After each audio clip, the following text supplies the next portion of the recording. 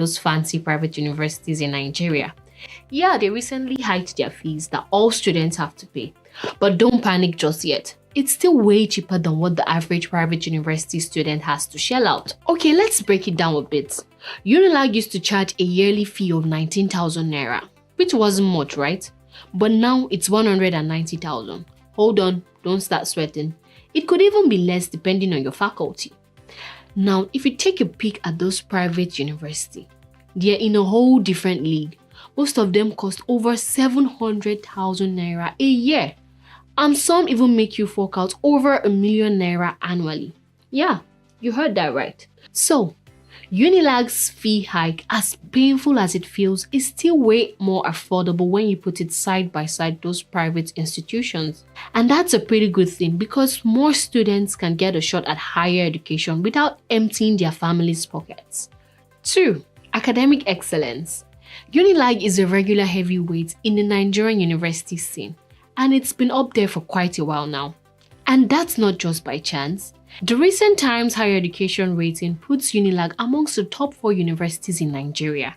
This has only added more shine to its already gleaming reputation as a place that churns out top-notch graduates. Now let's talk about Unilag students. They are basically academic champions. Just check out Moyosore Dada, a final year student at Unilag who recently snatched the title of EY Young Tax Professional of the Year 2023, talking about making your alma mater proud. And that's not all. They've also aced competition like the CAAN, essay competition, and the National Mathematics competition, to name a few. But here's the kicker.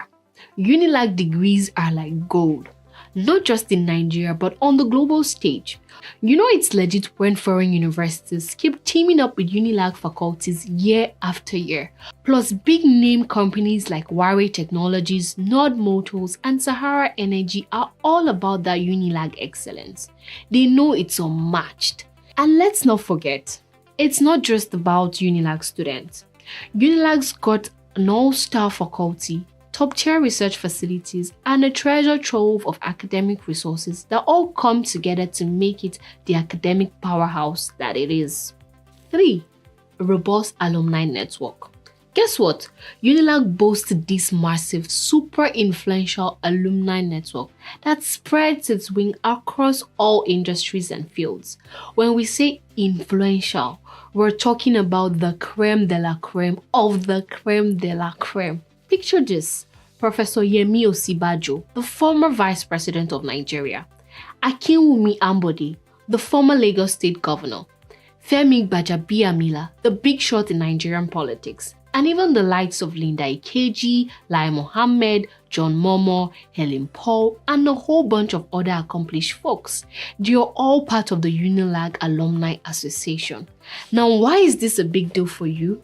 Well, as a Unilag grad, you get to tap into this powerhouse network for mentorship, job hooks, and professional connection. Seriously, this alumni community can be a game changer in your career journey. 4. Internship and job opportunities. Unilag's location in Lagos, Nigeria's bustling economic hub, is like hitting the internship and job jackpot. I mean, seriously, it's like being in the center of a whirlwind of opportunities.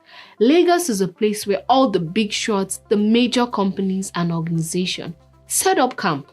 So when you're a Unilag student, you're basically in the perfect spot to dive into the real world, gain some hands-on experience, and jumpstart your career. It's like having a golden ticket to the job market right at your doorstep. And guess what? Landing full-time gigs at the very companies where you interned is not even unusual for Unilag students. They often kickstart their careers even before tossing those graduation caps in the air. 5. Research. Unilag is all about pushing the boundaries of knowledge through research and innovation. If you're a student here, you've got a ticket to dive into some seriously cutting-edge research projects across all sorts of fields. This focus on research isn't just for show. Unilag is like a magnet for research grants that elevates the quality of their projects. They've got some top-notch facilities too, like the Dr. D.K. Olukoya Central Research and Reference Laboratory. and the Institute of African Diaspora Studies, just to name a couple. Getting your hands dirty with research like this can supercharge your problem-solving skills and open up doors to academic and professional greatness. It's like a key to unlocking your full potential. So, do you agree with these reasons? Let me know your thoughts in the comment section. My name is Patience, and I'll see you guys in the next episode.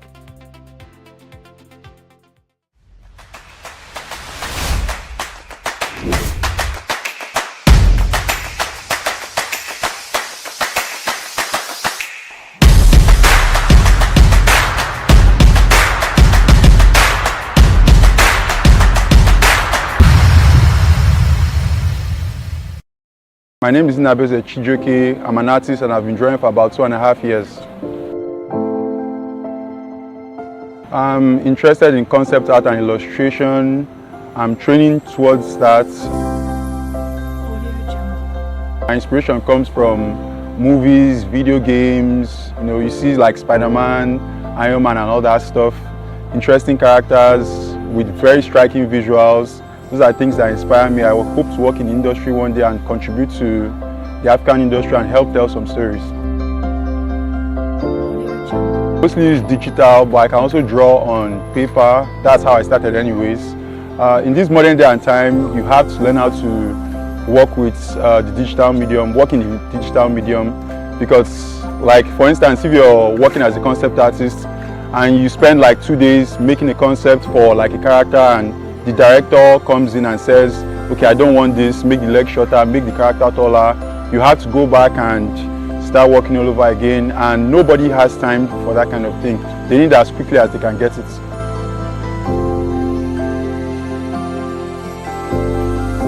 Well, not to blow my own trumpet, but I think that there has been a significant improvement. Let me leave it at that. I think my studies in anatomy and perspective and things of that nature has greatly improved my skills. I was just drawing something from my imagination, a girl with an afro and some tribal paint on her face.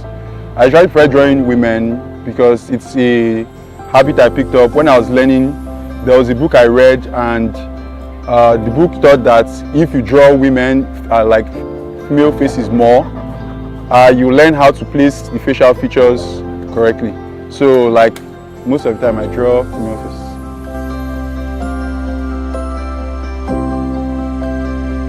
I wouldn't say there was anything particularly difficult about it, because I've drawn a character in this view multiple times, so nothing really difficult. To give you the ratings, I would say 6.5 over 10. I have very high standards when it comes to art or anything I'm doing in general. But let me just say, specific to art, I have a very high standard. Compare myself with the industry leaders, like the top tier people in the industry, people I hope to match in scale one day. I would say it's like a 6.5 over 10.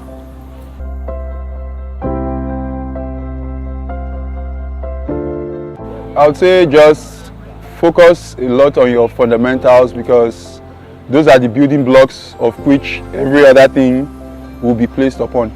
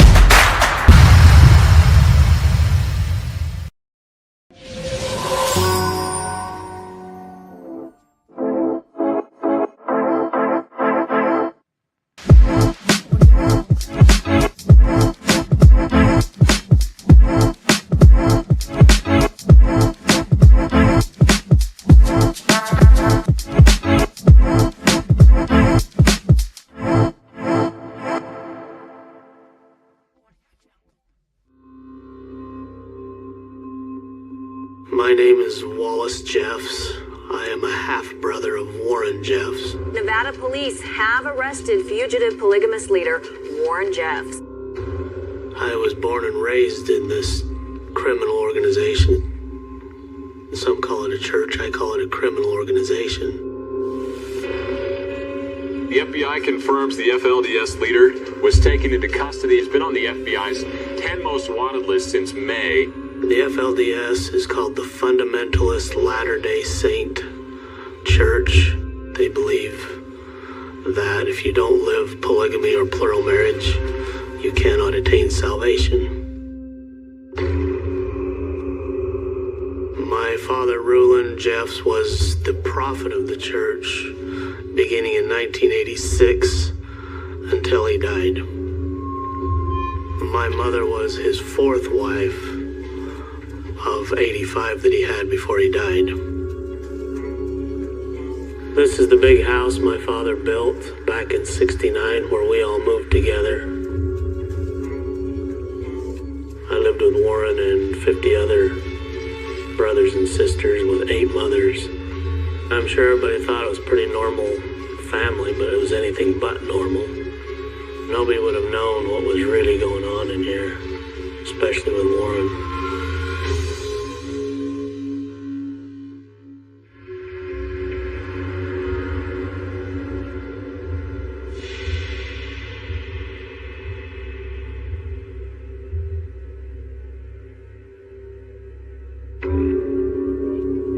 To be the son of a prophet was a huge deal. You're expected to live a very clean, wholesome, pure life. My father, he said Warren is a very special person. He was brought here for a very specific reason by God, and you were expected to revere him. My father told me that Warren would be the next prophet. He was the example to follow. But yet I knew he wasn't. I knew he was doing wrong things. I could see it. I saw him doing wrong things. When we were living together in the big home, we had fruit trees. And my father had made a decree that we didn't pick any fruit off the trees. We could have them if they fell on the ground, but we couldn't pick them. But Warren would do it. We saw him do it many times. He did it with us. And whenever we did it, he would hurry up and eat his apple, run and tell my dad, and my dad would punish us. But Warren would never get punished for it. I would tell on him, but nothing ever happened. We would tell, and they would just say, forget about it. Don't worry about it. I'll handle it. But I never saw him ever get punished for anything he did, ever. He could do no wrong.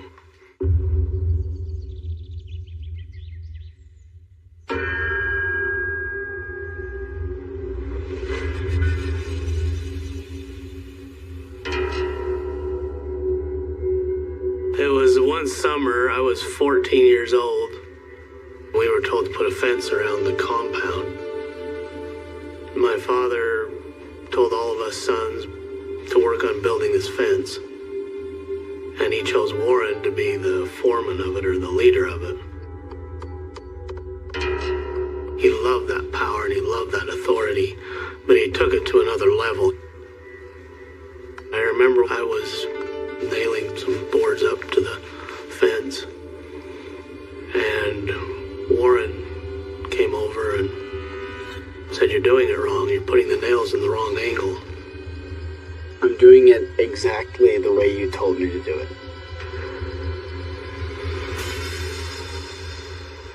He says, "You screwed this up, and I'm gonna beat the out of you." And I remember he just came running at me.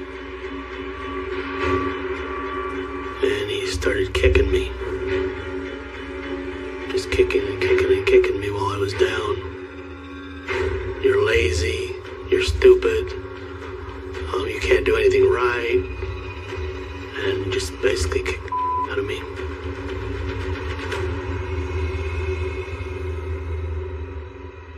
I felt belittled. ridiculous.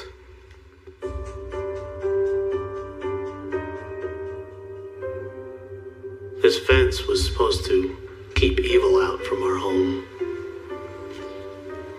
Little did they know there was more evil in the home than out of it.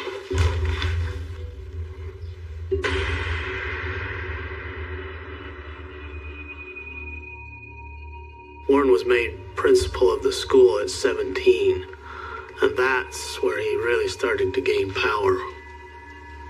Well, I was very shocked. I thought, why in the world would they choose a 17-year-old boy to be the principal of a school? And the only answer I got was that he was put there because he was this chosen vessel.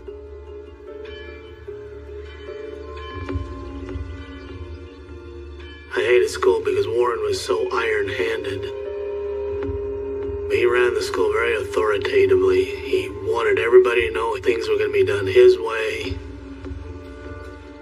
He came up with a dress code that all of the students had to adhere to, and one of them was nothing flashy. I had a girl I liked in school, and I wanted to be flashy to her, so I went and got a yellow shirt. I just thought I was the stuff, you know. And he said, "What are you doing? Where'd you get that shirt? You know that's wrong, right?" You know the rule about flashy clothes. I said, "Yeah." He said, "Take it off." I said, "No, I won't." He said, "Take it off." And I said, "No, I won't."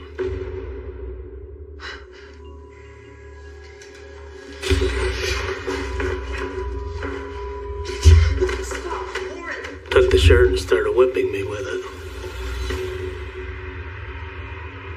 Yelling and screaming, saying what an evil, wicked boy I was. I was going to go to hell. Just made a fool out of me. He had full authority to do whatever he wanted in the school, and nobody really questioned him because we weren't supposed to. Warren became very, very popular and very, very influential with the people. He was teaching their children, and the children looked up to him. This is the beginning of his reign of terror. This is where it all started.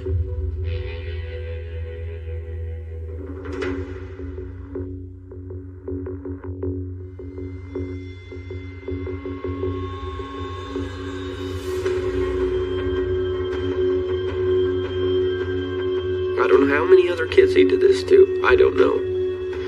But I do know that day I saw him for what he really was, and he was a monster.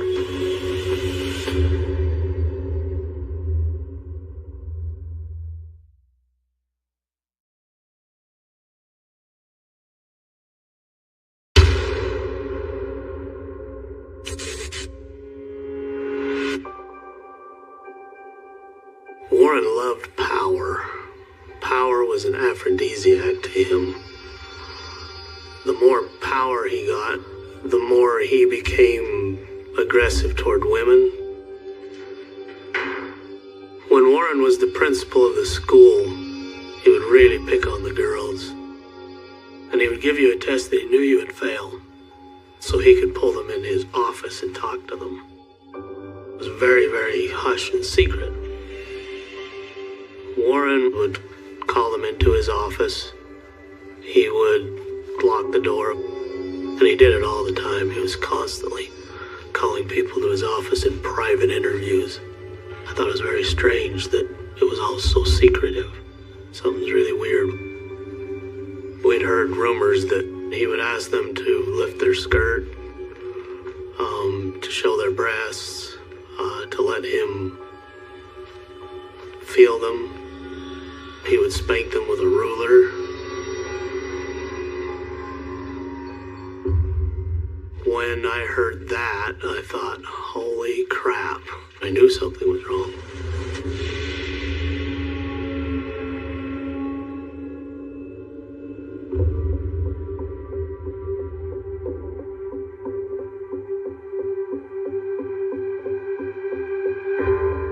This is our yearbook. I really looked forward to getting these every year because of all the memories that was created in that school.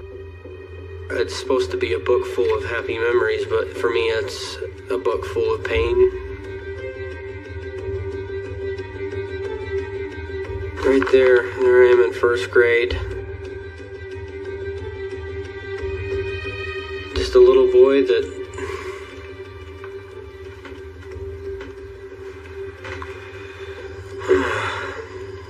with a smile on his face, but that's not the truth.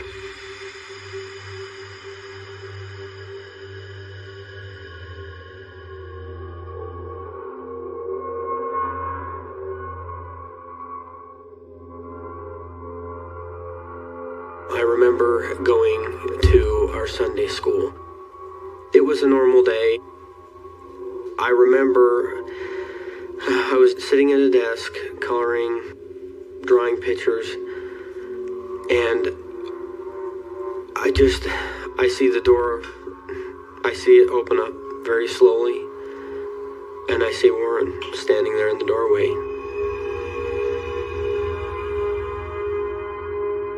He just walks into the room quietly, not a word spoken, walks right up to me and grabs my hand.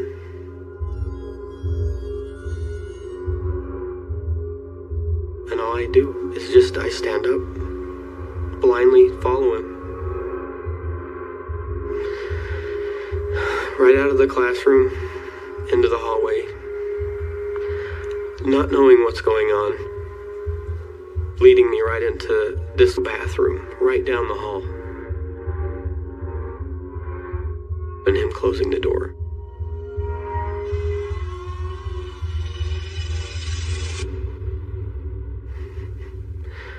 And then he would begin to tell me, this is how you're going to become a man. This is God's will. If you don't do what I say, you're going against God. You're going to burn in hell for this. And then he began to molest me.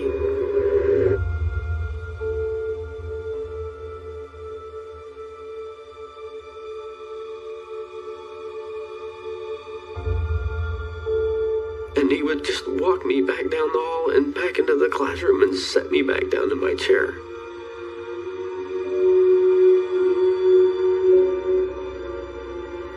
And he would walk right back out.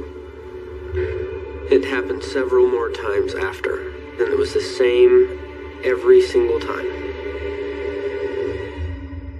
The door would open and I knew it was my turn. I knew that he was coming to get me.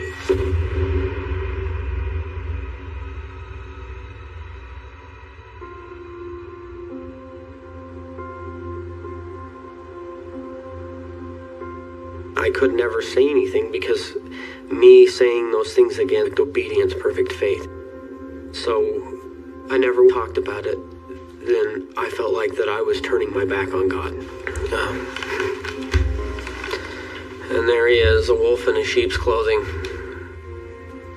Ugh, I don't even like to look at him. It's hard. There was a lot of these kids that absolutely idolized him and looked up to him in every way.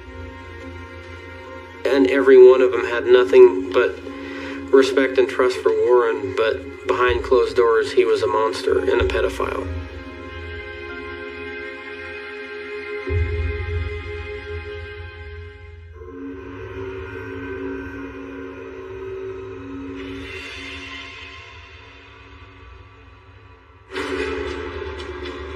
I have received new words from God. Words about how we can grow closer to him. I could have started telling the people that I thought it was bogus, but I knew that by doing that I would have been cast out. So I chose to just be quiet, just waiting to see what Warren was going to do.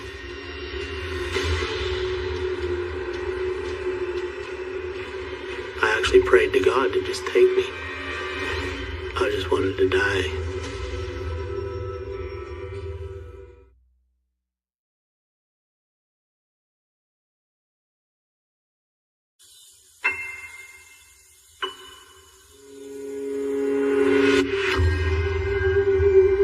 I have received new words from God. Words about we can grow closer to Him. When Warren took over, I was overwhelmed with fear over the church. He had free reins to do whatever he felt. I knew things were not going to go well. And it was a foreboding feeling of disaster. He started telling the people that media had to be cut out.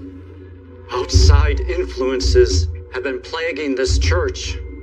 People could no longer watch TV, no longer listen to the radio. He called the media Satan's tool to deceive people. We were no longer allowed to have any affiliation with the color red. The color red represents Satan. He stated that the people were required to remove anything from their home that was in the image of something other than God, meaning paintings, pictures on the wall, children's toys were part of this. This is all connected to idolatry, and you have all been sucked into the worship and honor of idols. Warren said, nothing else should be important to you other than me. Obedience to the prophet was number one, the most important thing. If he directed anything and you didn't obey, you were damned. And I told everyone to go to their rooms and pull out any idol so I could discard it. After they did it, I started going to everybody's rooms to see if they'd given me everything they had. And one of my sons had a model car that he had built. And I saw the model car still sitting on his nightstand. And I called him in. I says, what about that? We know that whatever the prophet says, we must do. He said, Father, I can't get rid of that. I put so much time and effort into that. It's too important to me. Why can't I keep it? And I said, well, we have to obey the prophet. The prophet's word is more important than any idol. He sat on his bed and just started to cry. But I took it and I threw it away.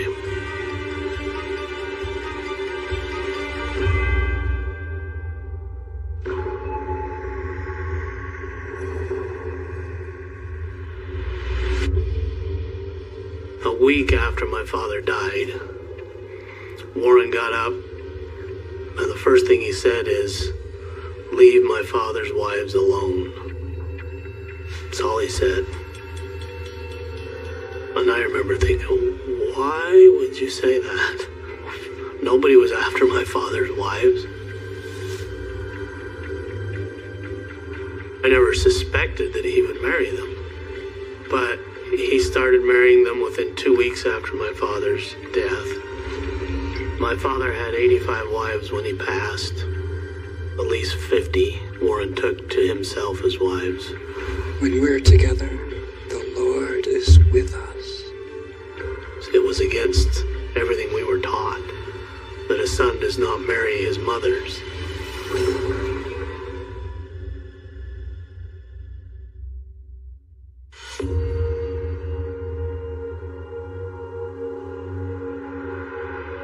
Warren started doing underage marriages. He started marrying 14-year-old girls, 16-year-old girls.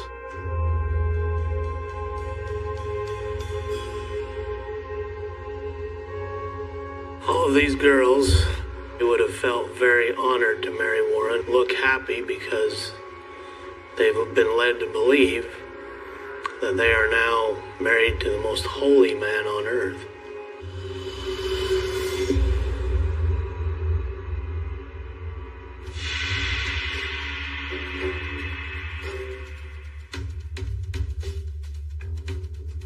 Warren had called a meeting. John Thomas, come forward. And in that meeting, he expelled 8 men. You are no longer a member of the priesthood. God says you're unworthy, so you need to leave your family and leave town. When Warren would expel a man, he was to leave town immediately. He was told not to contact his family. Warren would then reassign his wives to other men.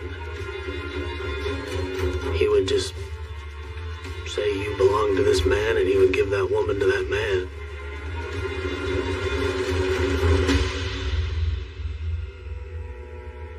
And it's just devastating. It's absolutely devastating to the children.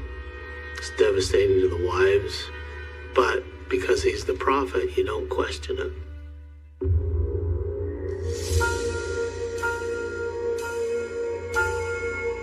I didn't leave because if I did, I would have lost my family. My family was still loyal to the church because I had taught them to be.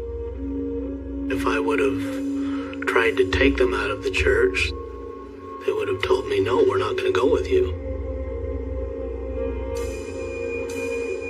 And I didn't want to lose my family. Afraid to turn my back on something that I've known my whole life. I believed that the teachings of the church were true. I believed those were true. What I didn't believe was Warren. But I had to follow his rules. If I didn't, then I couldn't be a part of the church.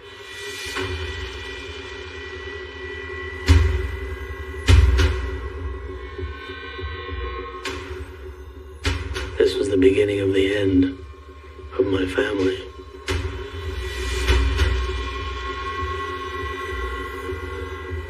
I vowed inside that I would do everything in my power to make sure he is stopped, that this monster is put away.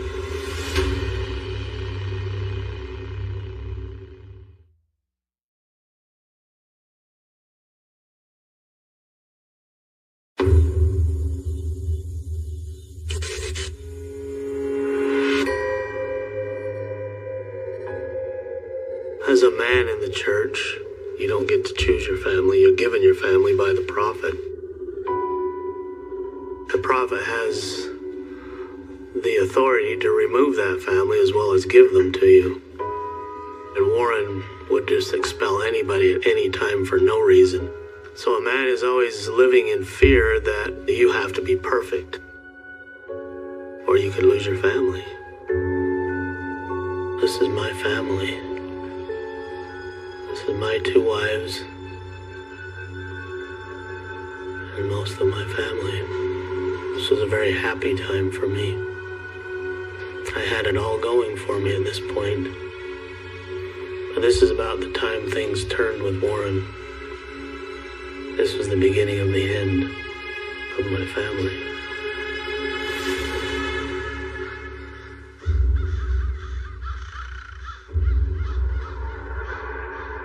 In November of 2005, and I got a call on my cell phone from the bishop. He said, I have a message for you from the prophet Warren. I want to come and deliver it to you personally. I said, okay. Immediately I felt this sick feeling in the pit of my stomach. I knew something was bad. The bishop came in, pulled out this paper, and read what they call the revelation from Warren. I, the Lord, am displeased with my servant Wallace Jeffs, saying that I was not worthy of living in the church. I had committed some sin, but they didn't tell me what, and that I was to gather up my first wife and her children, leave town, and repent. Wallace's second wife, and all her children. My second wife and her family were to go live with her father. I knew at that point Warren had expelled me from the church so that he could take my second wife, Amy, to be his wife. He had wanted her since she was in school when he was the principal. Once he became the prophet, he now had the power to take my wife away and take her to himself.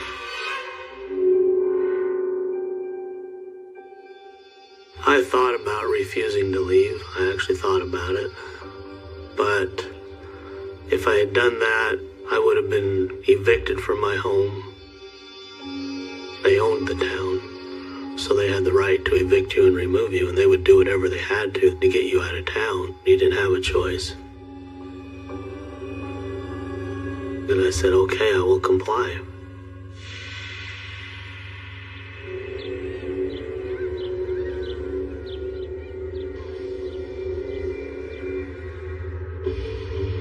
After they gave me the edict, I gathered my family together. Both my wives and all of my children were there. Don't worry. It won't last long. And I started to cry, and I said I would do everything I could to get back so that we could be a family again. Trust me. I will fix this. I hugged every one of my children and wives. I said I was sorry. About an hour later, Amy's brothers came and they took her.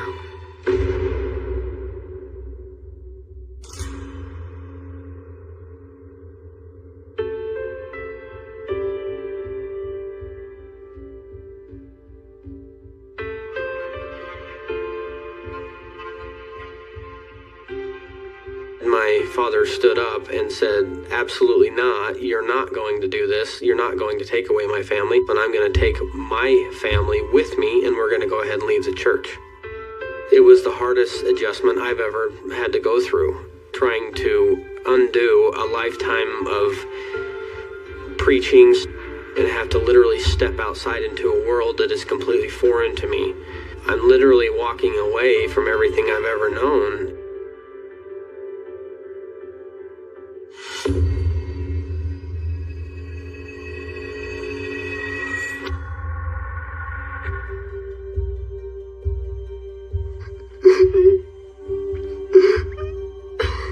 He started to break down and cry. I didn't understand what was going on, and he finally told me, I have to tell someone. 7 years ago, the prophet came into my classroom. He told me when I was a little boy. He brought me in. Warren came in and he had sex with me. I could just see the breakdown inside of him, that he thought he was the only one. It hurt me so bad inside. I felt like, if he's going to open up his heart to me, I felt safe that I could open up mine to him. I said that happened to me too. And we sat there and just held each other and cried.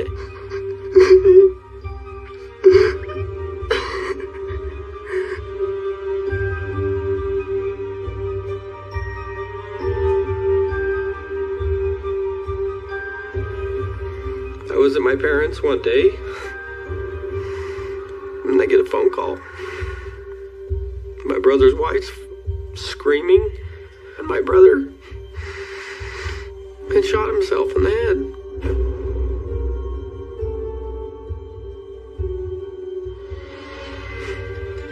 I made that decision right then and there that to pay for Warren to do something so awful.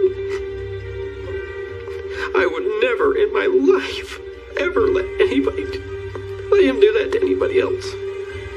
I vowed inside that I would do everything in my power to make sure he is stopped, that this monster is put away.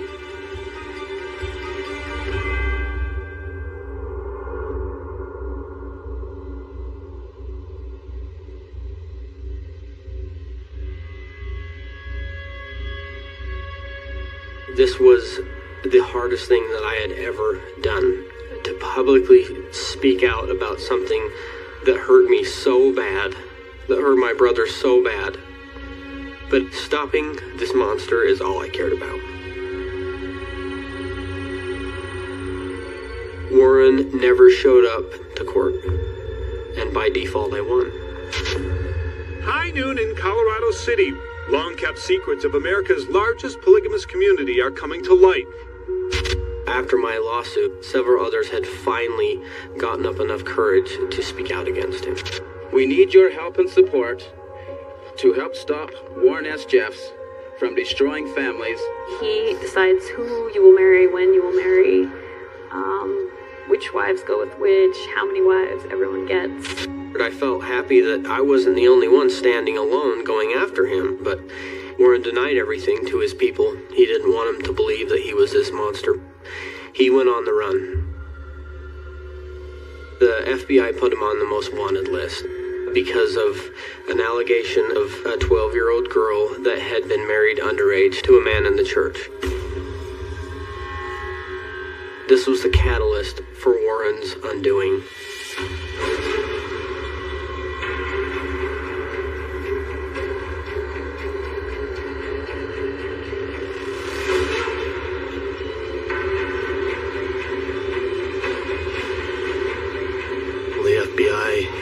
Sheriff's office and the marshal's office were all surrounding me. It didn't matter what they said, I was not going to be swayed. There's no way he was going to do that to my children.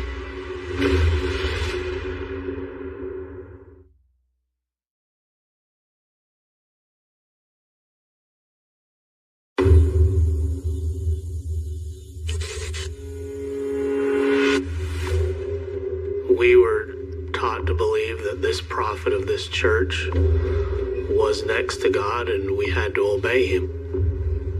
And I believe that he thought no matter what he did, it was God's will and he could get away with it.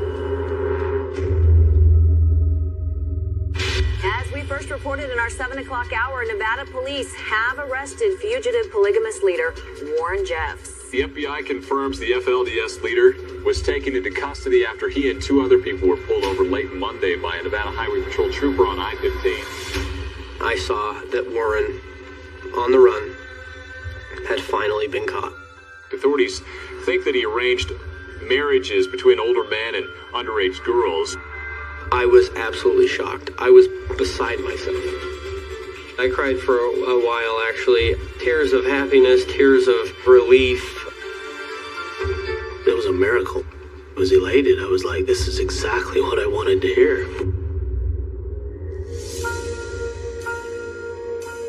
After Warren's arrest, they had a ton of evidence that would now expose the true Warren. He was stealing money. He had child pornography on his laptop. And he was having group sex with underage girls.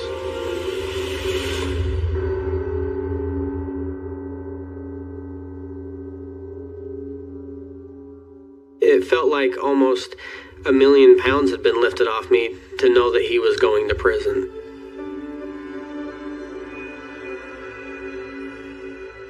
The people of the church don't know anything about his crimes. Most of them do not even know why Warren is in prison. They don't get to look at the internet, they don't get to look at papers, they don't watch TV, they don't listen to radio. They hear rumors, but the leaders of the church tell them that if they believe any of the rumors, that they will be expelled. So Warren's power from prison was just as great as before. He would make a written statement or a revelation that he would give to the bishop, and the bishop would then give it to the people in Sunday meeting.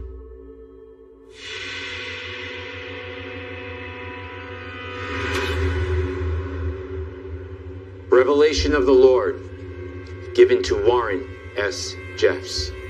Warren came forth with a revelation that he was undoing all marriages of the people of the church, that they could not have sex anymore, and that nobody had the right to procreate or bring forth children. All marital unions are hereby dissolved. There were 15 men selected by God and himself that were deemed seed bearers, and that at Warren's direction, these men would impregnate whatever woman he chose them to impregnate. These men will be chosen by the prophet. I knew that Warren was capable of doing that to my daughters, that he could have assigned my daughters to men, and those men would rape them. Even from prison, all he had to do was make a phone call or send a message, and it would have happened. And when I learned that, that's when I said, no, not my girls. It's not gonna happen to my girls.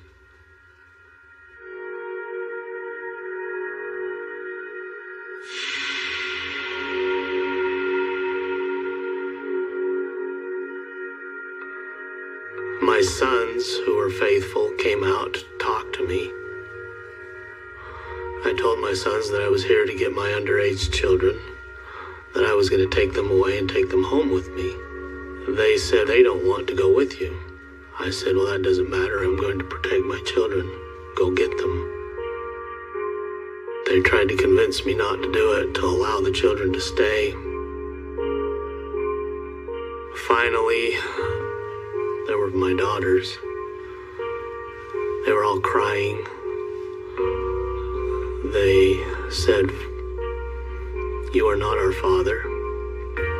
You do not have the right to take us. We do not want to go. And my family was still loyal to Warren. I had taught them their whole life to be loyal to this church. I had taught them that. And I finally said, we've got to go now. Let's go.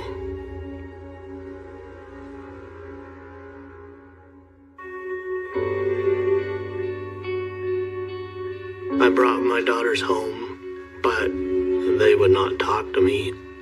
Please, look at me, girls. I would try to talk to them about Warren and Warren's crimes. They would literally put their fingers in their ears so they didn't have to hear it. They refused to look at me in the eye.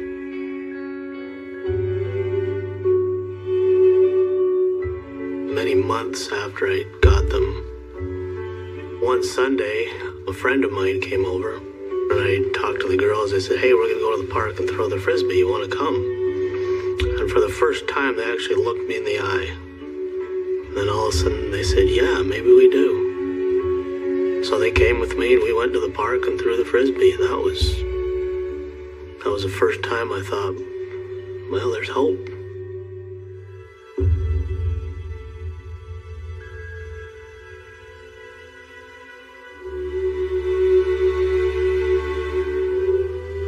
I have a total of 20 children by the 2 wives.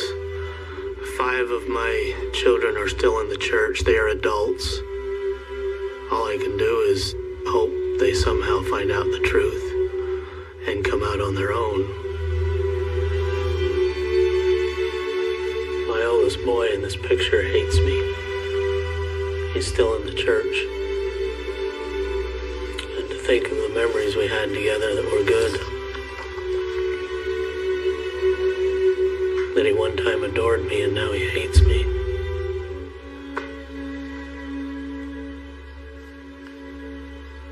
That hurts.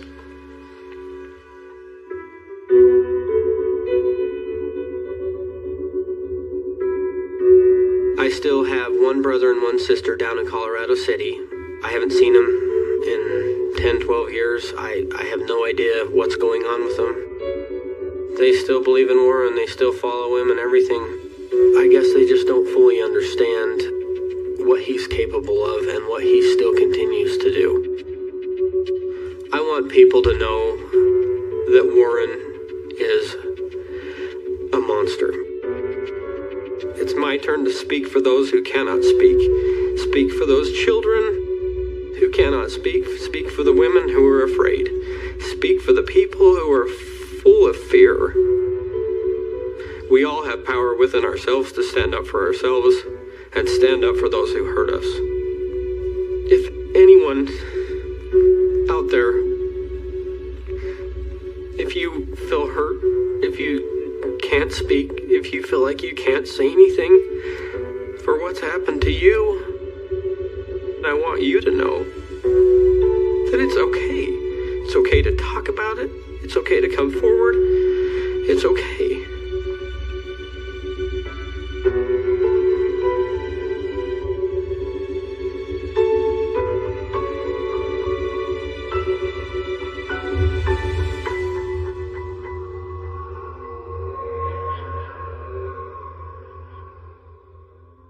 best advice for women in business. Get your up and work. You guys are business women. Get your up and work. That's so true. And show up and do the work. Work. You guys are business women. That's so true. Business has always been in our blood. And the best advice for women in business. Work. And show up and do the work.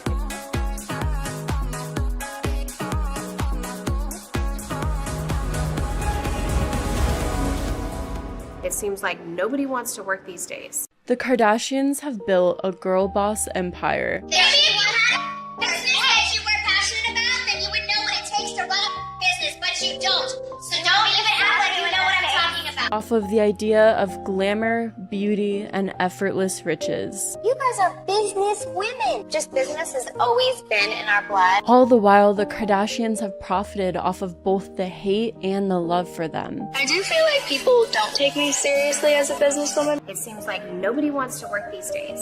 That's so true. But what's behind the Kardashian empire is a dark truth. A reality far less glamorous. Are the Kardashians media and business geniuses? This lady has built her family into a celebrity marketing machine, the Kardashians. Are they shady and money hungry? According to TMZ.com, a group of people from New York have lobbed a lawsuit towards the Kardashian sisters for waging a campaign of lies. Did you trademark the term momager? I did. Yeah. Or are they the ultimate girl bosses, able to become media stars and own and operate several businesses? We're examining that today and looking through the graveyard of the Kardashians' failed businesses. Do you think that you are promoting unattainable standards of beauty in any way? No, I don't. Because I think we get up, we do the work, we work out, you know. Kendall, you have to think about what you're asking for because money doesn't grow on trees. Yes, it does. It's paper.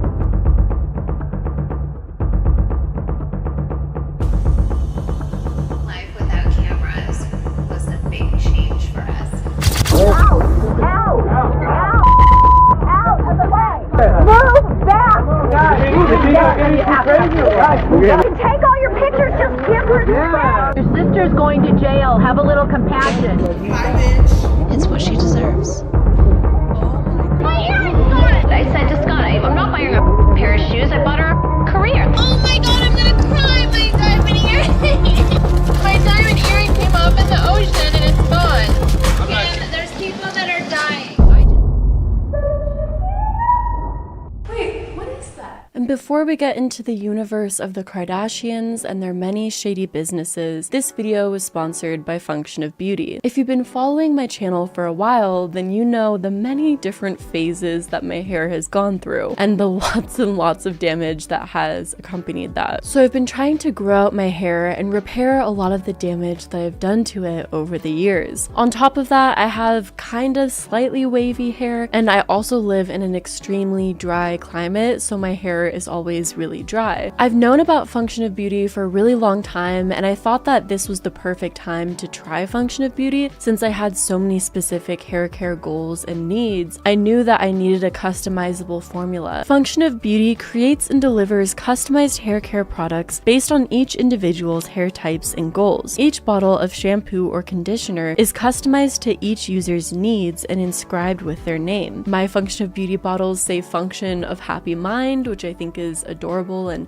makes me happy when I see it. And you can customize so many aspects of the product, which I love. You can choose what color you want your shampoo and conditioner to be, and I chose to have a blue shampoo and a purple conditioner so I could tell them apart in the shower. They also have a ton of different fragrances to choose from. I chose the eucalyptus fragrance, but if you're sensitive to fragrance, you can also choose unscented, which I think is an awesome feature. Function of Beauty is a dependable brand too. It's dermatologist tested tested, and every ingredient is extensively tested internally with voluntary participants and never on animals. Function of Beauty also has no parabens or sulfates and is 100% vegan and cruelty-free. And now it's easier than ever to try Function of Beauty's top-rated hair duo. You can get 20% off your first 16-ounce custom set when you click my link in the description. And you can become a member and get lots of exclusive perks like free shipping and early access to new products. Thank you so much to Function of Beauty for sponsoring this video. Sponsorships really help support my channel and allow me to invest more into my channel, so I really appreciate it. And thank you so much to anyone who clicks the link in my description and tries out Function of Beauty. I really hope that you enjoy the products as much as I have. And now let's dive into the world of the Kardashians and their many shady businesses.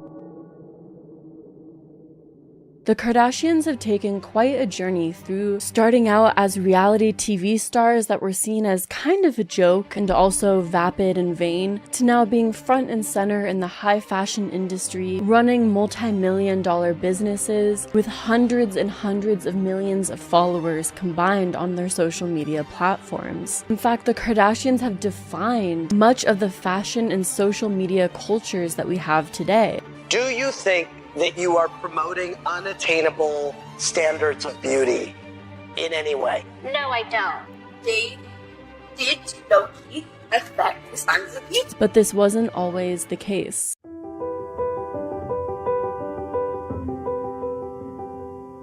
Robert Kardashian, the father of Kourtney, Kim, and Khloe, was born in Los Angeles, California on February 22, 1944. Robert grew up in the affluent View Park area of Los Angeles County. Robert attended the University of Southern California, where he earned a degree in business administration. He also earned a JD degree from University of San Diego School of Law and practiced for about a decade. Then after that went into business. In the spring of 1973, Kris, known then as Kristen Mary Houghton, was 17 years old and was dating pro golfer Cesar Sanudo. Born November 5, 1955, Kris lived in San Diego with her family and attended Claremont High School, where she graduated in 1973. While Cesar was out of town, Kris decided to go to the Del Mar racetrack in California, where she met 28-year-old Robert Kardashian. For Robert, it was love at first sight. And by 1976,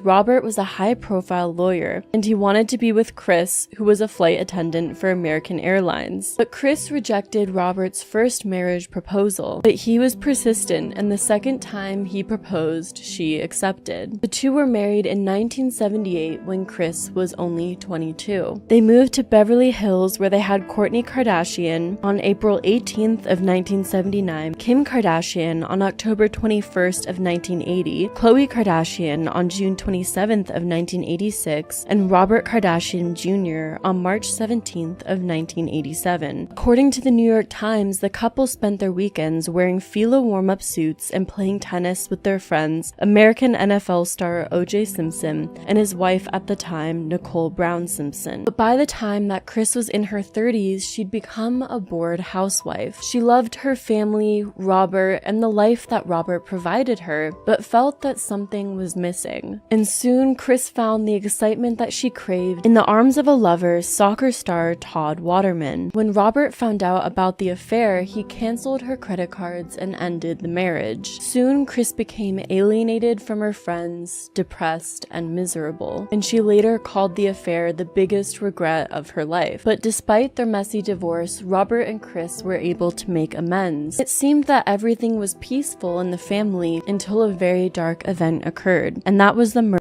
of Nicole Brown Simpson. When their friend at the time, O.J. Simpson, was put on trial for the murder of Nicole Brown Simpson, Robert Kardashian was asked to be a part of the team that represented him. I understand that there was a lot of tension when he became O.J. Simpson's lawyer. Yes. Were you angry with him for defending him? Or being on the defense team? I I wasn't angry. Once again, I was disappointed and I was confused.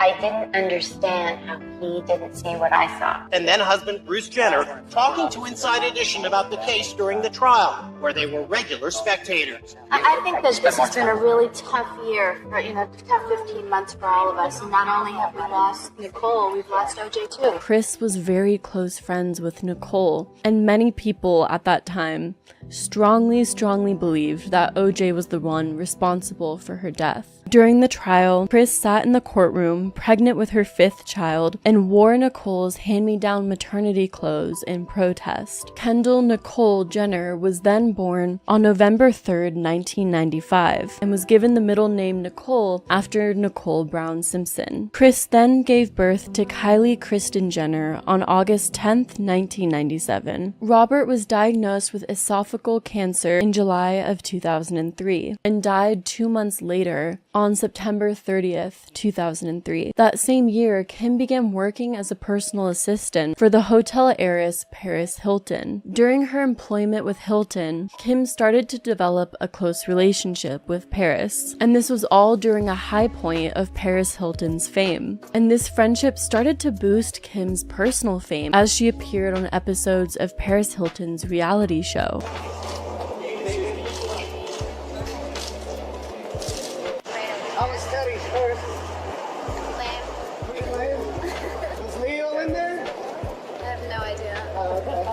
Kim also began working for other celebrities in the early 2000s, further boosting her fame and establishing her connections. By 2006, Khloe, Kim, and Kourtney ventured further into fashion, opening a high fashion boutique called Dash in Calabasas, California. Then in February of 2007, a home tape that Kim made with American singer and songwriter Ray J years before was leaked to the public. Vivid Entertainments bought the right to this tape for $1 million and released the film, titling it Kim Kardashian Superstar. It's incredibly bizarre to me that this was done without Kim Kardashian's permission or consent. Or in a way, are you grateful for that experience? I'm definitely not grateful for that experience. I would say if I had one regret, that would be it.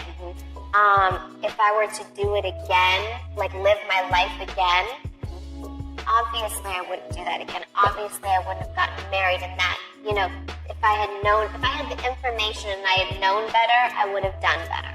So rightfully so, Kim sued Vivid Entertainment for ownership of the tape, but ended up dropping the suit in April of 2007, settling for $5 million. While Kim Kardashian and the Kardashian family in general received a lot of backlash for the leak, How did you feel when that went public? I cried myself to sleep. it also boosted their fame and the family name into the spotlight and the mainstream public eye. And Kris, either having learned from her ex-husband Robert or just through having a natural knack for business, decided to capitalize off of this rising fame. The idea of creating a reality series originated in 2006 when Kris Jenner showed an interest in appearing on a television show together with her family. Producer Ryan Seacrest, who had his own production company, decided to further develop this idea. He ended up hiring a cameraman to visit the Kardashian home. They were all together, as crazy and as fun-loving as they are. Seacrest described the family after seeing the tape. He later initiated the series by sharing the tape with E, and the show was eventually picked up. All right, we're ready. No. You're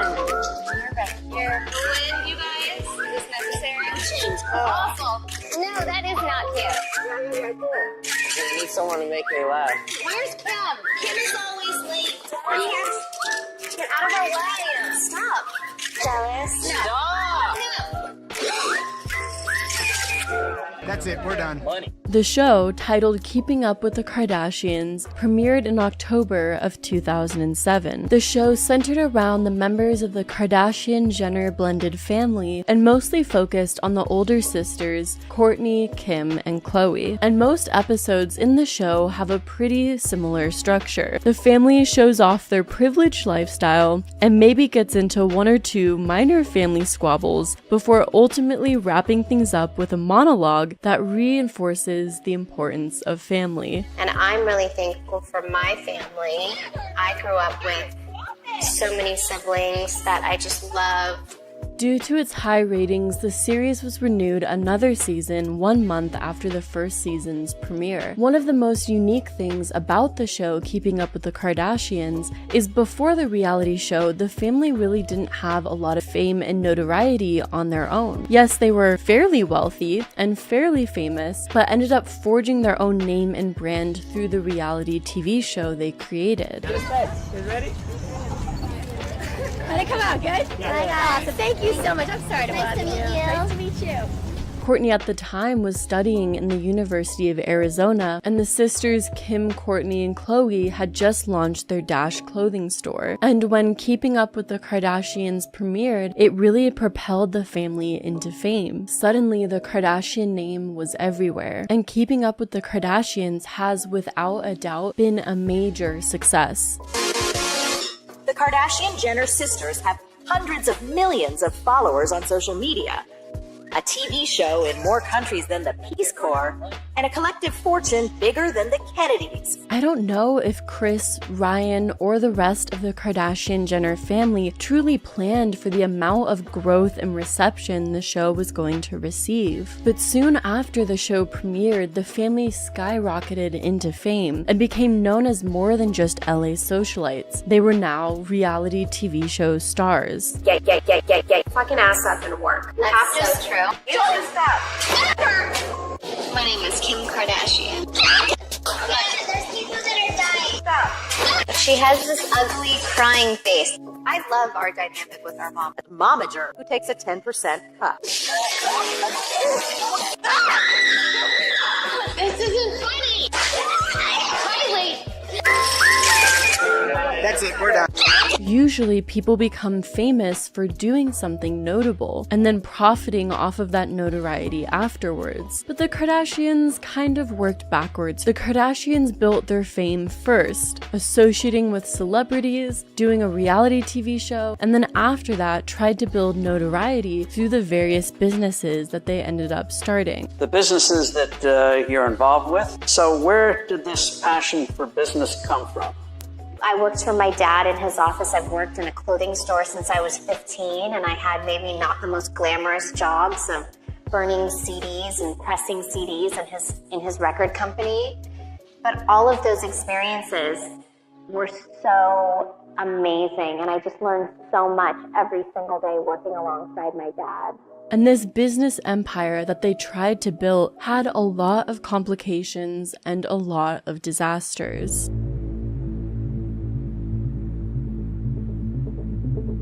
One of the most interesting things and one of the most unknown things about the Kardashians is the church that Kris Jenner founded. The Kardashians have always considered themselves to be very religious. Kris Jenner and her children are Christian, and they all attended either a Presbyterian or a Catholic school growing up. But despite their public alignment with Christianity, people were still surprised to find out that in June 2008, Kris Jenner co-founded the California Community Church located in Agora Hills, California. The establishment is fronted by a formerly disgraced pastor named Brad Johnson. Before Johnson signed on to be the pastor of the Kardashians' church, he led a 4,000-person congregation called Calvary Community Church in Westlake Village, California, until his personal tribulations exploded in a cheating scandal, and Johnson left the congregation. He began working at a local Starbucks until the day Kris and Bruce Jenner tracked him down and convinced him to lead their church, which was then called the Life Change Community Church. Almost from the start, the ministry faced criticism from those who believed it was only a money-making venture and nothing more than a Kardashian tax haven. The church's website, for example, prominently features donation portals, with past requests that church members donate as much as $1,000 per month or 10% of their income. Kim appeared to confirm her family's interest in the church in a 2011 interview with Piers Morgan. "My mom has helped create a church, so we help fund that," she said. Kim further explained that she donated millions millions each year to her mother's church, which would make it a tax-deductible donation under US federal law. Though the Kardashian family's and the church's tax records are both private, the company that Kim used for charitable donations in 2012 has public records. They showed that, despite a surface promise to donate proceeds from an eBay auction of old clothes to charity, Kim used fine print to deflect the total she would actually donate. Of the $399,500 the auction raised, only $19,975, exactly 5%, went to the charity, and the charity was the church that her mother owns. Not only that, but members are paying $1,000 a month to be members, and it's unclear where that money goes. And a lot of people have theorized that it goes right back into the Jenner Kardashians' pockets.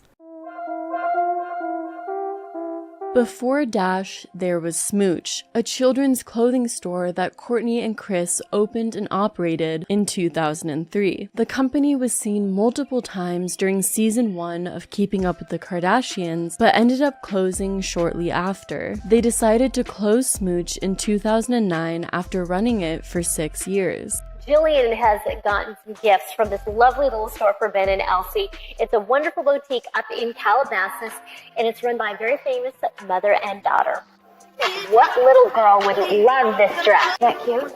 Smooch in Calabasas is a kids' boutique for newborns to young teens, run by Kris Jenner and daughter Kourtney. Then, by 2010, Kourtney Kardashian was sued by another children's clothing company. The lawsuit was filed on July 1st of 2010 in Van Nuys, California, by Flowers by Zoe, naming Kourtney as a defendant alongside Smooch. The lawsuit was listed as a complaint for money, and the clothing company was seeking damages for non-payment, meaning that Smooch and Kourtney Kardashian never paid this company for their services. The hearing was scheduled for January 3rd, 2011, but the outcome of this hearing was never published online. The Kardashians decided to move on to a different clothing venture, their company Dash. Dash was a boutique clothing and accessory chain founded in 2006 by the Kardashian sisters. The Kardashians opened their first Dash clothing store in Calabasas, California in 2006,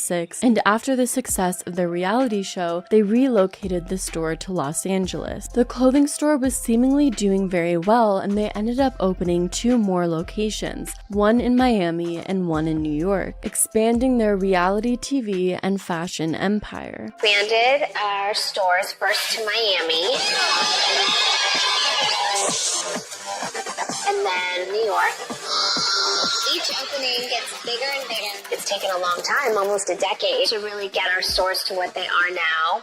And we have no plans of really slowing down. In an interview with Variety in 2015, Kim Kardashian disclosed that initially she wanted Keeping Up with the Kardashians to focus more on the Dash stores in order to bring publicity to the fashion stores. Dash's retail stores appeared on the reality TV series many different times, helping create more awareness of the fashion stores and associating it with the reality TV brand that the Kardashians were building. Khloe even reflected on Dash's origins on her app, writing, "We started Dash in 2006 and really struggled for a long time to make it a successful business. There were months that we couldn't pay our bills, and the store didn't turn a profit for years. After my dad died in 2003, I was partying all the time, drinking a lot and sleeping in every morning. At this time, my mom and Kourtney were running their kids' store Smooch, and when the space next door opened up, Kourt got it. She saw that I was spiraling and wanted to give me responsibility, a reason to wake up in the morning. So she told me I was going to help her run a new store." Fast forward to today, and all of the sisters' lives look completely different than those early beginnings. For a long time, Dash was a source of steady income for the Kardashians, and was even the source of a shortly lived spin-off reality series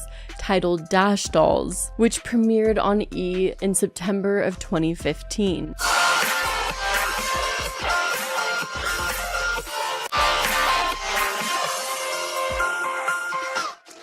But the Dash boutiques have not been without many scandals of their own. In 2016, the stores were sued for discrimination by an employee who is legally blind and claimed that the stores were inaccessible. Then TMZ reported that their New York store closed that same year due to high rent. And as the Kardashians grew more and more in fame and notoriety, each of the Kardashian members ended up branching off and creating their own clothing line, collaborations, or other product lines. And soon maintaining the Dash stores became kind of pointless and just another added expense. So the Kardashians made the decision to close the Dash stores in early 2018. After 12 years, the sisters have decided to close the doors to Dash for good. Yesterday, Kim made the announcement on her app and tweeted out saying, quote, "Bittersweet after an amazing 12 years. In the statement, Kim said, quote, "We've loved running Dash, but in the last few years, we've all grown so much individually." And as of April 2018, all stores have closed down after 11 years of being open. Then on April 20th of 2018, Racked posted an article written by Rebecca Jennings titled, "The 20 Most Brutal Yelp Reviews Explain the Death of Dash." Jennings alleged that the main reason Dash closed was due to a massive decline in revenue, and outlined many problems associated with the stores, including tons of negative reviews that the stores had, whether it was low quality clothing, lousy service, expensive items, or an unsanitary store. Overall, it was clear that the Kardashians just started completely neglecting the Dash stores, leading to their eventual closure. For a long time, Super Bowl advertisements have been one of the most exciting parts of the Super Bowl, to some, and with millions of viewers tuned into the game, it's one of the most desired spots for advertisements. On February 7th of 2011, Kim Kardashian appeared in a Super Bowl ad for Skechers Shape-Ups, sneakers that the brand claimed would help customers tone their body and get into shape. The ad was filled with lots of sexual innuendos and shows Kim Kardashian breaking up with her personal trainer, claiming she doesn't need him anymore thanks to Skechers Shape-Ups. I don't really know how to say this, other than to just say it. You're amazing. The best I've ever had. But things just aren't working out. Well, that's not completely true. I am working out. It's not someone else. It's something else. Bye-bye, trainer. Hello, Shape-Ups. Nice shoes. Following the advertisement, Skechers Shape-Ups actually became a massive thing. I don't know if anyone else remembers the time that Shape-Ups blew up, but I remember that every single one of my friends' moms owned a pair of Skechers Shape-Ups, and everyone seemed to think it was going to increase their fitness level by like tenfold. We're definitely going to start shaping up with the Kardashians, and we're so excited to be a part of this company and this brand and this amazing technology. I really like the product. It works, and so I really am honored to be a part of it and to be, the face of Skechers. So we have a lot of fun surprises in store, and I won't give away all of our secrets, but we have some really exciting fun stuff that we're going to do that'll probably be different than any other ad campaign that you guys have seen before. We've always worked out together as a family, so it really is a perfect fit, the Kardashians and Skechers. Giving Skechers Shape-Ups is the ultimate gift of health. I mean, there couldn't be a better gift. From the Skechers Fitness Group, Shape-Ups have changed the way millions of people walk, work, play, and train. Shape-Ups are revolutionary. Shoes with comfort and style designed to make you more fit, healthier, and yes, happier. But as time passed, customers began to express their displeasure with the results of the Shape-Ups and even reported back pain from the odd shape of the shoes. On May 16th of 2012, the Federal Trade Commission announced that they had determined Skechers lied about clinical studies which claimed that their Shape-Ups helped people lose weight and strengthen muscles in the butt, legs, and stomach, claims that they used Kim Kardashian to help them advertise. The Federal Trade Commission is now saying the notion of putting on these shoes in lieu of working out isn't quite working out like Skechers advertised. As a result of what the FTC calls deceptive advertising, Skechers now has to foot a $40 million bill.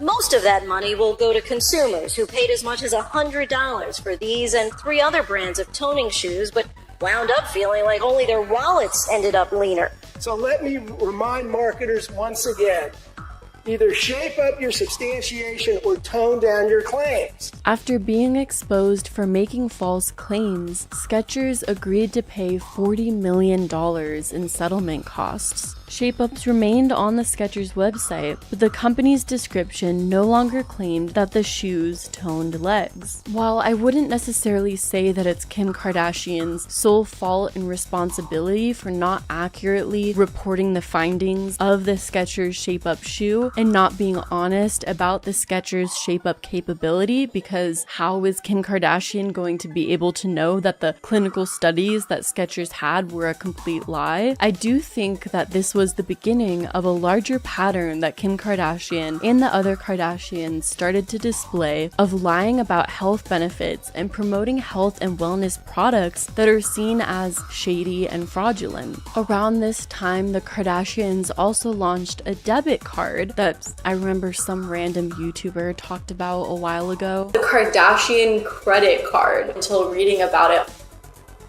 They tried to open up a credit card. First offender may be the new Kardashian card, named for the reality show Celebutants.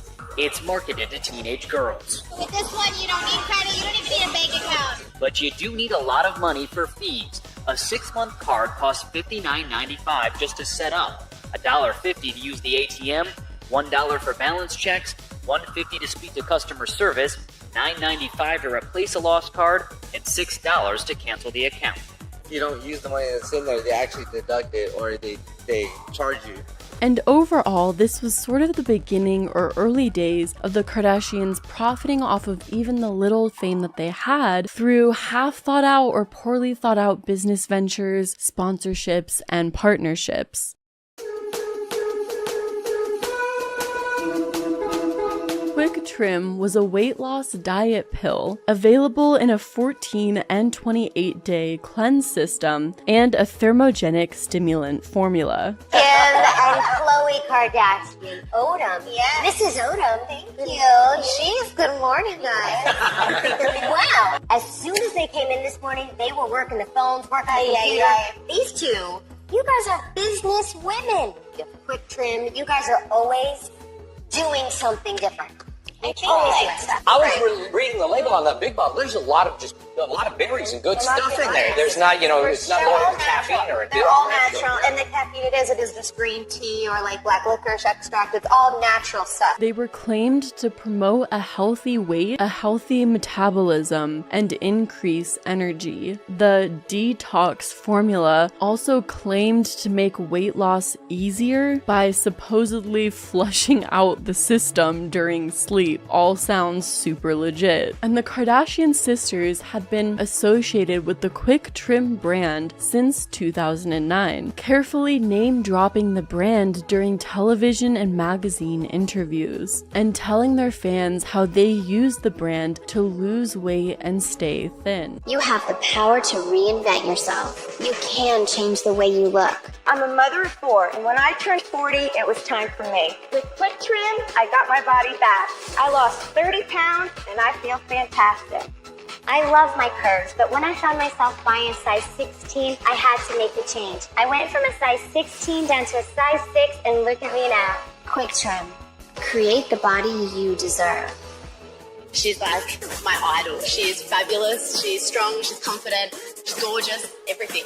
My dream is to meet Kim, so let me begin. If I want a sexy hot bod, I need to drink Quick Trim. Wow.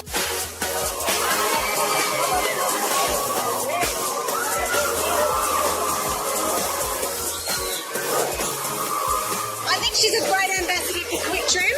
She's got a gorgeous body. She's healthy. Quick Trim is a perfect product for her, and probably a perfect product for a lot of us. And of course, this was the early days of, I guess, what you could call influencer marketing, when there wasn't a lot of crackdown rules or awareness on the tactics of how people were promoting various brands. And you could say that early reality TV stars were kind of like original influencers. Reality TV stars became famous through sharing their daily life, kind of like the influencers of today. And like influencers of today, the Kardashians promoted the Quick Trim brand through tweets as well. Just did an amazing Pilates class with @Kim Kardashian. Khloe tweeted to her fans in 2010, "That and a little quick trim and my bikini bod will be ready in no time." In early 2013, New York-based law firm Bursar and Fisher reportedly filed a $5 million class action lawsuit against Khloe, Kim, and Kourtney on behalf of 4 customers who say that the Kardashians made unsubstantiated claims about the benefits of Quick Trim. During that time, the FDA had recently evaluated the ingredients of the product and found the main ingredient of Quick Trim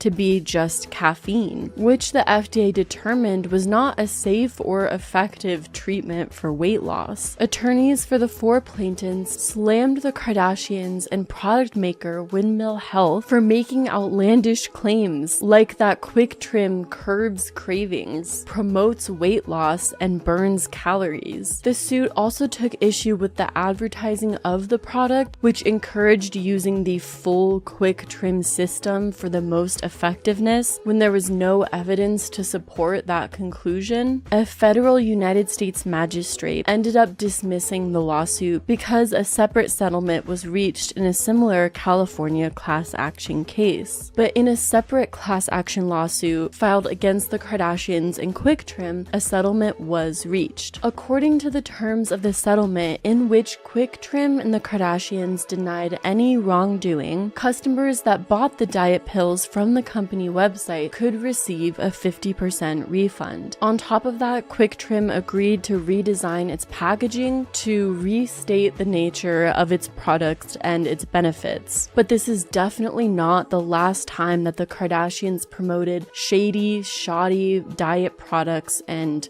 well, diet scams. Literally every single Kardashian has promoted fit tea products, which are literally the same thing, basically just caffeine and or laxatives, and which numerous health experts have debunked and have stated to not take as a means of effective weight loss. Detox teas and miracle supplements are bullshit. These products are not cleared by the FDA. Supplements are not treated like pharmaceutical medications. They, first of all, don't need to prove that they work. And second, they don't even need to prove that they're safe. I'm gonna be 100% transparent with you. All of these tea companies have reached out to me numerous times trying to get my endorsement for money, to have me tell you that these products are gonna help you lose weight, look great, feel more energized, suppress your appetite. I will not do that. It's not true. It doesn't hold up as fact, as science, and ultimately my job as a doctor, my responsibility is to you at home. The Kardashians have also promoted belly bands, which some people swear by. There was also the skinny lollipops that Kim Kardashian promoted on Instagram one time, and also just many other weight loss products and supplements that the Kardashians have promoted that would probably take too long to mention even in this one video. The Kardashians have gotten in a lot of backlash for promoting these types of companies. The Kardashian clan has made its money over the past 20 years from deceiving the public, putting out photoshopped images, from selling diet pills that don't work, selling beauty products that don't work, and finally when we see what they actually look like, so we can get an idea how these diet products and these beauty products work, then the picture has to be taken down. Yes, I got suckered into buying one diet pill one time and it didn't work. You're like, oh my God, this is the best. It's going to make you so slim. This is what we use. No, it isn't. And yet continue to do it. They brazenly continue to promote these types of health companies, knowing that they'll receive backlash, but I guess the money is just too good. On top of that, the Kardashians have a lot of young people that look up to them and will follow suit on whatever they promote. One of the things that the Kardashians are most known for is creating a new unattainable beauty standard. It's just exploitation of these obvious flaws in our culture. They didn't start it. There were these flaws in our culture long before they came around. There's the beauty myth, which sort of touches on this. But over the past 14 years, 15 years, it has just gone into overdrive. Beauty is a double-edged sword. People who are beautiful, they form their identities around being beautiful. And so when they lose their beauty, they start to lose their minds because they're like, well, what am I now if I'm not beautiful? You're a human. You're a human with hobbies and interests and a family that loves you and doesn't care how you look. The incredible hourglass figure that the Kardashians have, and who's known to be one of the most impressionable demographics when it comes to advertisements, young girls are. So a lot of young girls probably saw these weight loss advertisements and decided to purchase from these companies hoping to become like one of the Kardashians, when in reality much of the Kardashian beauty standard is created off of literally Photoshop and plastic surgery, something that the general public can't afford. It's literally taking an unattainable beauty standard to a whole new level, because you have to be willing to pour in thousands and thousands into plastic surgeons and getting risky surgeries in order to look like a Kardashian. And then the Kardashians took this unattainable beauty standard that they created and turned it into profit for themselves by promoting diet products and weight loss supplements and trying to convince their fans that the way to get the Kardashian body is through purchasing these various items themselves. There's been some incredible commentary videos about the danger of the Kardashian beauty standard and the unrealistic nature of it all that I'll definitely be linking in the description below. They did low-key affect the standards of beauty. Like, the Kardashians have been a blessing and a curse. A blessing because they've helped people find confidence in their body type, and a curse because I also feel like people who don't look like them feel like they should look like them, and you shouldn't have to change your way to please somebody else. All the skinny girls watching this, you shouldn't have to be slim, thick, or thick just because you see that body type being praised in the media, or just because you see that men want it. And in my opinion, as far as general harm to society goes, I think that this aspect of the Kardashians was the most harmful and was the most damaging to girls of younger generations. But this was only one aspect where the Kardashians tried to make money, and it seems that the Kardashians tried to expand into almost every single venture you possibly could expand into. And one area that they tried to go into was creating different talk shows. The first to attempt to do this was Kris Jenner, who tried to create a talk show in 2013. In July of 2013, Fox Network decided to broadcast Kris Jenner's new talk show, Kris, also known as Kris Jenner Show. The show was announced to appear shortly after a barrage of Kardashian family-related stories clogged the internet pages. While the Kardashians are no strangers to publicity, it was definitely unusual during that time, the sheer amount of stories that had come out. Coincidentally, around the same time, Kris Jenner was coming out with a talk show, and it's rumored that Kris's secret skill set is her ability to drum up publicity in this manner and work with a lot of media outlets to get Kardashian stories published. Reporter Holly McKay was one of the people that noted how unusual the amount of publicity that the Kardashian family was getting was at that time. On certain websites, almost every article was about the Kardashians. All these various stories all leaked a week before the show. One industry insider told Fox 411's Pop-Tarts column, "It's a carefully crafted attempt to make sure that all of these items are left unanswered, so that people tune in on Monday to see what's going on." Kris even hinted that Kanye West and Kim Kardashian's first daughter, Northwest, would be shown on the talk show for the very first time. Hi, I'm Kris Jenner, and I'm a mom with a pretty active family. When we're all just hanging out, that's my favorite time. Lots of laughs, great conversation, and I thought that would make for a great talk show. So, Kris premieres July 15th. You're in for a good time. Kris Jenner gained a lot of industry insider connections, which she made sure to utilize through carefully constructed publicity that sort of benefits both parties. If you go to paparazzi with an interesting story, it benefits them to be able to break that story, yet also you get to control the narrative of your family and how they're being perceived by the public and when their stories are leaked. Kris premiered on July 15th, 2013 on Fox. Ladies and gentlemen, Kris Jenner!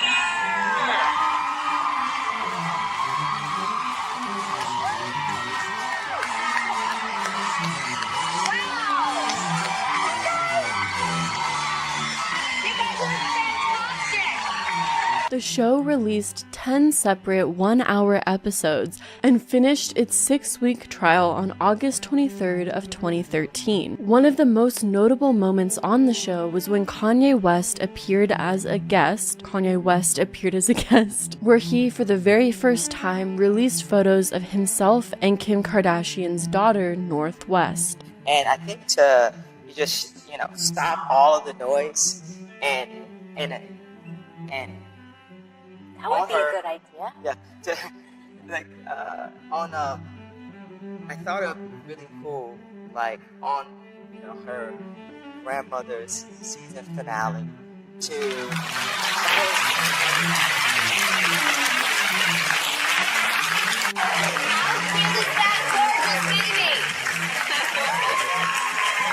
This episode had the highest ratings of the 6-week test run and was Kanye's first television appearance in 3 years. But after the show had concluded, reports surfaced in August that Kris Jenner's talk show had been cancelled after its initial 6-week trial run. This inside source also revealed that Kris's daytime show suffered such poor ratings that the network was adamant that there was no chance she would be picked up for a second season. The ratings were averaging an abysmal 0.8, and advertisers were less than enthusiastic about it, the source added. Kris did get a ratings bump for her last show when Kanye West revealed the first baby pic of daughter North West with Kim, but that was a one-time shot in the arm and it wouldn't be indicative of what the ratings trend would be. So on January 17th, 2014, Fox officially announced that the show had been cancelled. Meanwhile, another source confirmed to Radar Online, Kris has been told her talk show is not going to happen. Viewers just tuned out and genuinely don't want to see her on daytime television in any format, which is pretty harsh.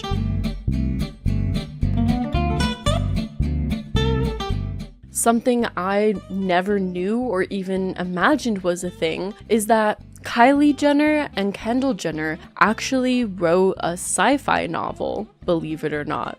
Wrote, if you know what I mean.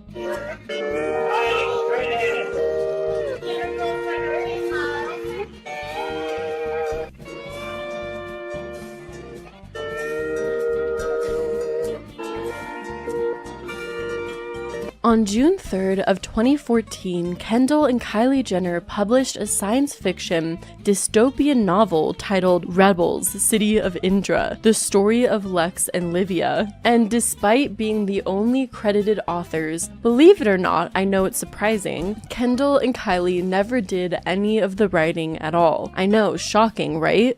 Look what we've got, ladies and gentlemen. I wanted to learn, firstly, more about who actually has written this. And it soon became apparent there are a lot of hands working in this mess. Kendall and Kylie Jenner are obviously the authors on the front.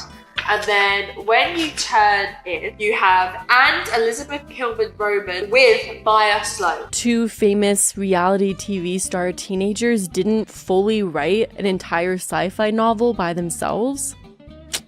Who would have ever thought? The book was written entirely by a ghostwriter named Maya Sloan. Upon release of the book, customer reviews on Amazon give the book a rating average of 3.9 out of 5 stars. However, despite the Jenners' popularity and influence, the book did not receive the attention it hoped and resulted in less than impressive book sales. According to data from the Nielsen book scan obtained by Radar Online, the sci-fi novel has sold a mere 13,000 copies since its release. In comparison, fellow reality star Lauren Conrad's 2 novels sold close to 500,000 copies about a year after publication. Despite Kendall and Kylie having done promotions and book signings in LA and New York, this is your book. You just decide, this is what you guys do. The Kardashians, the Jenners, they go, I want to do something, and you just go out and you just do it.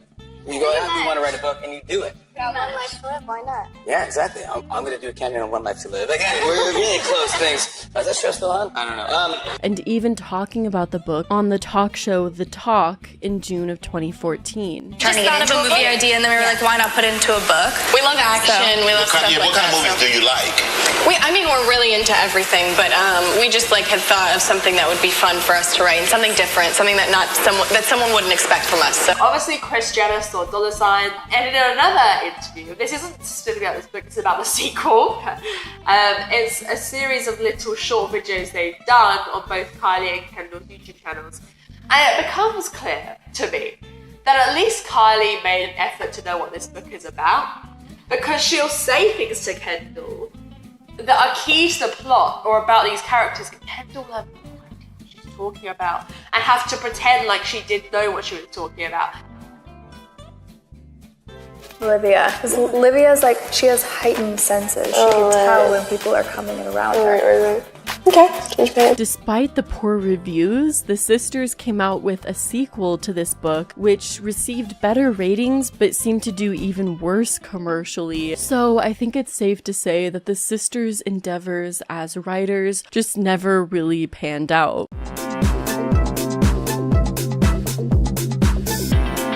The Kardashian family opened Kardashian Chaos at the Mirage Hotel and Casino in November of 2011. Felix Rappaport, president and COO of the Mirage, said, "It's hard to think of a brand that embodies fun, energy, and excitement better than the Kardashian brand." This store, which fashioned itself as a celebrity lifestyle boutique, sold a collection of Kardashian souvenirs, including keychains, water bottles, and other novelty items. An entire store dedicated to just basically Kardashian merchandise at a casino. Sounds like a good business plan. The website for the store stated, "The Kardashian Chaos online store includes specialty, made-to-order gifts, apparel, exclusive souvenirs, and lots of fun one-of-a-kind items. Enjoy shopping." The entire Kardashian family joined together at the Mirage Casino and Hotel for the grand opening of Kardashian Chaos. So here's some of our Nicole My OPI polish, and this is my favorite color. It's called Follow Me on Glitter. My favorite color.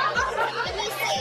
My favorite color is Chloe Had a Little Lamb Lamb. It's like a deep army green color. It's pretty fab. I love Follow Me on Glitter. Let's see, I know by the names. That's mine. Disco Dolls, that's Chloe's. This white one is mine. It's all about the glam. With so many fab colors. It's fun to see the whole store all come together with everything all pulled out. Love it. Love it. He's here in heart. To be fair, the store definitely does sound a little bit chaotic. Since the store's initial opening, the sisters would occasionally make appearances at the store. However, after only 3 years, it was announced that the Kardashians' Las Vegas boutique, Kardashian Chaos, would be permanently shutting down. Although no official reason was given behind the closure, it's pretty much believed that poor sales were the reason for the closure. Believe it or not a lot of people wanted to go to a dedicated Kardashian souvenir store.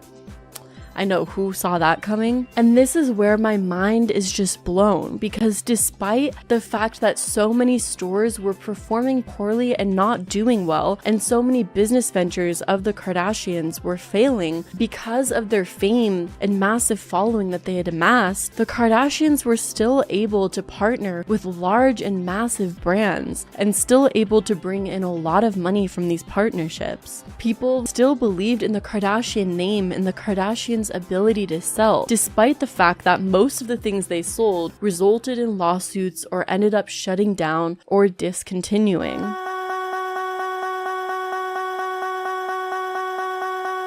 Kardashian Collection was a fashion line by the Kardashian sisters, Kourtney, Kim, and Khloe, launched in 2011. The Kardashian Collection included everything from accessories to shoes, denims, swimwear, clothing, intimates, and home lines stored at Sears. And initially, it looked like this clothing line was actually doing really well and pulling in great sales numbers. And it seemed that the clothing line stood a chance to compete with other major retailers. The best part of tonight is just seeing our dream really come to reality. I mean, we've planned this for so long, and just even being out there and seeing the backdrop with our name and our logo. I mean, this is what we really dreamed of our whole lives. Just knowing that our pre-sale sold out, that was like so exciting to us. That's like what, we've always, you hope that for the line, but you don't really think it's going to happen. So we were just like, oh my God, it all sold out. We couldn't believe it. We've been holding out for so long because we wanted a line that's for our fans, something that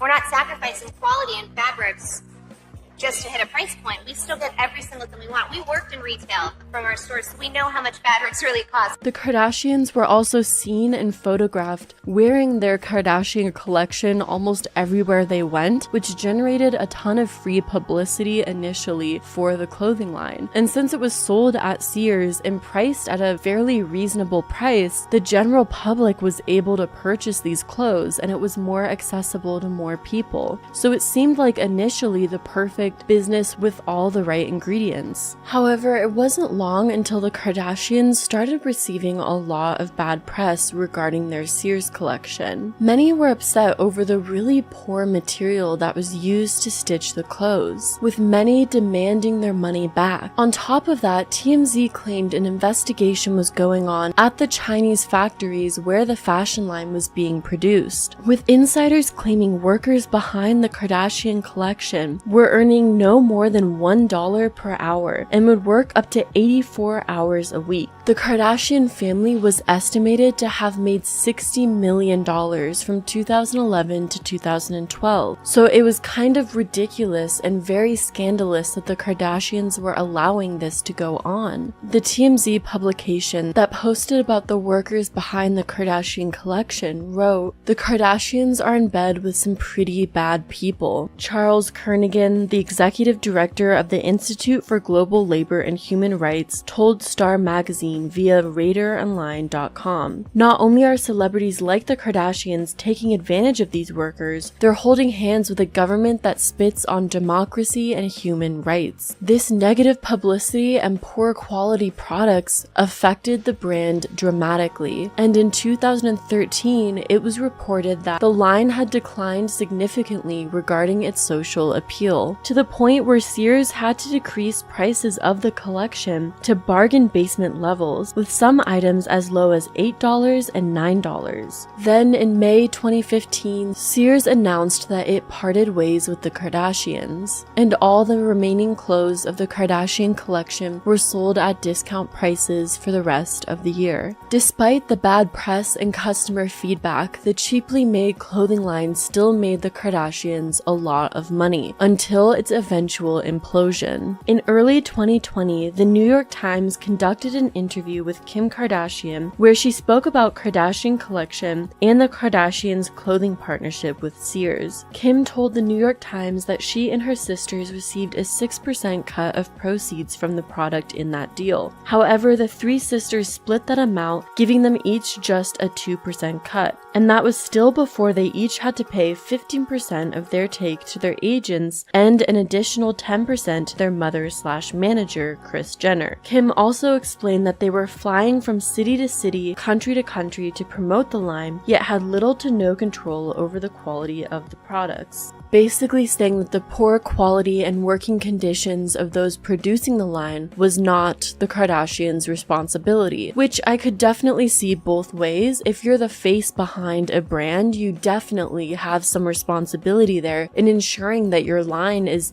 ethical and to a certain quality that your fans probably expect and deserve. But also, I understand that being a face of a brand, if you're just the face and you have no authority or power over the brand itself and the products and creation, then of course it can be hard to monitor all aspects of that brand. So overall, it seems that the Kardashians allowed themselves to be a part of a bad business deal. The dynamic that the Kardashians have created really illustrates the society that we're currently living in. They do a lot of really strange giveaways, basically promising these luxurious prizes to their audience so they can live like them. They promote diet products so people can look like them, fashion lines so people can wear clothes like them. Most of what they've done is through building an image and then trying to get their fans to want to be like them, to want to replicate them. But all the while, they're just getting more and more money off of their fans and supporters. While in more recent years, Kim Kardashian specifically has been doing more philanthropic work, I still can't help but feel like most of the Kardashian fortune was literally built off of taking money away from their supporters and not really giving their supporters anything back of quality in return.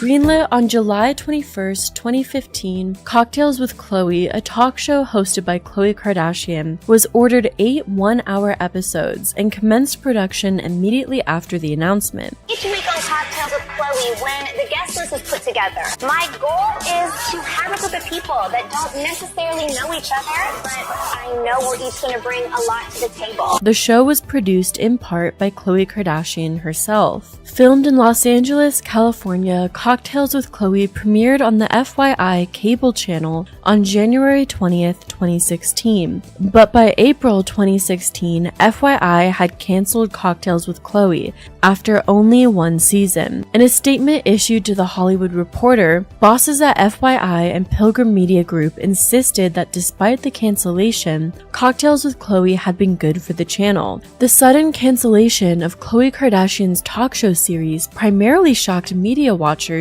because the ratings were high, but behind the scenes, the show was chaos, sources told Page 6. Cocktails with Khloe was a commercial success for the network FYI since its debut. It averaged 24% more views than a show in the same slot a year ago, and online it netted the most views in the channel's history. But an insider said that Cocktails was chaos. Nobody agreed with anyone about what it should be or what direction it should be going. Yesterday was a sad day for Miss Khloe Kardashian. Less than 3 months after its debut, FYI and Pilgrim Media Group announced that her talk show Cocktails with Khloe has officially been canceled. It sounds like the official announcement from the network is that the show is on indefinite hold, which is just a veiled way of saying that the show is done.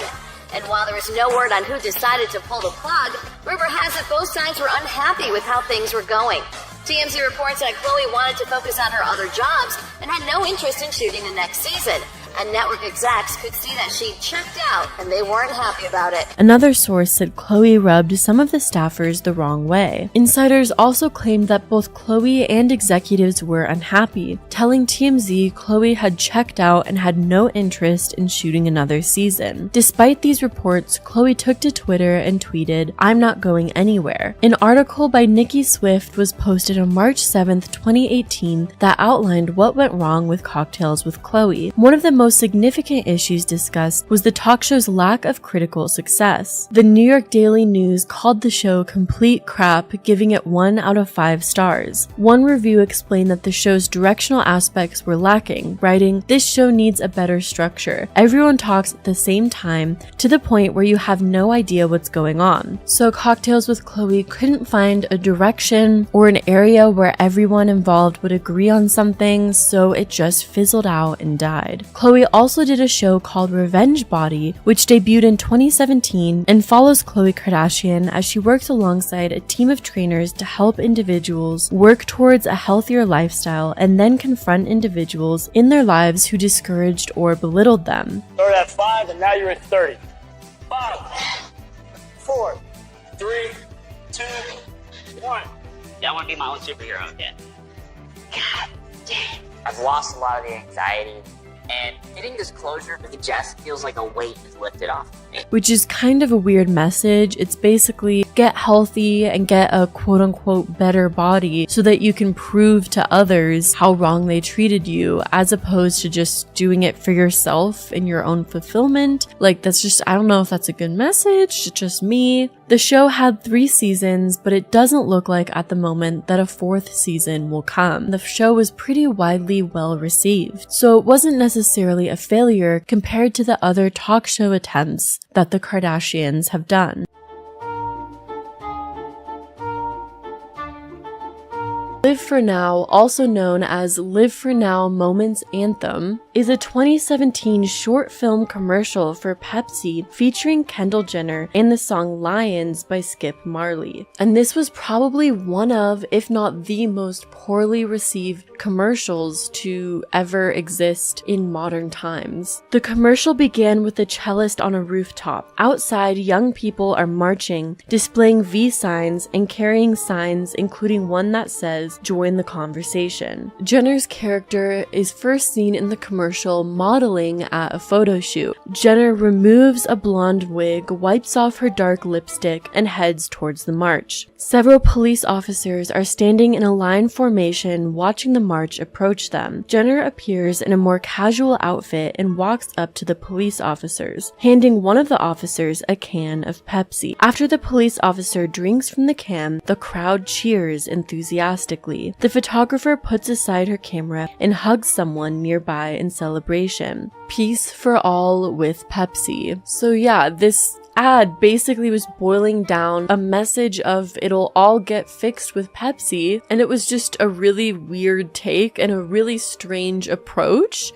Basically a brand trying to do some sort of performance activism that was just really not their place and just not executed well at all, and everyone saw right through it immediately. And the company pulled the advertisement literally one day after its distribution due to criticism. The advertisement's creators were widely criticized on social media and by media outlets for attempting to capitalize on imagery imitating protests in the Black Lives Matter movement. The company released a statement saying, "Pepsi was trying to project a global message of unity, peace, and understanding. Clearly, we missed the mark and we apologize. We did not intend to make light of any serious issue. We are removing the content and halting any further rollout. We also apologize for putting Kendall Jenner in this position." Pepsi's decision to apologize to Kendall Jenner did not sit well with activists either, because Kendall Jenner chose to partake in the ad. She was not forced, she was not misled. This was her own decision, and therefore, as an adult woman, she should probably take responsibility for that as well. And Kendall Jenner did not publicly respond to the outrage for 6 months, and her response wouldn't come until the 14th season premiere of Keeping Up with the Kardashians, which you have to wonder if it was kind of used as a way to get more viewers on the show because people wanted a response. So instead of doing it publicly, they made people wait until the reality show premiere to get an answer from Kendall. That's just my theory, but it seems that the Kardashians have mastered the ability to use public outrage for their own promotion. On top of that, Caitlyn Jenner ended up doing an interview on a radio show where she claimed that Kendall Jenner had seen and approved of the script for the ad beforehand. Someone calls me with more bad news like every 5 minutes. It's just so stressful. I just felt so stupid. The fact that I would offend other people or hurt other people was definitely not the intent. I genuinely feel like I have no idea how I'm going to bounce back from it. This is the first time you've had a scandal. The only thing you can really do is just be like real and honest, because you can't ignore it. So the claims of naivety that Kendall Jenner was sort of insinuating weren't entirely accurate. She knew what she was getting into. She just didn't really have the depth, and maybe even her privilege blinded her where she couldn't really see the offensiveness of this ad.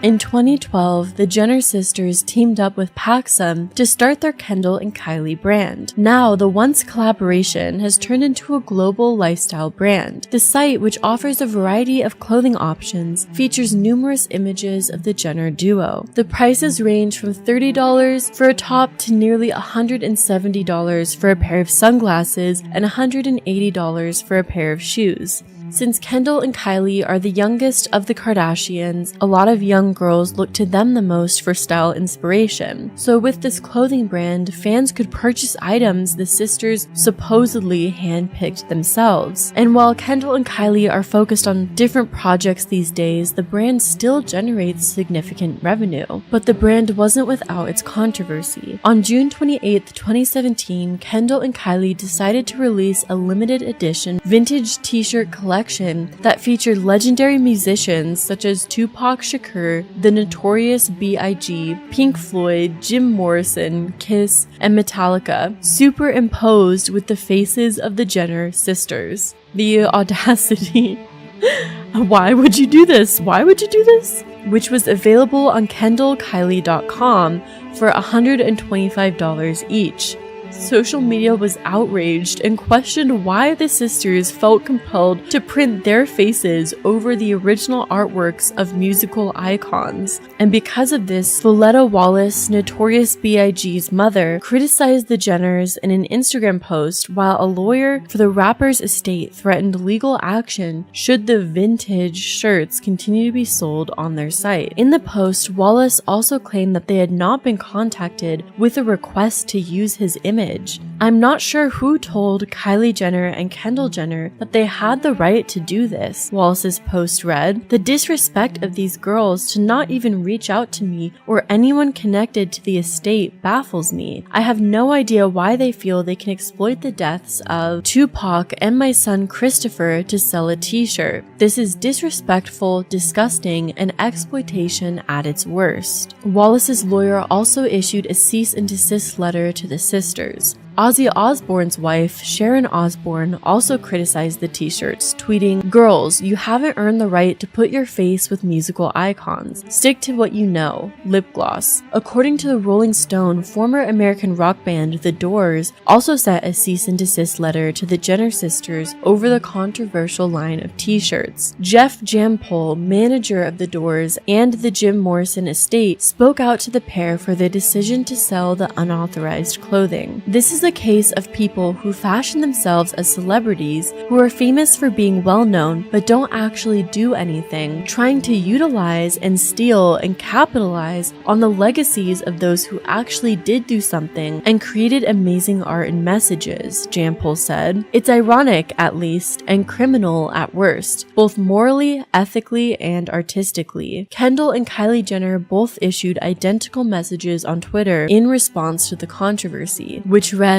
"These designs were not well thought out, and we deeply apologize to anyone that has been upset and or offended, especially to the families of the artists. We are huge fans of their music, and it was not our intention to disrespect these cultural icons in any way. The t-shirts have been pulled from retail and all images have been removed. We will use this as an opportunity to learn from these mistakes, and again, we are very sorry." Then months after the vintage t-shirt controversy, the company came under fire again when they released a bag on the Saks Fifth Avenue website that raised many eyebrows. The handbag cost $150 and was designed to resemble a Chinese takeout container named Lee Clutch. The front of the bag read KK Express, Los Angeles, California, and the words are accompanied by the drawing of a tiger. Teen Vogue noted that the bag's name featured a common Asian last name. Not only did the bag raise concerns of cultural appropriation, but others were quick to point out that the bag also looked oddly similar to one of Kate Spade's handbags from its Shanghai-inspired fall 2014 line. Despite all of these controversies, the Kendall Kylie clothing brand still exists today and is still being sold in various stores. And oddly, out of all the Kardashian fashion lines and clothing stores, seems to be the most successful and profitable, even though it's simultaneously seen as a complete joke.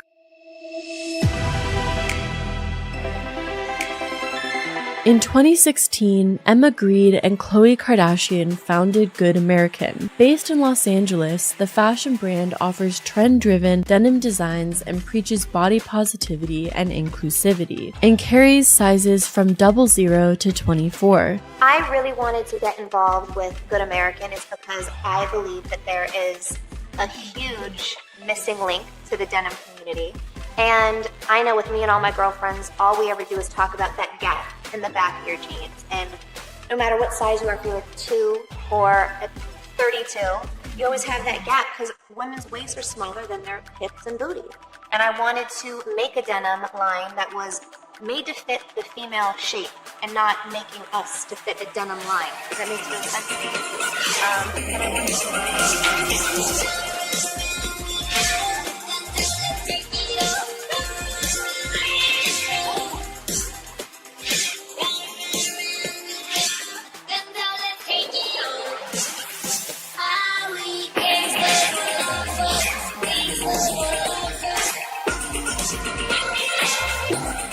Its launch campaign brought in $1 million on its first day. Controversy for the brand started in March 2nd, 2017, when the brand released new styles of pants, including a pair of black skinnies that lace up the sides, all the way from mid-thigh to ankle. People quickly compared the new release to a product made by Made Gold, seen on celebrities such as Kylie and Gigi and Bella Hadid. Good American's lace-up style is priced at $189 and Made Gold's is priced at $298, meaning Good American just slightly undercuts the price of Made Gold's. On top of that, Good American's lace-up pants gained more exposure due to its famous co-founder. The owner of Made Gold concluded, "It's such a blatant ripoff of a small brand, and hopefully other brands think twice before trying to make a dime off of an independent designer's talent." But unfortunately, it doesn't seem like Good American learned their lesson, because on June 2nd, 2017, controversy struck again for the company when indie designer Destiny Blue alleged that Good American copied her designs and sold them under their brand name without compensating her for her designs. Blue took to Twitter and tweeted, "When someone buys one of everything on your site, has you make them custom at Blue Dazzled work, never posts it or wears it, then copies it," and tagged Khloe. She also posted pictures of Khloe wearing a sheer black bedazzled leotard beside a similar catsuit from her line. Khloe's team responded to the accusations with a cease and desist letter via Good American, claiming that under no circumstances had copying occurred and that the problem was being handled through legal procedures. Blue then provided Refinery29 with a copy of her June 8th response to Khloe Kardashian and Good American, which was full of correspondence that proved that the Good American team has been in touch with her since November of 2016. The correspondence also showed that Kardashian's then stylist Monica Rose contacted Blue to borrow black and nude bodysuits and bras, which Blue claimed were later also knocked off by Good Americans. In May 2020, Destiny Blue's company Blue Dazzled officially filed a lawsuit against Good American, seeking damage repair of $10 million. By May of 2021, the two reached an agreement in private, and both officially asked the court to close the case. And speaking of copying, can we just quickly and briefly talk about the similarities of Poosh, a blog and woo-woo wellness store created by Kourtney Kardashian, and Goop, a blog and woo-woo store created by Gwyneth Paltrow years before the creation and inception of Poosh? I mean, don't get me wrong, Goop has been the source of tons of online internet jokes and jests, and also has had multiple lawsuits filed against it. A lot of people see Goop as a total joke, but it's still kind of a little odd and a little shady and unoriginal that Kourtney Kardashian basically took the exact same layout of Goop, sells similar overpriced products, writes similar blogs, and even has 2 O's in the name, basically going copy and paste of everything that Goop is doing, but rebranding it as a Kardashian website.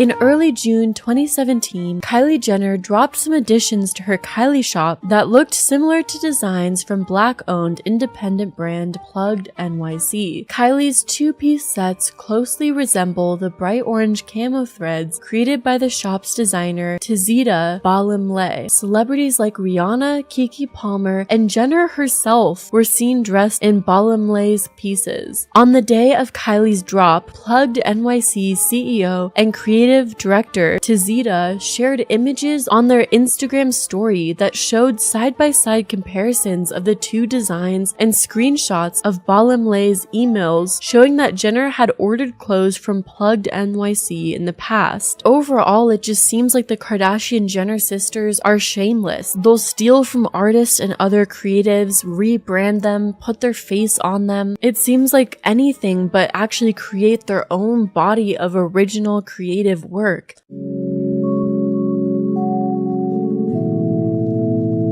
The Kardashian-Jenners' digital properties, launched in 2015, were developed and managed by Whale Rock Industries. The very first app with the Kardashian name was Kim Kardashian Hollywood Game, which may have grossed the star and development partner $200 million in annual revenue, according to some reports at the time. And by 2015, the entire family got involved, seeing a huge cash grab opportunity. The Kardashian and Jenner sisters all launched their own subscription apps by late 2015, all of which shot up into the App Store's top charts. The Kardashian-Jenner apps had a freemium business model where the basic app was free, but if you paid an extra $2.99 a month, you could get access to exclusive content. With such a strong start, the app seemed poised to generate millions and millions per year. However, by 2018, it appeared that each app started tanking, and badly. According to App Annie, everyone's apps struggled to make the overall ranking, which meant they were somewhere lower than number 1500 on the App Store. Kendall Jenner was the first sister to shut down her app and site sometime in 2018. Then on December 19th of 2019, the rest of the Kardashian-Jenner sisters followed in Kendall's footsteps and all shut down their apps. We've had an incredible experience connecting with all of you through our apps these past few years, but have made the difficult decision to no longer continue updating in 2019, Kim wrote in a message on her website. We truly hope you've enjoyed this journey as much as we have, and we look forward to what's ahead. And identical notes were posted on all of the sisters' websites. Creating an app is really challenging and requires a lot of ongoing expenses paid out to developers because there's constant updates, bug fixes, and the like that has to be done, and paying for a developer continually can be expensive. So if you're not generating a decent amount of money, it becomes unprofitable very quickly. And this is something a lot of celebrities and influencers don't really understand about apps, which is why so many apps created by celebrities and influencers end up failing and shutting down.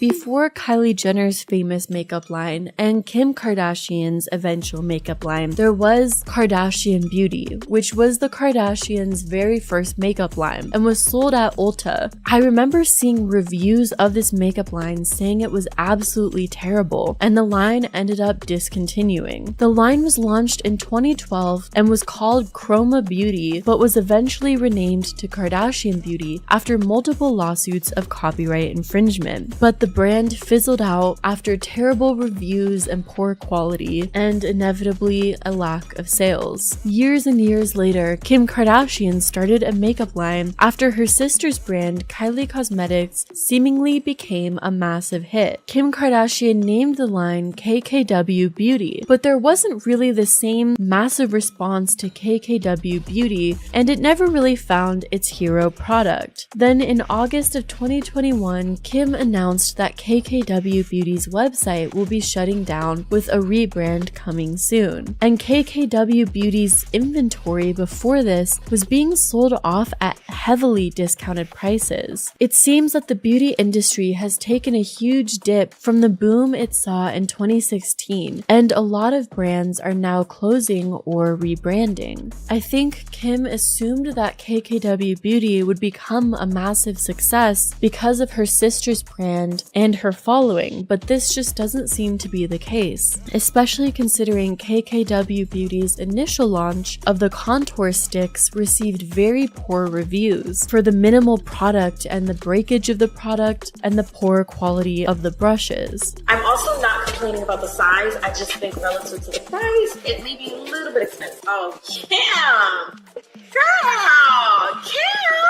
Girl, you tried it, girl. That's all you get when you... No. While Kim's makeup line doesn't seem to be doing the greatest, her company Skims, a shapewear and loungewear line, has actually become a massive success, with many loving the fabric and quality of the brand. So it's the exact same as my black slip dress that I brag so much about, except for it's the shorter version. So I was really excited to see the shorter version because I was like, oh my god, I love the dark palm one so much. They have it in a short version. I'm buying it in all versions. It's so freaking good. This dress looks really cute. I'm not gonna lie, it looks like the length of it is perfect, and I love that I chose this color because it looks like a very nude skin color moment, and I feel like it's gonna be one of those things that you put on your body and it feels kind of like barely there. So my hopes for this one are high. Wow, okay, I love this. The material of it feels really, really cozy and comfortable. I like how fitted the arm is. I love this little section for some reason. Skims, like I pictured this. I picture luxury, at home, comfort, like what? Dang, why does it cost that much? But when I got it, I was like, the quality is amazing, like this is that, cool, whatever. I was with it, you know, I was there. I saw her vision. So now the question is, girl, did the vision see me? No, it did not. In fact, the company is so successful that the New York Times put the company's valuation at $1.6 billion last April. But I think a lot of people forget how the brand started. In 2019, Kim Kardashian West changed the name of her then newly launched shapewear brand from Kimono to Skims when the former sparked criticism of cultural appropriation. It's funny how quickly we all forgot about the initial name of the brand being Kimono, and I personally think that this initial name wasn't intended to be the lifelong name of the brand and is really just an example of outrage marketing, something the Kardashians are truly a case study for. In fact, the Kardashians have managed to walk the line of making people angry enough so that they talk about them, but not so angry so that the Kardashians can still turn things around and maintain general support. At the end of the day, we've all been played by them for free outrage tweets and publicity, whether you love or hate them, and whether we like it or not.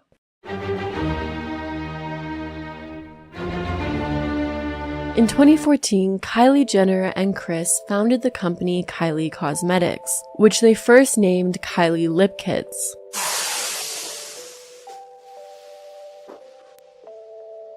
Quiet on the set! Shut up! Just kidding. Seeing it go from literally 3 lip kits in 2015 to 6 years later with Kylie Cosmetics, the global empire, I just feel so grateful to be working with Kylie and Kris. This is just the start, really. Kylie is so smart, so creative, so full of ideas. She truly disrupted the entire beauty business and the industry. They partnered with Seed Beauty, a retail and product development company co-founded by siblings John and Laura Nelson. Jenner has described her former insecurity about her lip size as inspiration for why she started her brand. When I was younger, I had an insecurity with my lips. I would go to makeup stores at the mall and just find like lip liner that matched my lip color and just would overline my lips. I became obsessed with makeup in general. I did my makeup so fast, I'm just not feeling myself. Your lips look amazing. Really? I have temporary lip fillers. It's just an insecurity of mine and it's what I wanted to do. We all struggle with something.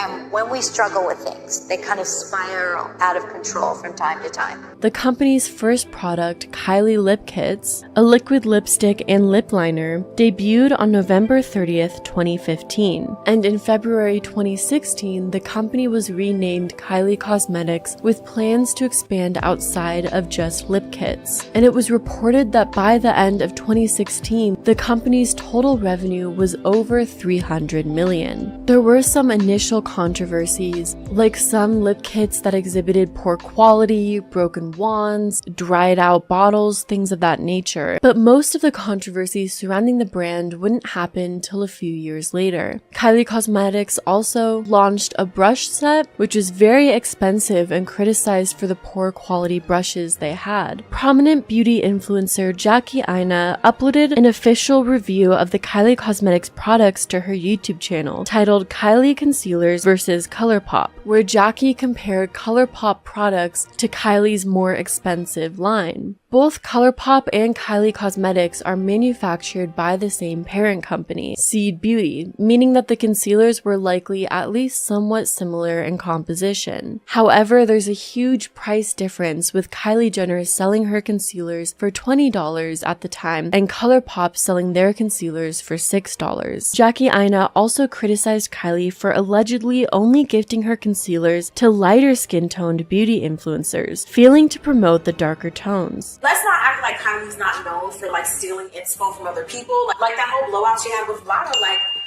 that was like less than 2 years ago. She literally stole and copied imagery from a not as well-known artist, but someone who's very popular. So my question was like, how long did she think she was gonna get away with that? Because like Lana's kind of a big deal. Lana, I believe, did sue her. Yeah, she was sued by Lana. She stole some imagery, was like inspired by her imagery and used it. Kylie had used it for her lip campaigns when she first came out. I feel like she's doing what everyone else is doing, not necessarily in a good way. Even down to like her imagery for the brand, like this is the sleeve that the concealer box comes in. I saw some side-by-side comparison of like Fenty's imagery compared to Kylie's imagery for her concealers, and I was like, ooh, when you look at it that way, I don't know, sis, it's not looking too good for you. I'm also very curious to know, with Kylie's like outreach and like her social media, I mean, you went out of your way to make all of these beautiful bottom row of darker colors, but I didn't see a single person on YouTube outside of Shayla. I don't see any bloggers reviewing these products. I mean, I'm not a PR artist, and I'm most certainly not the only black people out there, but I'm just saying, why did you go out of your way to make all of those shades and you didn't bother to send them to anybody to review? I mean, I would think that if you're going to create the product, you're also going to probably take a more holistic approach to expanding your brand, right? I want to see some reviews from some chocolate girls. I just want to know, where are they? Next shade is Kiki. It's literally like putting chalky paste on your lips. Oh God. Okay.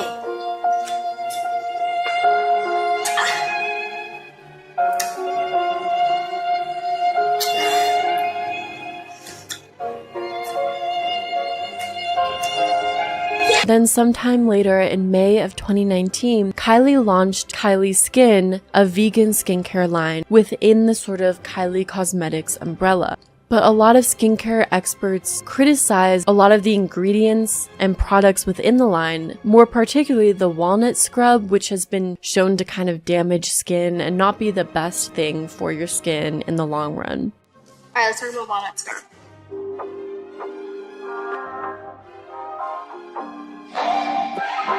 So my walnut face scrub, it's really gentle. It's gentle enough to use every day. I recommend 2 or 3 times a week. That's how much I use it. The next concern about the walnut powder is that it causes micro tears in the skin. There is a class action lawsuit against St. Ives for their apricot scrub because the customers claim that the walnut powder caused micro tears in the skin due to the jagged edges of the walnut shell, which was used in this case for exfoliating. and this promoted acne and other skin issues due to these tears in the skin. In fact, the St. Ives apricot scrub was the subject of a 2017 lawsuit where plaintiffs claimed the physical exfoliant created microscopic tears in their skin, leaving it vulnerable to bacteria and causing long-term damage and sensitivity. In 2020, Coty Incorporated bought 51% of Kylie Cosmetics in a deal valued at $1.2 billion. Earlier the previous year, Forbes declared Kylie Jenner a billionaire due to the financial documents that her and her mom showed the magazine. She convinced Forbes reporters that her company was doing more than $300 million in annual revenue, when in reality, it only did $125 million that year, which is of course still a lot of money, but Kylie and her mom drastically exaggerated these sales just so she could be named the youngest billionaire. The truth about Kylie's financial status only came out when the acquisition with Coty Inc. happened. To quote Forbes, in the deal between Coty and Kylie Cosmetics, a less flattering truth emerged. Filings released by publicly traded Coty over the past 6 months lay bare one of the family's best kept secrets. Kylie's business is significantly smaller and less profitable than the family has spent years leading the cosmetic industry and media outlets including Forbes to believe. I'm Kylie Jenner and I am the founder of Kylie Cosmetics. I had an insecurity with my lips when I was younger, so I turned to makeup to help me feel more confident. Starting a company on my own and it being so big from the beginning, there's not a lot of room for mistakes. And now in 2021 and 2022, after a decline in cosmetics companies, how is Kylie Cosmetics faring? Well, Kylie, alongside Kim and KKW Beauty, also announced a rebrand of Kylie Cosmetics.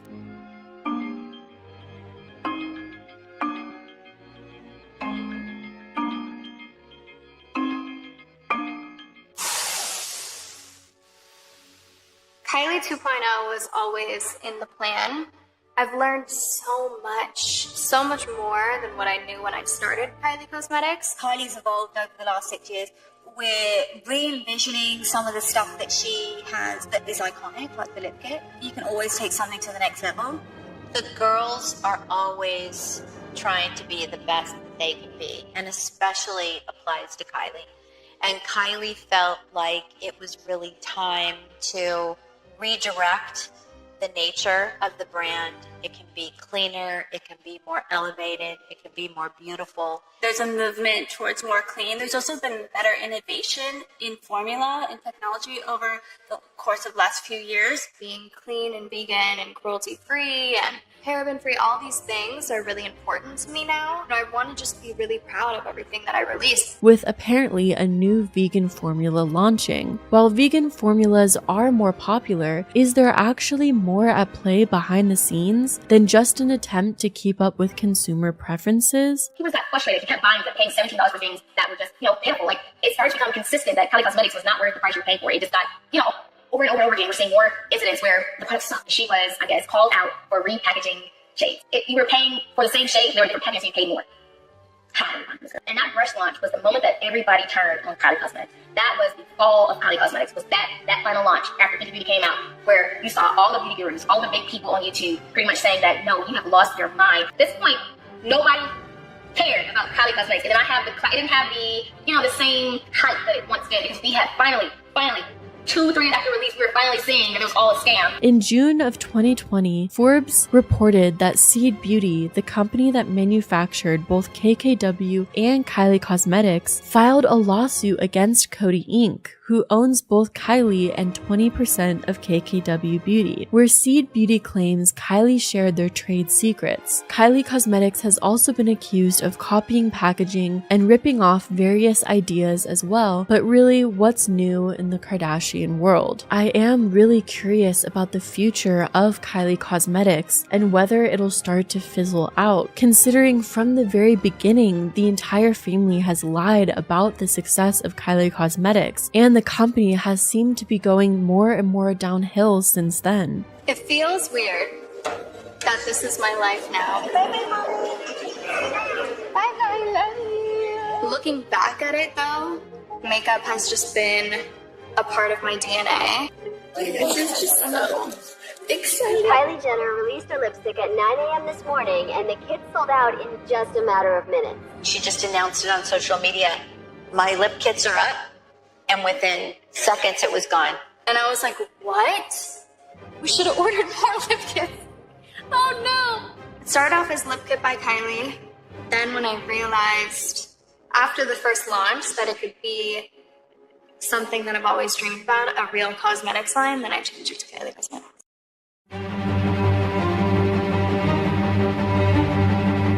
On February 16th, 2021, Kendall Jenner announced the launch of her tequila company, 818. While some applauded her ability to secretly launch an award-winning tequila company, others called out Kendall's appropriation of Mexican culture. Kendall Jenner shared a campaign shot from an agave farm in Mexico, which raised many red flags online. On Instagram, Jenner posted the controversial shots from the ad campaign, saying, "What an incredible experience I've had thus far, learning about this beautiful place, its beautiful culture, and the beautiful people." In the imagery, Kendall can be seen riding a horse through rows of agave plants. In another photo, the model was sipping her tequila on the back of a pickup truck. There were several photos of agave farmers and another of agave cooking in an oven. Kendall's attire in the photos also garnered controversy. Viewers online pointed out her choice to wear an outfit and hairstyle traditionally associated with Mexican culture. Many called out the look as cultural appropriation or as an attempt at migrant chic. Given that Kendall is American, many applied that the campaign and tequila brand itself are capitalizing on stereotypes typically associated with farmers in Mexico. Tequila is a significant part of Mexico and its culture. Kendall later defended her brand, claiming that the company was making efforts to support the community. But Kendall has never confronted the cultural appropriation accusations and chose to turn off her comment section on Instagram for a brief time during the peak of the controversy. It seems that Kendall's businesses seem to always be shrouded in blindness of her privilege. It seems that Kendall Jenner, out of all the Kardashian-Jenner sisters, is the one that always tries to spin a positive message out of her business endeavors. But instead, her messaging always comes across as tone deaf. I personally think this is because Kendall Jenner can't actually relate or understand many of the issues and activism she tries to take a role in. Kendall Jenner, alongside Kylie Jenner, were both really young when the Kardashians rose to fame, and throughout almost their entire lives, all they've known was fame and fortune.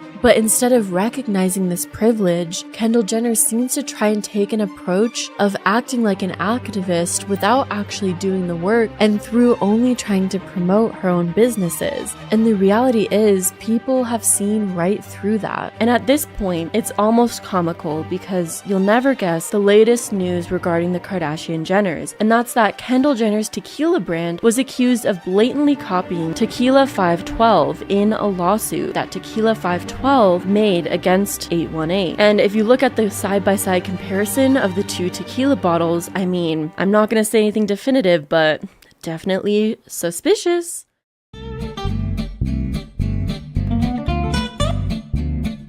Kylie Jenner debuted her new swimwear brand, Kylie Swim, in an Instagram post on August 17th, 2021. She later announced on September 13th that Kylie Swim would release its first collection for sale on September 17th. WWD reported on May 21st, despite the optimism behind the brand, Kylie Swim received tons and tons of negative reviews from consumers who accused Kylie of selling poor quality swimsuits. Many people filming and uploading videos of the swimsuits showing bad stitching and completely see-through fabric, which is kind of a bad idea for bathing suits. Oh, okay, here we go. This is like our first sign of some problem here. Here around the crotch area, we have a little bit of fraying here.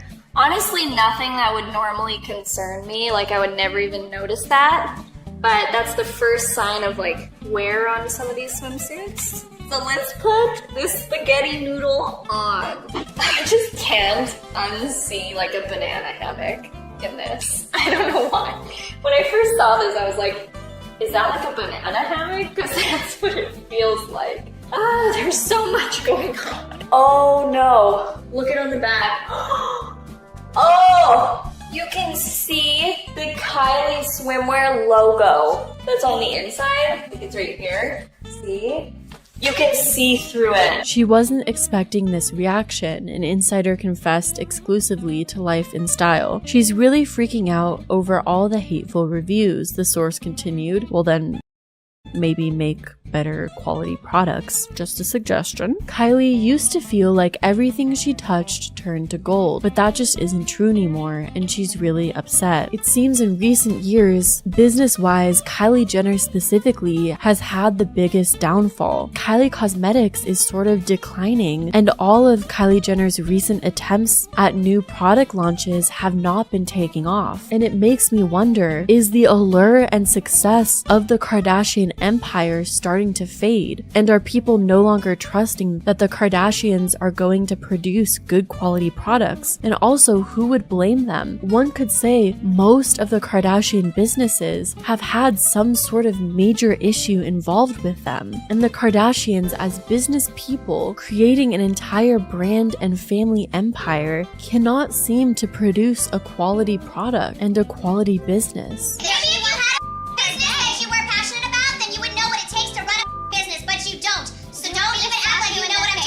And that brings us to 2021 and 2022, and unfortunately one of the saddest events that the Kardashians and the Kardashian Jenner family have been involved in.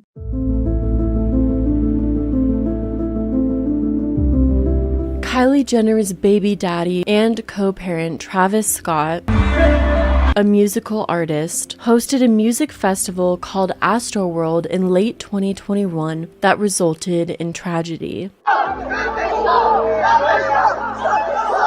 November 5th of 2021, chaos erupted in the crowd at what should have been a normal concert, as an estimated 50,000 people gathered at Travis Scott's Astroworld music festival. As the event progressed, panic ensued. The crowd surged and many concertgoers trampled others, ultimately leaving at least 10 people dead and hundreds more injured. The tragedy left many questioning how the concert continued for so long, turning it into one of the most deadly concerts in U.S. history. Yeah, within the last hour, Cheryl, local officials were able to give us a few more details about their preliminary investigation. However, you're right, we still have a lot more questions. First, I want to tell you about the ages of some of the victims. One was 14, one was 16, 2 were 21, 2 were 23, one was 27, and the age of the last person remains unknown at this time. In total, there were 8 people who died.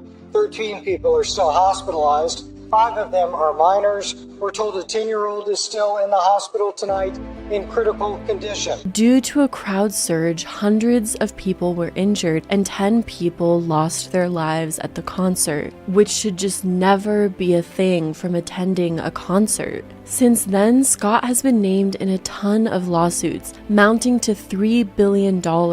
But him and the Kardashians, namely Kylie Jenner, who attended the event, have remained silent. But overall, I want to extend my heart out to the victims and the families involved in the tragedy. It's so heartbreaking, and I'm sure so disheartening to see the lack of reaction from those involved and close with those involved in the concert.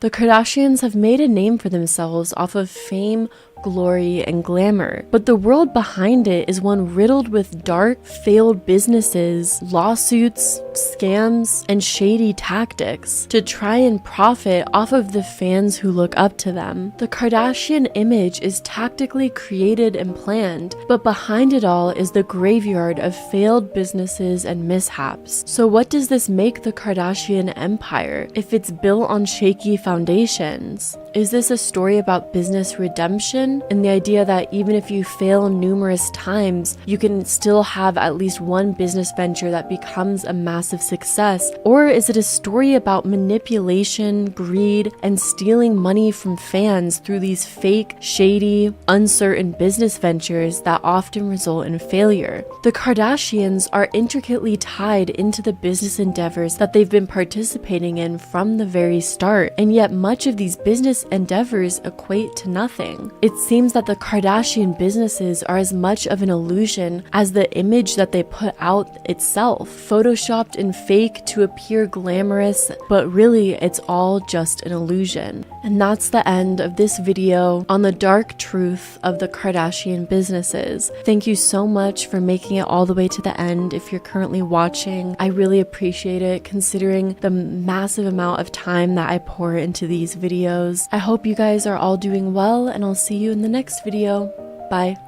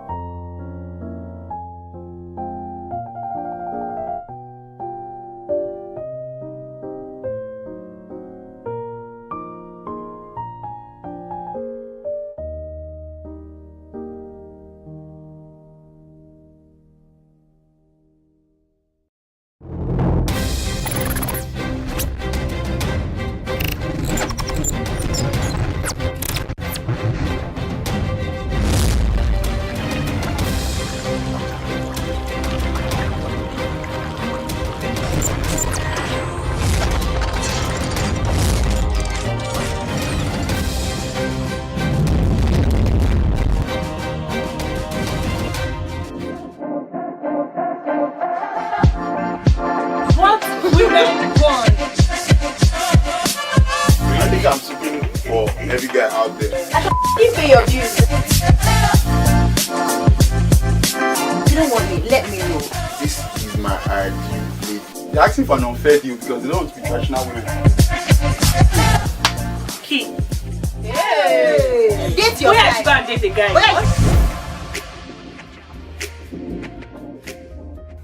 I need help to understand the situation. I took my girlfriend to a friend's elder brother's party as my +1. We had fun at the party. Then weeks after the party, she asked me my relationship with the girl, and I said the truth. We used to have a thing. We met at NYSC camp and were really close.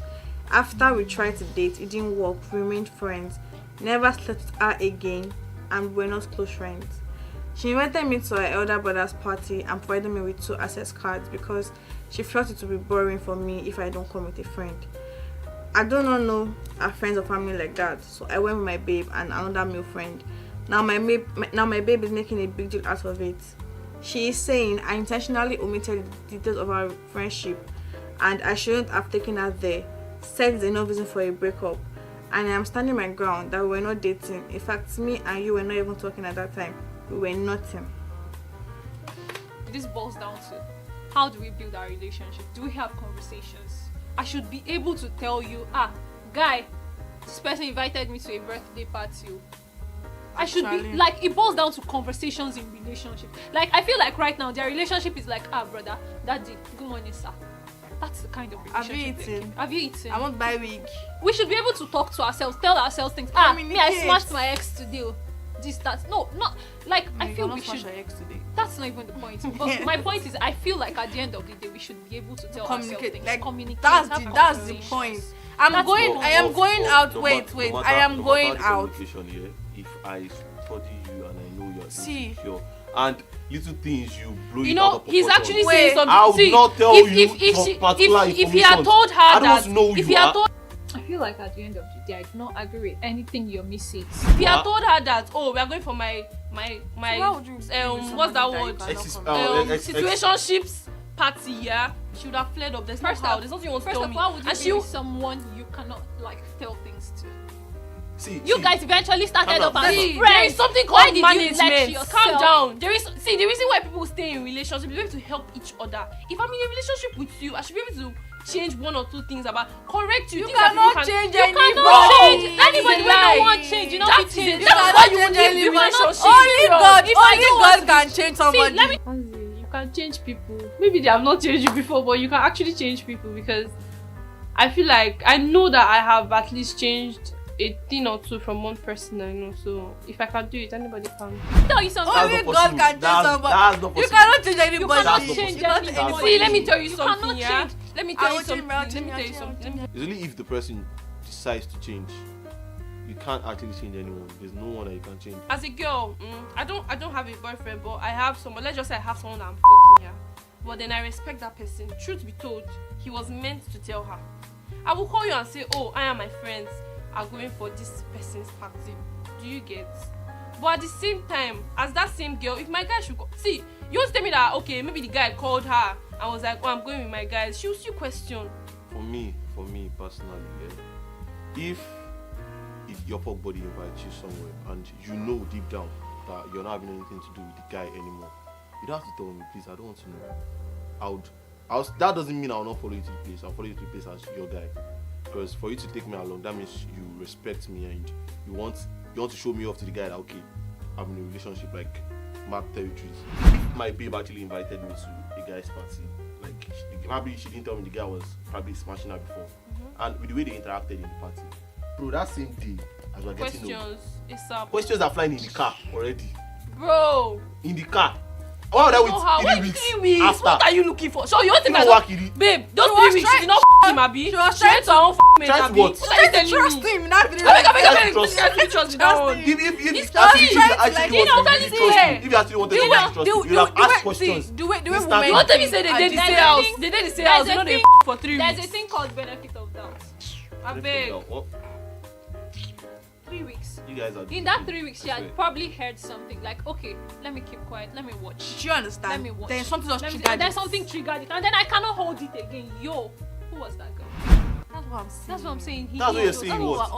Okay, so their relationship is not a healthy one. Period. It's not healthy. Relationship was not healthy. That's just it. Why guys not You're not beginning to look as if no guys are bad. Why not blaming the guy? I'm saying he should have told her, but now it's wrong. You should have told her out.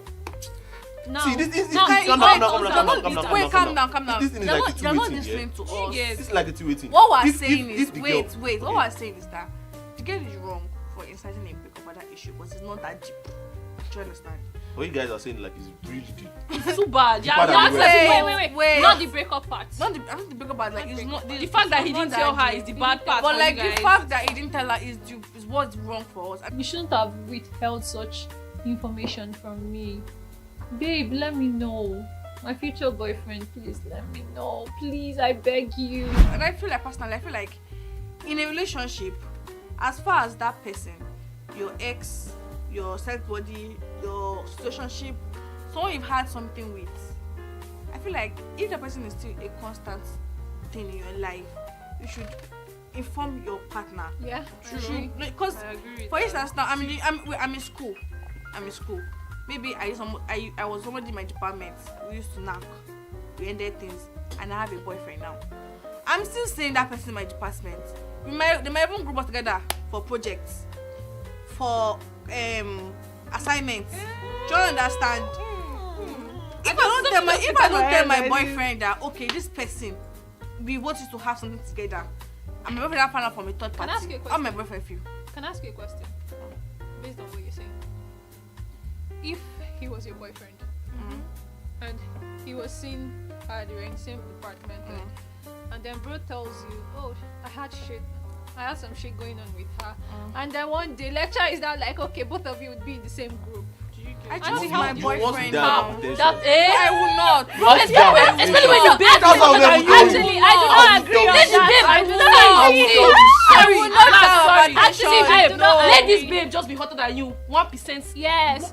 Actually, I do not agree. Even if she's not hotter than you, bro. Let me something. Let her just have bunda and ass. If she's hotter than me, if she's hotter than me, then why are you not with me? I beg. See, that's not where we are going to. The Where we are point going is to that we were see, calm down. Wait, We were the bodies, point yeah. is, the point We is- end up being partners. What I'm saying is that that hot body point you made is invalid because that's not the exact reason why it was with her. It was not the hot body. So whether or not he See, was with her for that reason. Let me tell you something. So what I'm trying to say now This is where trust comes in. If I don't trust my boyfriend enough, if I have insecurities, because you cannot escape the fact that they will surely be grouped together in an assignment or something. Because then I can't be stressed. They're in the same class. It's inevitable. in your mind. It's inevitable. Do you understand? You guys should not So- give me. So, I should do your shit. if I already know, I I'm have no problem with you guys go together. It's not my business. I trust you. Do you understand? But if in the long run, I find out that okay, you guys were still knacking when we're in a relationship, that's my pot of tea. That's my luck. Auntie, you won't take it as lightly as you are taking it. Actually, calm down. I Calm down. No. You never love. I am talking from experience. I am also talking from. I can never in my entire life fight for a man. I cannot. But then, sorry. You see a scenario. What kind of love is that? I fight to take it for a man. No, not physical fight. Not physical fight. What kind of love is that? Be arguing with the girl for a man. Leave me man alone. Why we say we are? I'm not arguing. that's Okay, it. sorry. About this bodies wahala, as a yeah. person. If I love you, bro, I'm fighting for you. If I'm going to if I'm going on a date with a friend, like friendship date with a guy, I'll tell my boyfriend that babe, I'm going to this particular person. But can you see that you did not go with your babe to that party, but this time around he went with you? Can't you I don't know how you was. See, to avoid, you're just blocking men. You were about okay. I went to this place. I went to that place. I took you along. Like okay. Wait, do you think it's very easy for men to go out with their babe? You see bro, how you think I'm it's not easy. Oh, see, ordinary guys that I don't like seeing them in parties. I'm not saying. I'm not going out with your babe. So talking from personal experience about fighting for a man, I will not fight you physically, I will not exchange words with you, but I would come up to you with my full chest and let you know I know what is going on. I'll tell my man, excuse me sir, I messaged her. If your man is not a violent man, please confront him. But if he's to throw fist, please run away. Just send it through text. I'll not do it again. Just edit there. But then if he's a calm person and he's a loving, understanding man, then you should. Why not? No, I will do that. That man go laugh you. If he doesn't take it serious, he go laugh you. If you try that, calm down. The man just laugh at you. Your man go laugh you. Go use to do gist. It won't actually get to that level for me. For me personally, if my lady is insecure about someone, Wait. In this case, I'm not being insecure. It's something that is happening. But okay, wait. Sorry. No. It's can't even happen. Babe, calm down. That is where I'm coming from. That's where respect comes in. In your relationship, calm down. I'm not just saying something. Insecure. You just said something that you messaged the babe. Yeah, and then you told your man that you messaged. Yes. Okay, so how did you know that babe? Was it from your man? Yeah, from him. He told you. You guys had discussions. He didn't tell me. I found out. That is why you need to have discussions that this was my fault body as at 2019. I found out and I asked him. He denied it. Meanwhile, I had my proof. Is that proof that give you potential last? So at the end of the day, you guys, let me tell you. Wait. Come on. I have a question. I have a question for you guys right now. Okay. Do you think it's necessary for you to inform your partner about your past escapade, or your sex bodies or your exes that are still constant in your life? Let me tell you. But those who are still in my life. Personally, for me, I don't give two fucks. Your past is your past. Just don't bring them to the world to present, Abi. Between us. Let me now bust your head. You feel like men are the wrong ones. Let me tell you a story, yeah? Okay. So there was this relationship that was going on, and then every slight, this guy is fine, I'll tell him, this guy is fine, I used to have something with, I still have something with this thing. Don't tell me that. Do you know that? Calm down. Do you know that? I'm telling you like a real story, Do you know that I was at fault? Because although I told him that, I had something to do with this person, he was my f***ing for a while, I wasn't able to control myself. Do you understand? You don't make it look as if men are the demons of the world. Don't make it look like that. That was what I said. Not all. That was what I said. That is why. No, see, let me tell you something. If you now store that very story, that number one story that is not telling, and that thing will f you up last at the end of the day. It might not even be even worse. Funny enough, You said something now. Your past lovers, you're not meant to talk to them, or they're not meant to be part of your life. Calm down. It's something similar to what you said. What me I'm not telling you is that me and that guy we should talk, should date. It doesn't mean that you and that person cannot be friends. So see what I'm saying, you can't be friends with your ex. I'm not saying you can't be friends. I'm saying let me know. I'm saying that if this person is still constant in your life, and you tell the person now. That's not what I'm saying. Then what if you are not he's not the babe that I fuck up? Don't you? I don't know if you are not seeing it from my own. People are not. When you say the babe fucks up, in what sense? The babe sleeps with the person again. Oh, Joy, what you think the man would do? The woman would do was simple. I'll tell you, like, the ones that I know that, okay, probability that we're going to have something in common. Like, there are still some probabilities, okay. If this person, like, if me and this person is left alone in personal space, something might happen. I will tell you, like, okay. So, once I tell you like that, for you to be like, for me to reassure you, I'll fall back. Somebody has told me. Yeah, somebody has told me. Wait. For me to tell you that somebody has told me this sentence. But you see those ones that I know that even if they tie both of us in grave, nothing can happen. I will not tell you. Shit, you know, yeah. I'm coming. I'm just telling you. Someone told me this sentence. I agree. Actually, I don't have somebody does not mean that I'm not. Actually, ladies use that word. Yes. Ladies, they use that word like man. We might put chest, though. We might ladies put chest. use that word, bro. Let me tell you something. But then, let me tell you something. Snapchat babes. Wait, calm down. Let me just tell you something. I don't have someone doesn't mean I'm anyone. Yeah, to be frank, to be real, it's true. Like, so yeah, it's true. Like, if I don't have someone, at least continue a bastard now. There are some days you be like, yo babe, what's up, plug? Like, there are some girls that you guys know that okay, you guys are not having anything in common, but you guys are just there for the pleasure of it. Yeah, what happened was, me and this guy were like talking and stuff, do you understand? And then I kind of like walked in on him, like somebody else, and something like that, do you understand? So like, I'm like, well, you told me that you liked me, and blah, blah, blah, and you told me that you didn't have anybody in your life, you told me that you were single and everything. Was like, yes, I do not have anybody. Don't mean that I'm not f***ing anybody. Period. Yeah, actually. And I was pained because why you paid? Why in the talking stage? I feel like let me know. Wait, how many talking stages are you in? You guys were in the talking stage, yes. Personally, for me, I'm blocking you from all socials. Why? Sorry. Like if to be like the girl that I walked in smashing someone and she's telling me okay, because I told you I'm single, that doesn't mean I'm not fucking. Bro, I'm blocking you on socials.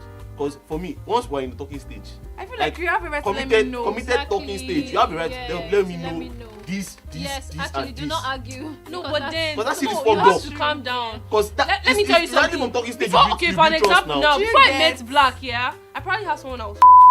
Because you get it. Calm down. And then we start talking. We have been talking for 2 months. We've met each other, let's say 15 times. We've gone out. We've not do you think I would stop that person for 2 months? We're not saying that you should stop fucking that person. I feel like let the person know that is somebody that you're currently No, see, at the end of the day, and then if I tell him and he feels bad, what do you want me to do? Then it's his choice. Can I say something? That's that's his choice. That's level of maturity. That's his choice. But the fact that you're not telling me anything, and I find that myself, bro. Are you expressing your koro eyes? Excuse me, bro. I'm blocking you on socials. I don't know about you people, but me, if I somebody, another person think that while talking to, I'm sorry for you. Until you prove. Sorry, I'm so sorry. Until you prove what that person proved, I'm never going to take you serious. That's it. That's how I. What's your definition of talking stage? Exactly. Because we're still going there. We are not yet there. I don't even mean. Okay, stage. You guys are trying to build a relationship. You're not getting what I'm trying to say. Green, being in a talking stage with someone and also having a body. I'm sorry, my love. You're a girl. I'm supposed to support you, but no, not on this. Because for me to be in a talking stage with someone, it means I literally want to go into a relationship with them. It's like a 100-meter race. You're still at 40 meters. That person has already probably reached 85. 85. Kidnapping. No, now calm down. You're going too far. Calm down. I'm trying to say that. Okay, calm down. I'm trying to say that. For an example now, yeah. If I can trust somebody, if I have like 4 people I'm talking to presently, just calm. I don't understand. Are you customer care? What will you be talking to 4 people? Listen, I'm trying to make okay, let's just say 2. What will you be talking to? So you want to tell me that it's only one person you like, baby? Talking stage. What's that one? Wait. Talking stage. Talking stage is different from liking. I do not agree with Brain. I do not see a point whereby you should be in talking to more than one person, because a talking stage is a thing of sincerity, a thing that has an end goal. So you cannot say you want to be talking to multiple people when you can be talking to multiple people. That's fine. But talking stage is different from talking to multiple people. Talking stage, you have an end point of being in a relationship. Like this. If I'm in a talking stage with you, it means I want to have a relationship with you. I see potentials in you. We are getting to know each other in terms we are getting to know each other. Entering a relationship. You get. That's my definition of talking stage. And I personally feel like I probably want to. If you are f***ing somebody and you are entering the talking stage, I feel like you should stop fucking that person. I'll fall back 100. If I had a body before now, even if I do agree, I would let my talking stage partner 100 on that. 100 on that. Because the fact that you very moved, disrespectful. you It's moved very from, disrespectful now. You Very moved from disrespectful the fact that you moved from being friends to being in talking stage. I'm preaching love to Like, you, yeah. yo, I Yeah. love But you. I'm f***ing somebody else. That's Yo. very What kind of love is disrespectful. that? But if you're actually getting into a talking stage or anything from me, yeah, I feel like all your side chicks, your side wagba, like the sneaky links and all, I have to like be on pending. Like if possible, stop them all. Yo, That's respect. That's What not kind of love. is your spinal chest. And the issue is that most people they mistake lost crushes for love or for feelings. Like if I'm feeling you and I start the talking stage with you, I may not feel you again after the talking stage. You know that. They're asking for an unfair deal because they don't want to be traditional women. Key. Hey! Date your guy. Where are you date a guy?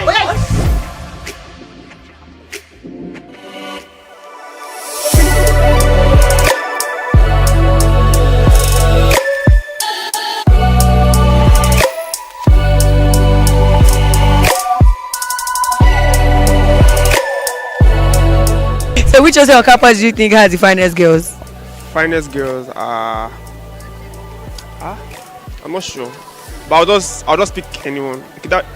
I'll just go with Moremi. Okay. Finest girl. I feel it's Pago and Moremi. Okay. So it's a tie between your host and Mariam. Yes. Well, I can't lie, I think it's Moremi still. Moremi. Obviously Moremi. Obviously. Yeah. Can somebody please tell me what the fuck is going on? I don't know. I think Amina Okufu, yeah. Okay. Finest boys. Malu still in it. Mariri. Again. Mariri. Mariri again. Yes. Mariri. So no prejudice there, it's just Mariri. Nah, just Mariri. Yeah, you're not putting into consideration that you stay in that hostel. Jaja. Finest boys. Okay. My hostel, Jaja. Okay, you just want to hype yourself. Cute. Period. Should they be? How about the craziest people on campus? Either male or female. Which hostel do you think is the craziest? Craziest. I think Moremi.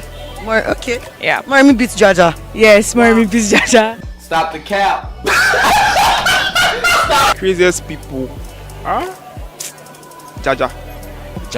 Okay. Hey, Jesus Christ of Nazareth. Craziest, I can't lie, that's Jaja still. Yeah, Jaja hostel. Which hostel do you think has the most reserved people? Probably Biobaku. Okay. Reserved, Jaja. What are you trying to do? Stop the cap. Reserved. I think to be at that gate, Amina Kofo them. Yeah. Amina side. What happened? Biobaku, I guess. You're going to tell me, once I tell you the name of the hostel, tell me the first thing that comes to your mind. Doesn't matter what it is, just say it, okay? So let's start with Jaja. Wild guys. Rough boys. Jaja, that's school prison. I'm trying to say. It's school prison. Yes. Wow. They are suffering. Like they're like 30 something in a room.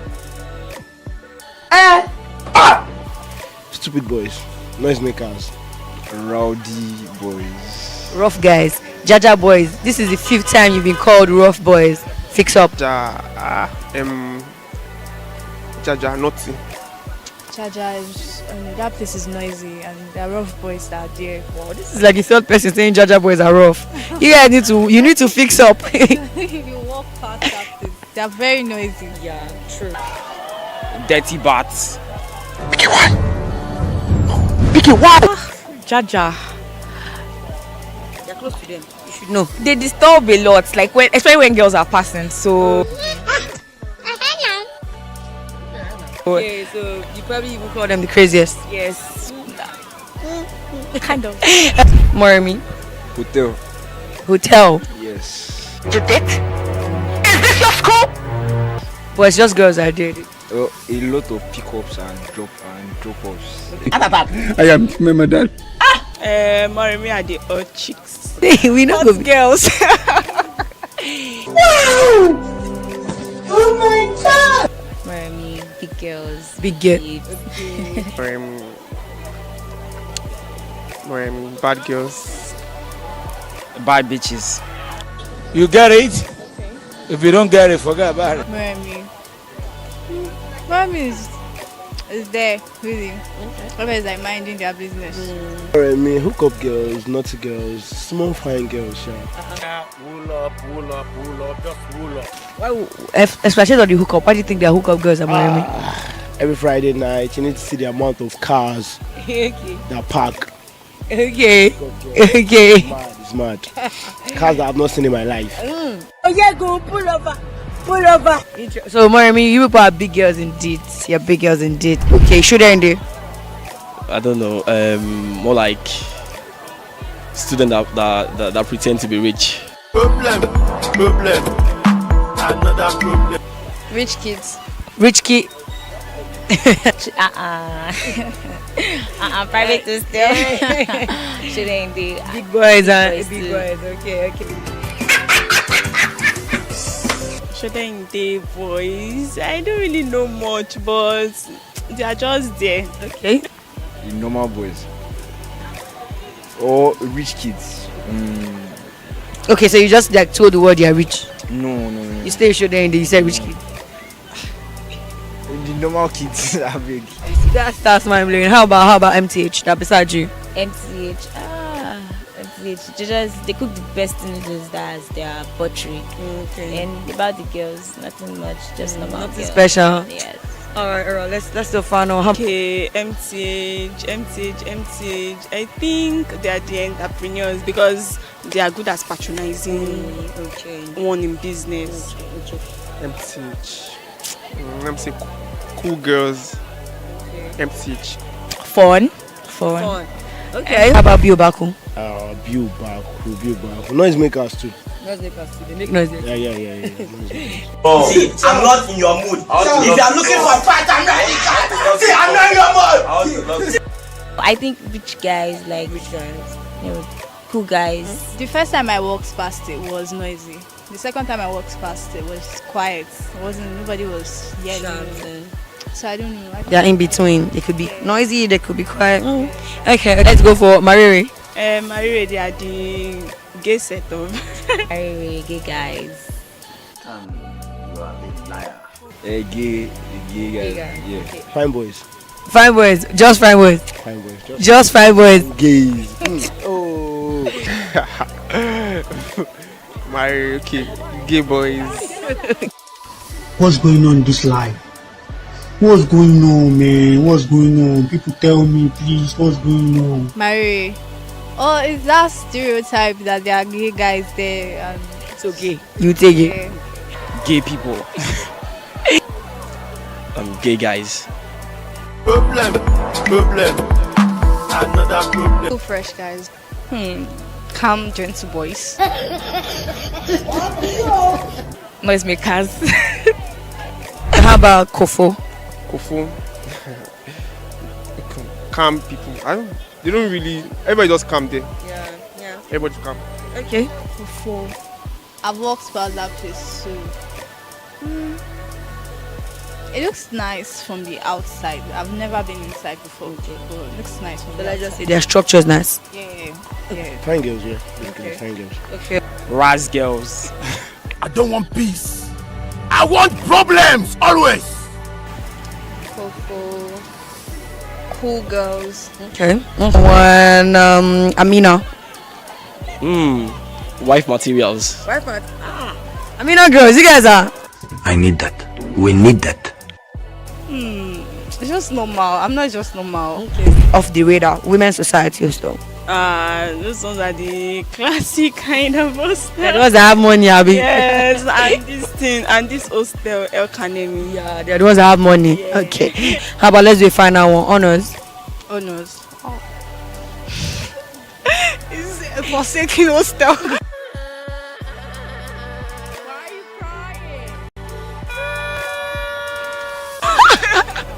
She said it's forsaken. Oh my god. Let's see. How about Makama? Pretty girls. Pretty girls. Pretty girls. Okay. Okay. Let's go for the final one. How about Eninjoku? Low-key guys. Eninjoku. Smelly passages. Excuse me, you people have started again. You have started again. Wow, wow, wow. Okay, that's all. Thank you, bro.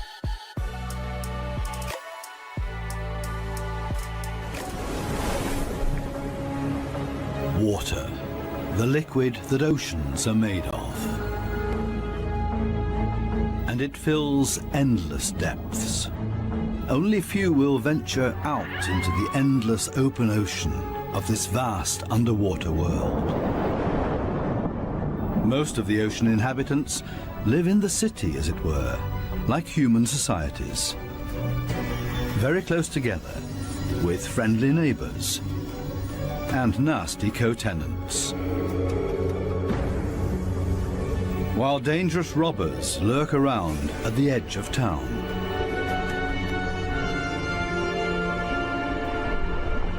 To assert yourself here, you have to be equipped with all kinds of tricks and clever strategies, or lie and cheat.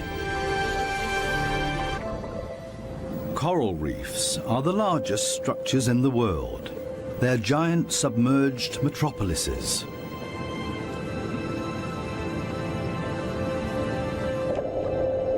Millions of different inhabitants live in these cities. A universe with coral palaces and soaring towers.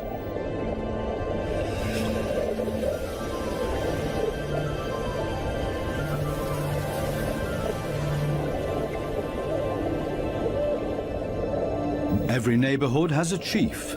The entire street belongs to this guy. No trespassing, okay?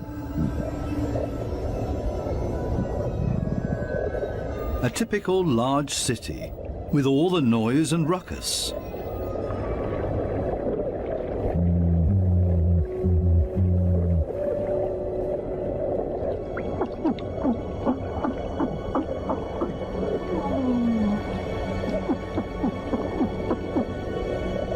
Even this little porcupine fish bleats around. It creates this sound with its swim bladder. Harlequin shrimps are nibbling on this blue sea star.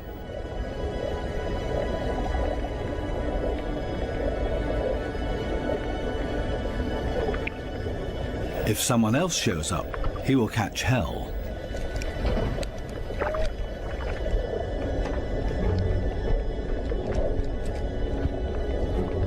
Another harlequin shrimp busy pulling a bite out of a sea star.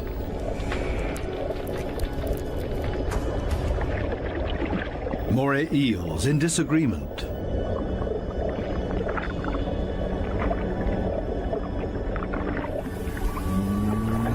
A scorpion fish shuffles across the ocean floor.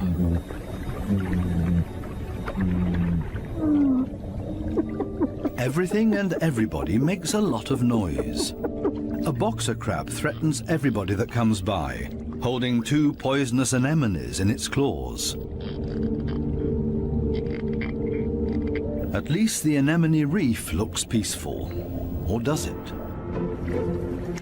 The clownfishes are having a huge squabble. Who does this anemone belong to?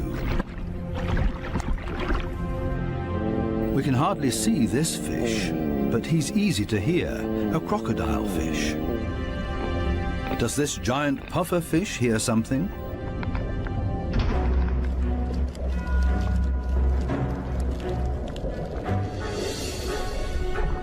It's a ray that's getting away.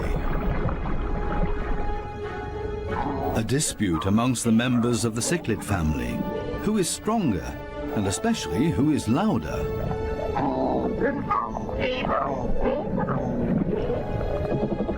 Two Walkman fish are noisily trying to woo a female.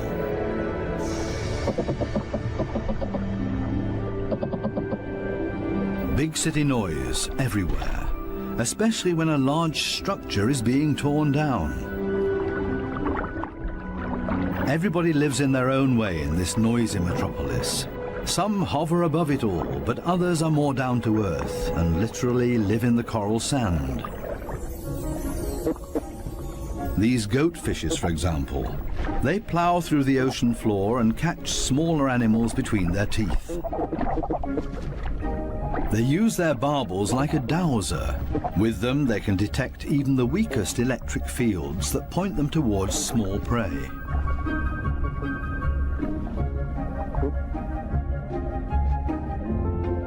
These gobies also dredge through the sand and feed on what they find in there. There's another way of finding prey in the sand. This blue-spotted stingray uses its wings like shovels, and there's always a chance of stealing something. While one works, others just stand by and feed on what's left over, maybe a piece of crab or a mussel. You have to be very familiar with this area to find the best morsels.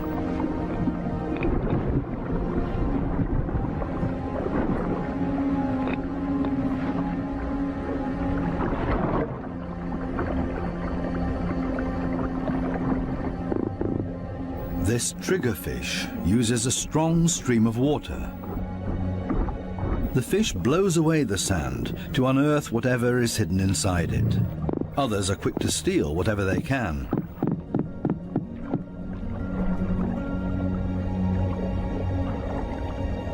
The triggerfish is a commanding fish, and most reef inhabitants are easily intimidated by him, except for these strange visitors that don't seem to show fear.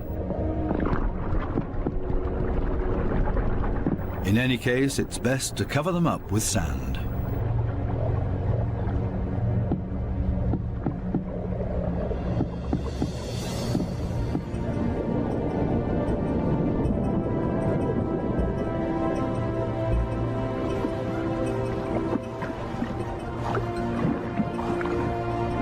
It's not easy for a small fish in a big city.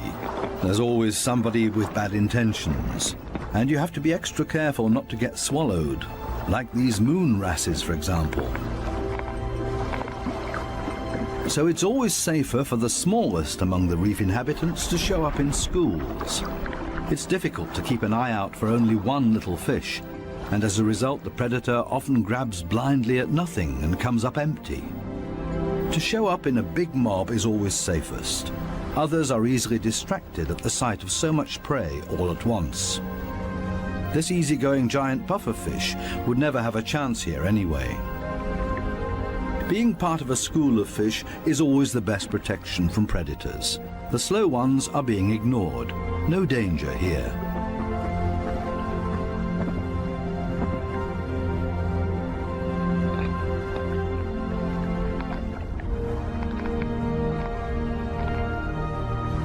The school distributes the danger. If there are 1,000 fishes, any of them can be the target, and 999 are going to be just fine.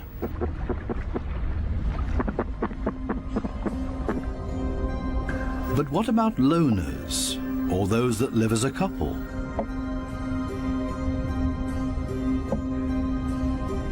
Seahorses, for example, camouflage themselves to look like the coral branches they're holding on to.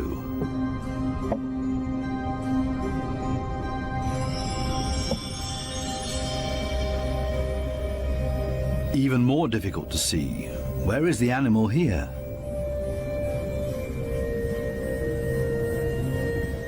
Only the eye betrays this trumpet fish's camouflage.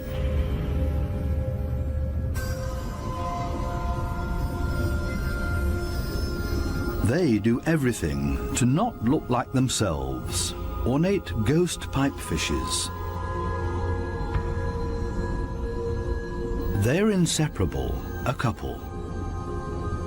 The female is already carrying eggs in her extended belly.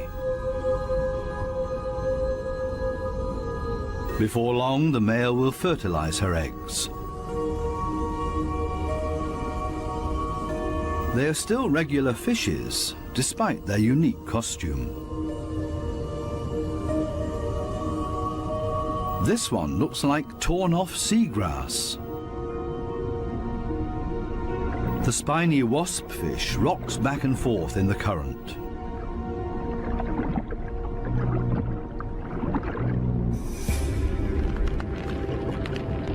Not a monster, but ingenious camouflage. A spider crab that's decorated its head with a sponge. This will deter any predator.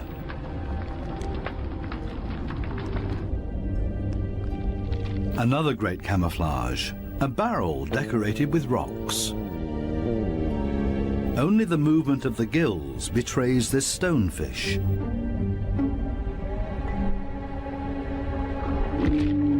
Even a smack with a fin doesn't bother him. The fish knows it will not hurt him. It only shoves him a little further to the side.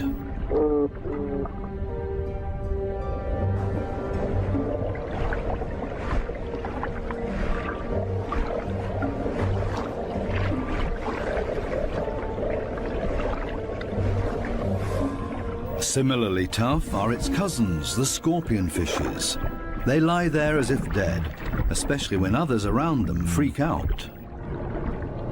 And even when moray eels fight with lionfishes for food.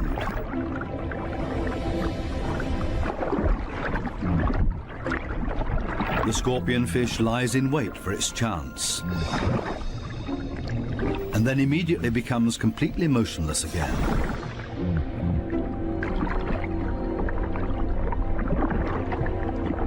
The only difference is that it raises its dorsal fins with the poisonous barbs inside, is completely still but now also armed.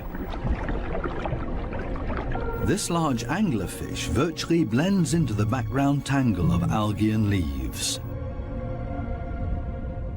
Right now, the anglerfish is on high alert. It ejects a large cloud in order to throw off predators.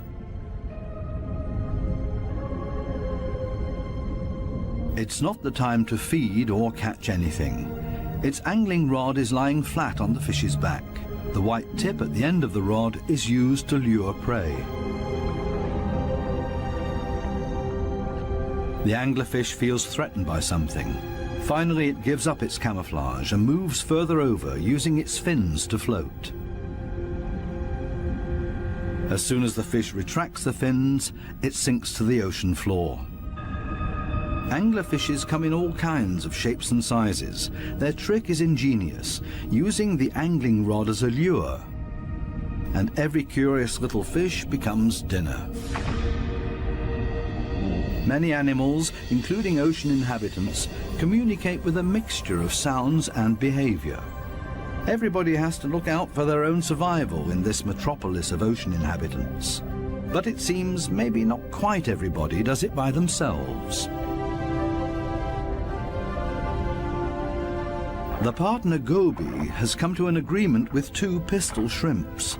The goby keeps an eye on things while the shrimps keep maintaining their hole.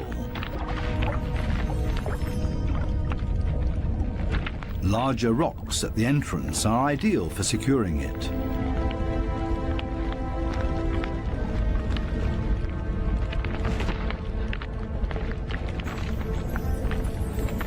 They're an experienced team.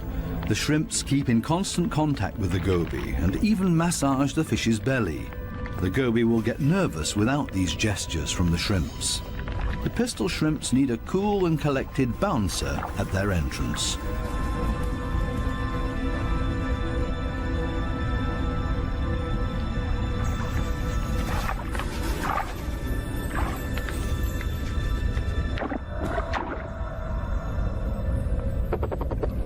Teamwork. This is where the anemones settle with their poisonous tentacles.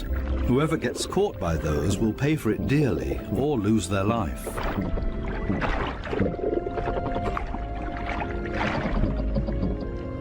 No wonder that there is virtually no one who likes to settle here.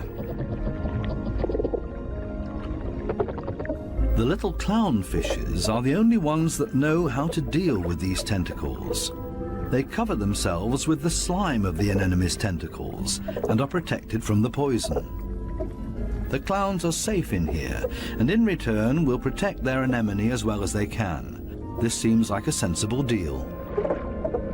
But on occasion, the anemone will pull the tentacles inside its column-shaped body, which means the clownfish's home is gone. When this happens, they panic and look for another anemone that they can hide in for the time being. Unfortunately, this one is already occupied, and the next one as well, and this means having to fight its current owner. There's much to lose for the clowns. Without the anemone, they can't procreate. The clownfishes attach their eggs to the bottom of the column-shaped foot of their anemone, hidden behind the poisonous tentacles.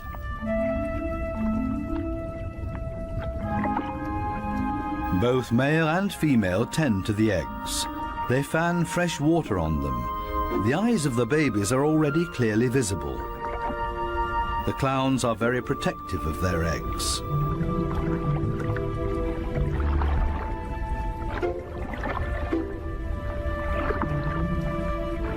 It takes the two of them to protect their offspring, and only in conjunction with the anemone. Everybody in the reef has to take special care of their young. If they don't, it means their species will simply die out. So it's not surprising that everybody gives it their best effort.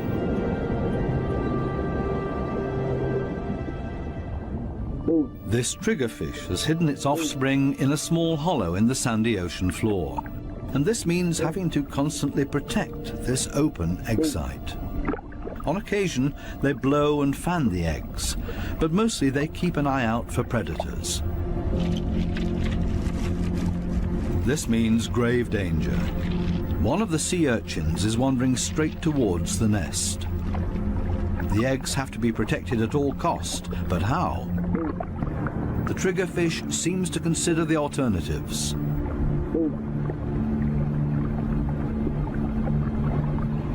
But then it blows and then rams the sea urchin. Again and again until it breaks. The sea urchin's guts spill out into the open. A few more hits for good measure. The danger has been averted. Everything else is easy.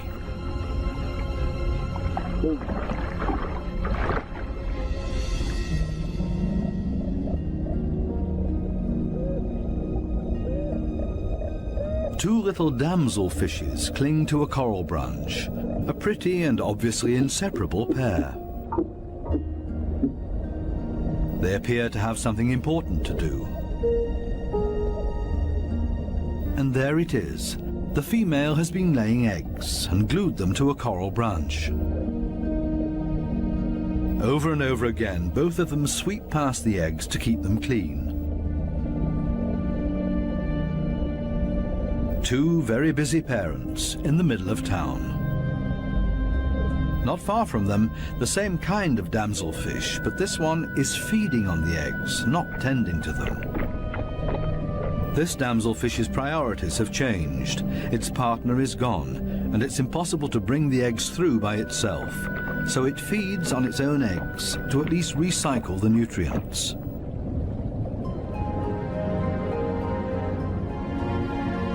There are many different strategies to give one's offspring a good start. Some are surprisingly easy.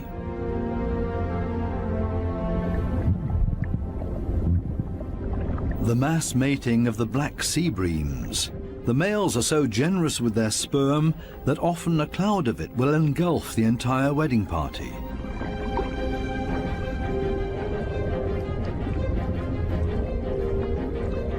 Countless couples and constantly in motion.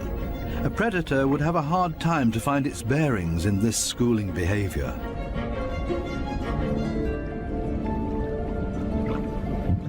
The fish's instincts cause them to mass mate in order to ensure the survival of their species.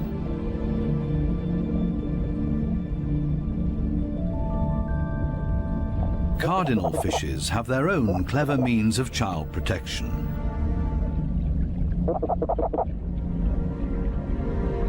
It's not time yet. The couple are still flirting and courting with each other, going around and around.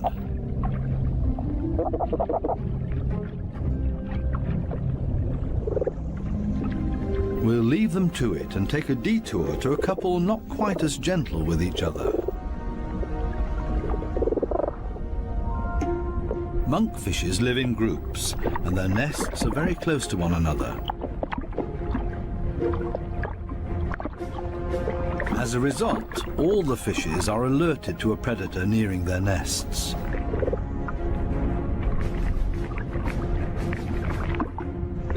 Hermit crabs love to feast on the eggs of the monkfishes, so the protective parents are all getting nervous.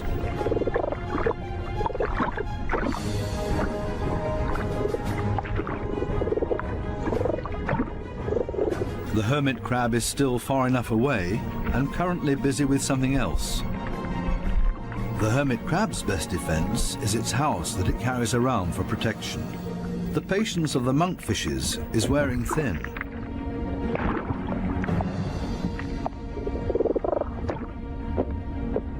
Now everyone attacks in order to bowl the crab away from their nests.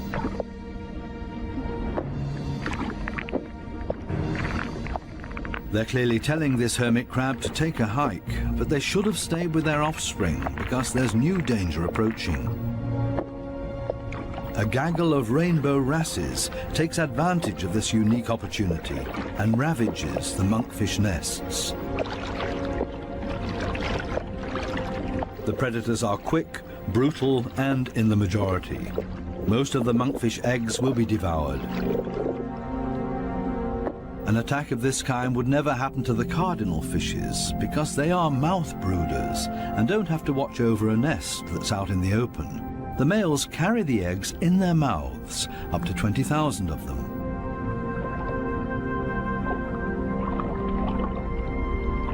A mobile nursery. They're safe here in their father's mouth, unless, of course, he gets eaten.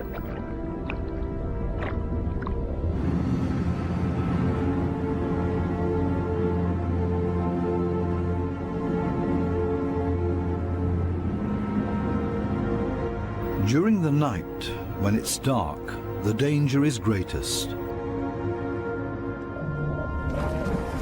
These underwater cities have a very active nightlife with special attractions.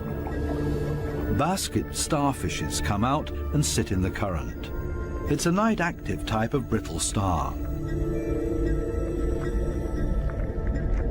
With their arms full of tiny little hooks, they filter plankton out of the water to feed.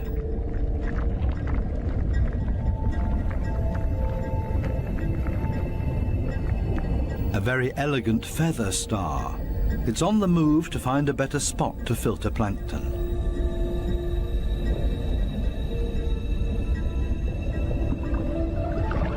This Spanish dancer is even more graceful and elegant than the brittle stars. It's a type of nudibranch.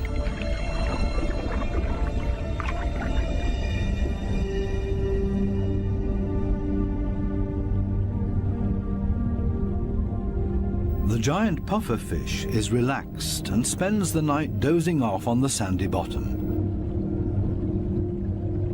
Others prefer the safety of their quiet bedroom, a surgeonfish. Everybody settles in for the night as comfortably as possible. The parrotfish tucks itself away in its mucus cocoon for protection against predators. Everybody's sleeping arrangements are different. The poor triggerfish has to stand guard by its nest all night long. There's no time to rest.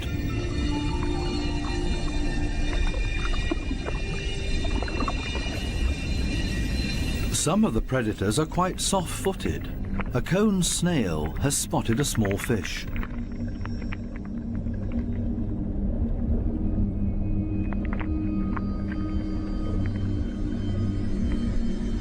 The snail is fast, and the prey disappears in the blink of an eye.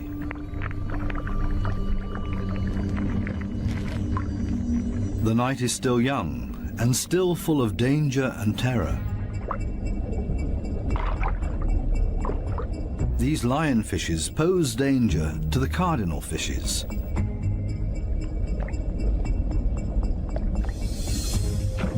Lionfishes suck in their prey.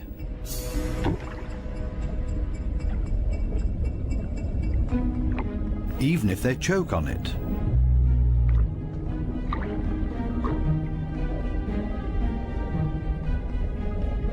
They're hanging around waiting for their chance.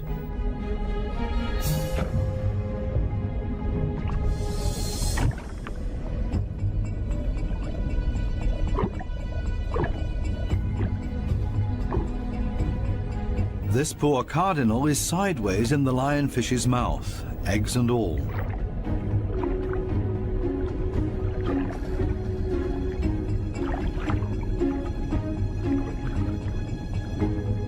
Lionfishes aren't the most elegant predators, with all their attachments and frayed fins.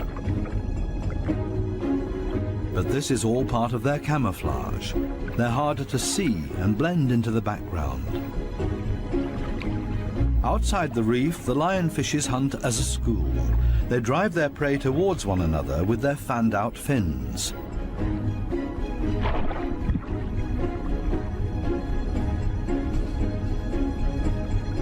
They prefer to attack from above, cornering their prey. This is not a different location, just different light. These special blue lights totally change the appearance of the reef.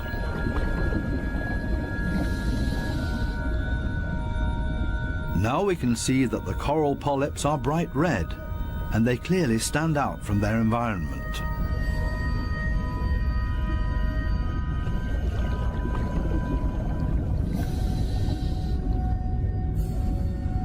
A new and fascinating perspective on the communication of many ocean inhabitants. And suddenly an eruption of sorts.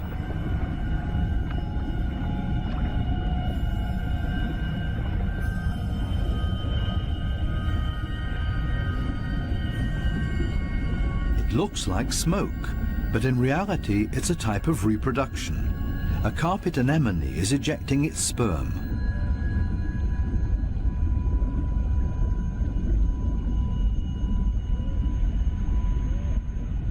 In the blue light, it looks like a dramatic eruption.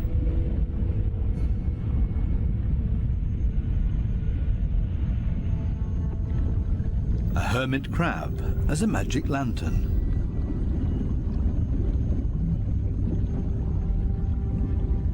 The blue light brings out these colors.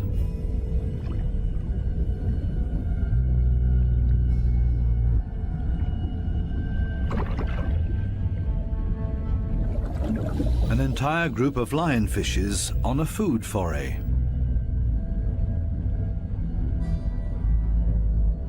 The animals don't seem to know any fear. It seems that they're well aware of the poison they carry in their back spines. They even use the light of our dive torches to their advantage. There's no nightly rest to be had here.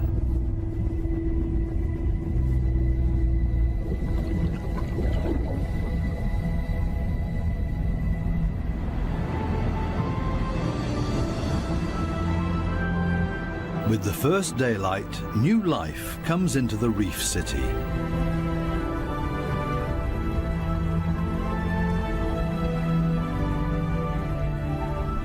They all seem to start going again, ponderously with armored fins.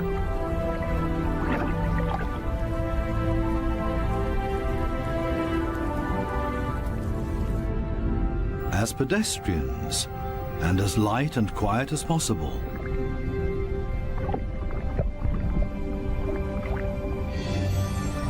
Mother and daughter, elegant and synchronous. Some have to hustle along on 10 legs. This spider crab runs straight into a brittle star gathering. A giant smash-up in the early morning. Wildly flopping around, everybody tries to get away.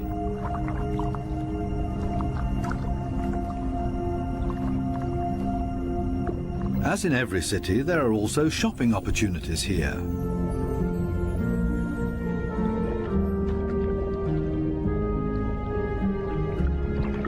This moray eel knows her shops well. She rushes to her favourite store every morning.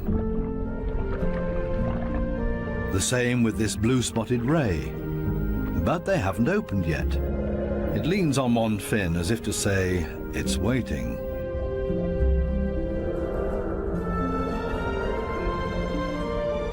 Similar problems in a branch further up.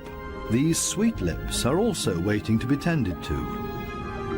Here they come, a little late this morning. The small cleaner wrasses are starting to open their shop and are hungry. They're ready to rid their customers of parasites. This ray is also being served. It likes to have its gills cleaned. This is a barter business. One side gets cleaned, the other fed. A very fair deal.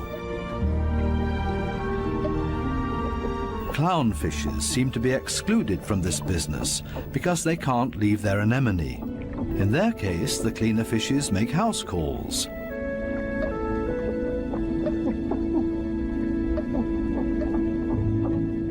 This snake eel is also otherwise engaged, and the cleaner shrimps are also making house calls for him. Finally, it's the moray's turn. It has a lot of nutritious freeloaders on its skin and in its gills.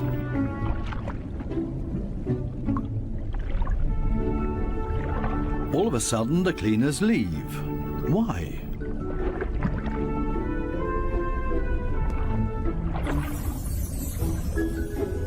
This Titan triggerfish is no better off. The treatment has stopped before he was finished. The cleaner fishes have new customers, clients that have never come to see them before, and they're now being preferred over old customers. The point is that these new clients will like the service here so much that they will come back again. The regular customers have to be patient and wait until the new clients are finished. Cleaner fishes operate solely according to economic rules. This guy has also come for the first time and quite enjoys their service.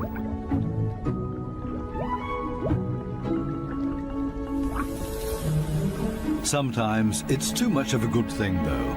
This small black-spotted puffer just wants to look around and is not asking for a cleaning at this time. It swims away quickly and clearly annoyed. It's time to go back to the regular customers before they get impatient and leave for good.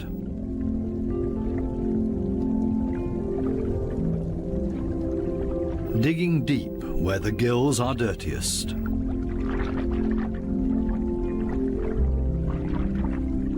One last time through the mouth, and it's as good as new, and the teeth squeaky clean. Now this male moray can start looking for a suitable female. She is clearly not interested in male visitors. This next dugout also does not look encouraging.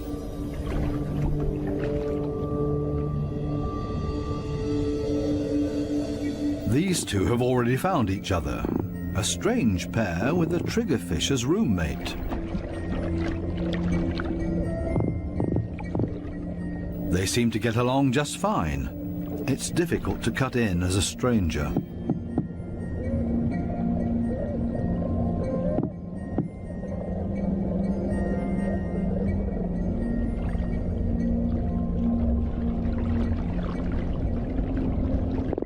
It would also be well advised to stay away from this giant triggerfish.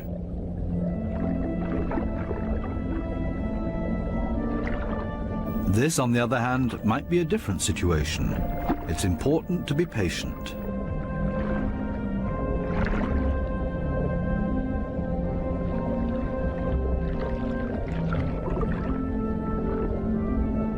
This female moray does not seem to be too reluctant. She's showing her teeth, which is not a sign of aggression, quite the opposite.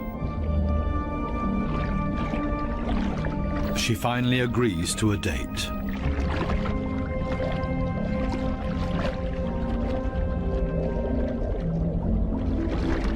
The two of them are getting to know each other.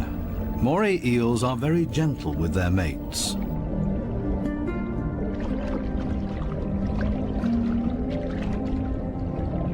And they're good for another surprise, as partners of a phenomenal hunting party.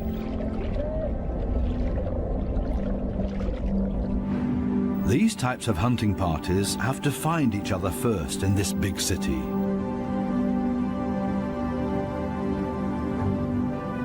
The right place for the Moray and her partner. The Morays cooperate with the groupers. It's not so far-fetched. The grouper hunts in the open and the Moray inside the reef. The Moray is able to get in between cracks and crevices that the grouper can't get to. Together, they're a strong team. A grouper that's trying to convince this Moray to hunt with him. The grouper signals this to the Moray by rocking back and forth and shaking for all it's worth. All for nothing. This Moray doesn't understand and stays in its cave.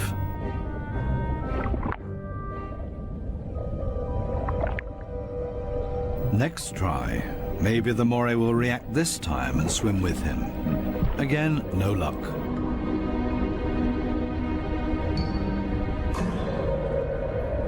Finally, this Moray seems to understand the grouper and is hungry. The grouper tilts its head and the Moray accepts his invitation. Together they swim through the reef. The Moray prefers to swim between the dark alleyways, and the grouper decides it's safer to stay on the main streets around the reef. This is not the right place. The grouper expected to find scared prey here. The Moray takes a break and waits. It's not going to happen this way.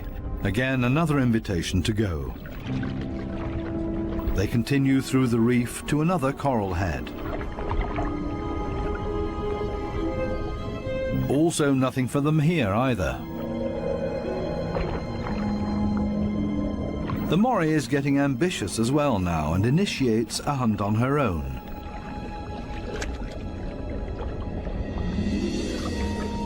She might be better at finding hunting spots.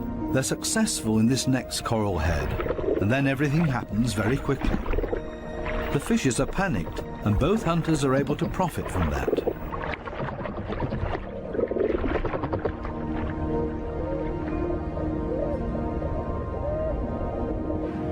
This coral city offers living space for millions. Many hideouts and crevices provide protection for everybody.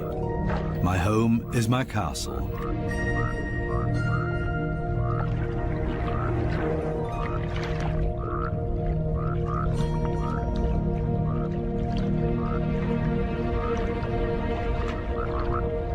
While some escape between sharp corals, others curl up in a ball.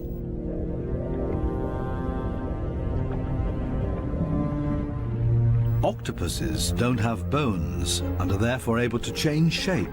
Their homes are usually very tight and space-saving.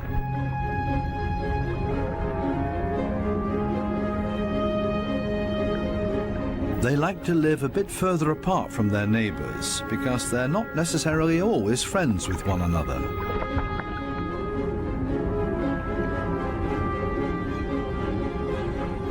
It might be best to put up a wall of stones between them. The ocean offers many hideouts, which is synonymous with survival for many ocean inhabitants.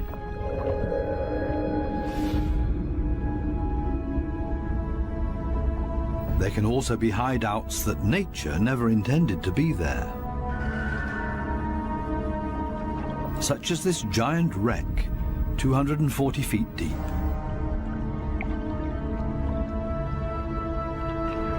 A research submarine on its way into the deep comes across a sunken freighter. It's an artificial world with countless nooks and crevices to offer protection and a home for many ocean inhabitants.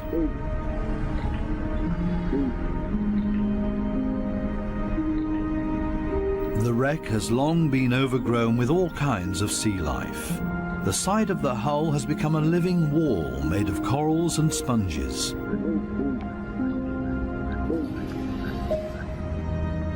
Sunfishes, with their odd form of movement, patrol this area. They're looking for jellyfish.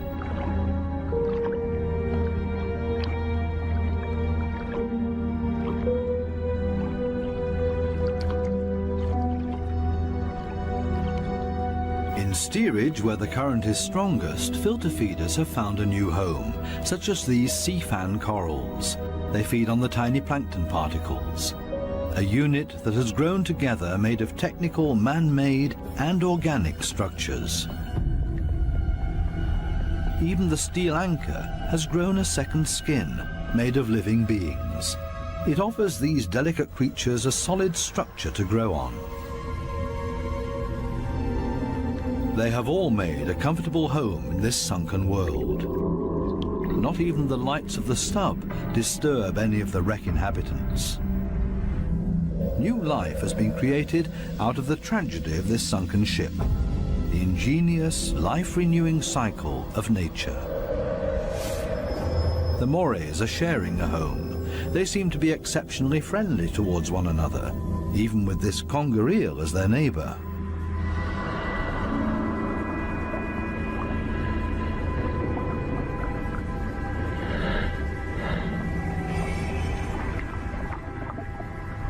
Even the octopus remains unharmed by the morays.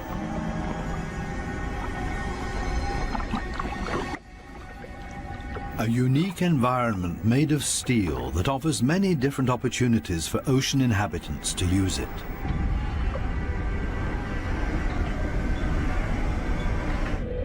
Even this fishing net offers a conger eel a place to hide.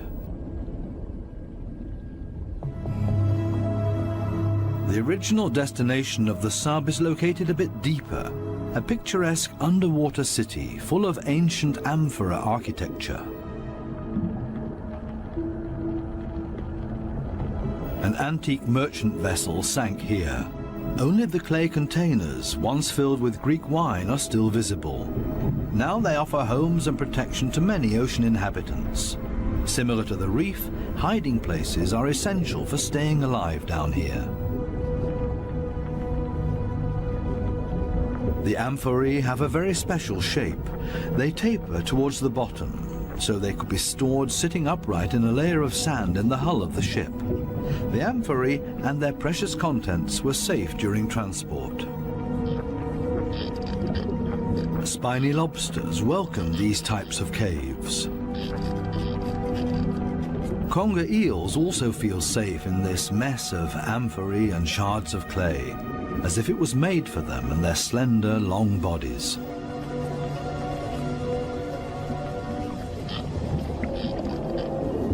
The city of amphorae on the ocean floor provides countless opportunities to observe, disappear, and be unseen.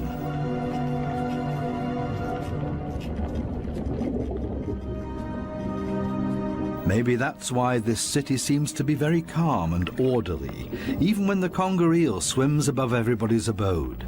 Nobody panics because they only have to withdraw slowly into their homes and are safe. The same goes for this forkbeard.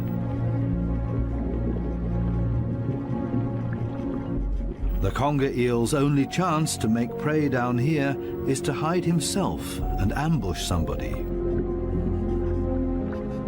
The sunfishes also don't have much luck feeding here, for the same reasons as the conger eel. On the other side of the globe, the Spencer Gulf in southern Australia. Every year, hundreds of giant cuttlefishes meet up to mate. The rocky seabed offers great holes and caves to hide the eggs.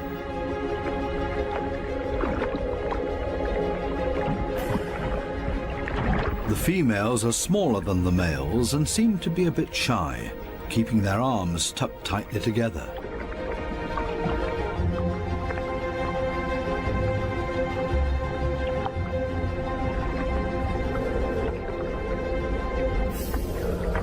The males, on the other hand, present every bit of themselves openly to impress the females, but also other males that are potential rivals. When the going gets tough, it's always a good idea to hide behind the safety of a cloud of ink.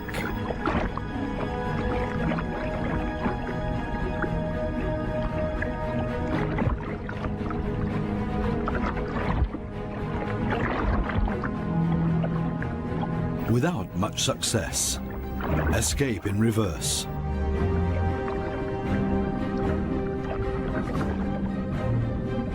Only the strongest of them have a chance with the females. He's a winner and courts his female by changing his color to interesting stripes. She has agreed to mate with him, and they hug tightly. He deposits his sperm package into her mantle opening. Immediately afterwards, she withdraws into one of the caves on the ocean floor in order to avoid courtship from other males. A clear signal. The male is protecting his female from other rivals.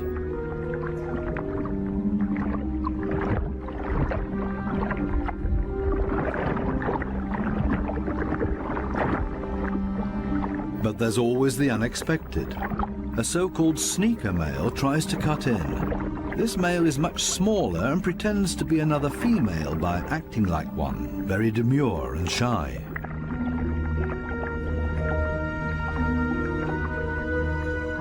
All seems to be fine in the den. He's busy chasing away other rivals from this new supposed female. Especially now that there are two females under his protection. It can't hurt.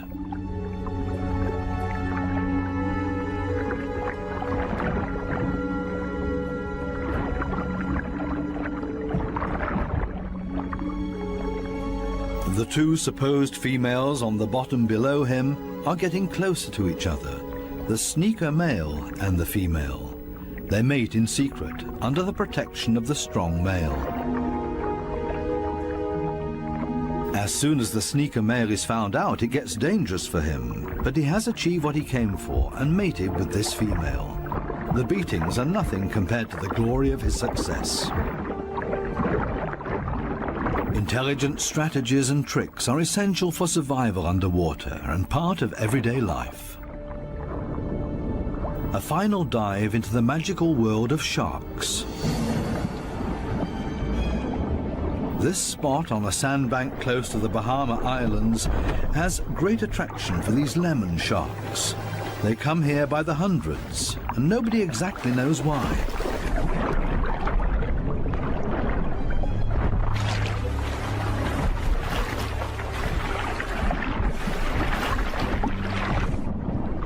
This sandy plateau in the middle of the open ocean is easy for scientists to get to.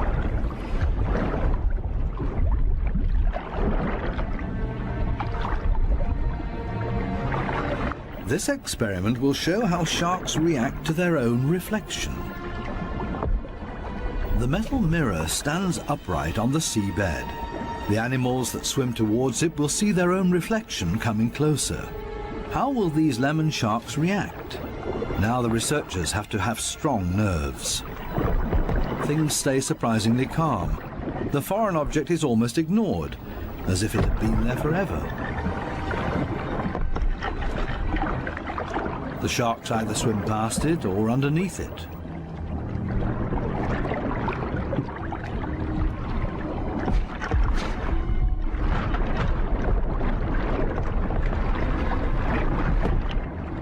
The scientists expected a bit more, and soon the sharks lose all interest in the mirror.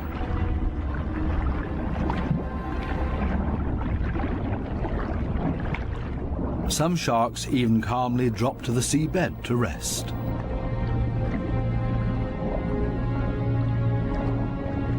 The only ones alarmed by this behavior are the remoras that like to keep moving.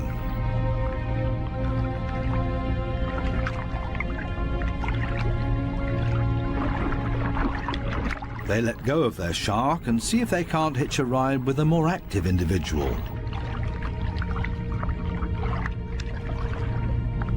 shark hopping.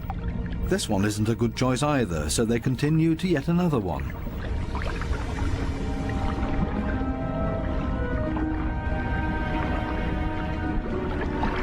All of a sudden, something happens to the mirror, and the peaceful afternoon on the sandbank changes quickly into the complete opposite. The rope that the mirror is attached to loosens and the mirror falls over.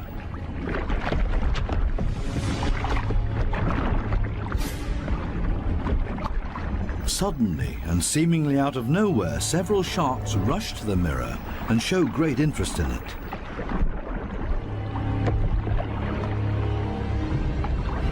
They smell and touch it, and they get more and more excited.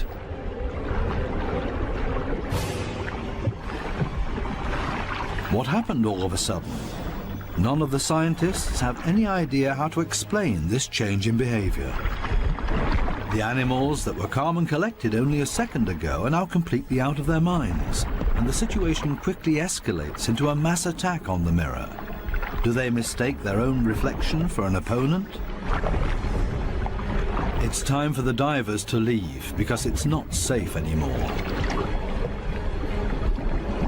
The communication of the ocean inhabitants continues to offer new and exciting insights, though we will probably never fully understand them.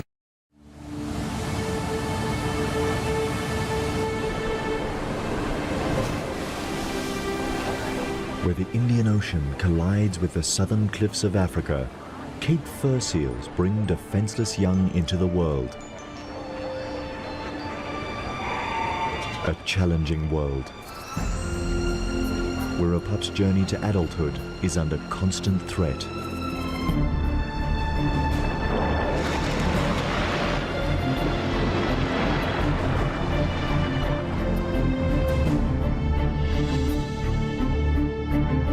A dangerous voyage of a seal led astray by one of nature's most mysterious migrations, followed by hundreds of hunters, hungry for one of the ocean's most awesome events.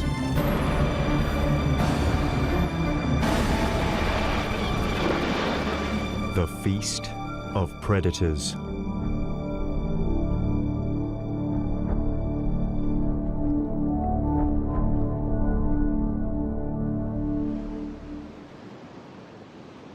Winter on the untamed shores of the wild coast.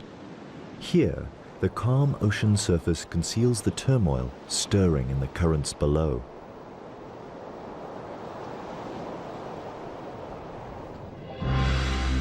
Millions upon millions of tiny fish swimming for their lives. A formidable migration called the Sardine Run. A 10-year-old bull seal plunders the shoals. But he's not alone. He is a rogue in the midst of an army of predators. This is their annual feast.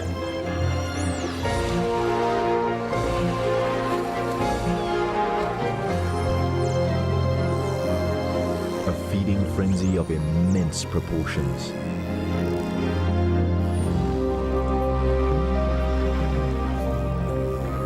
The attack is relentless, and now the sharks join in.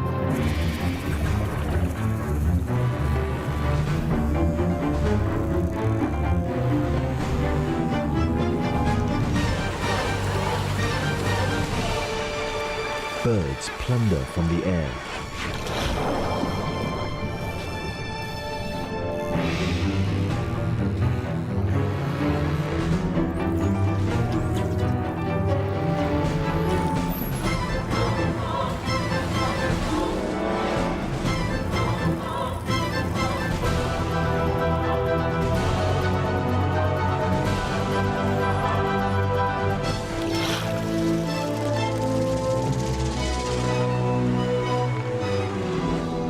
Eventually, the feast comes to an end. For the bull seal, this was a royal banquet.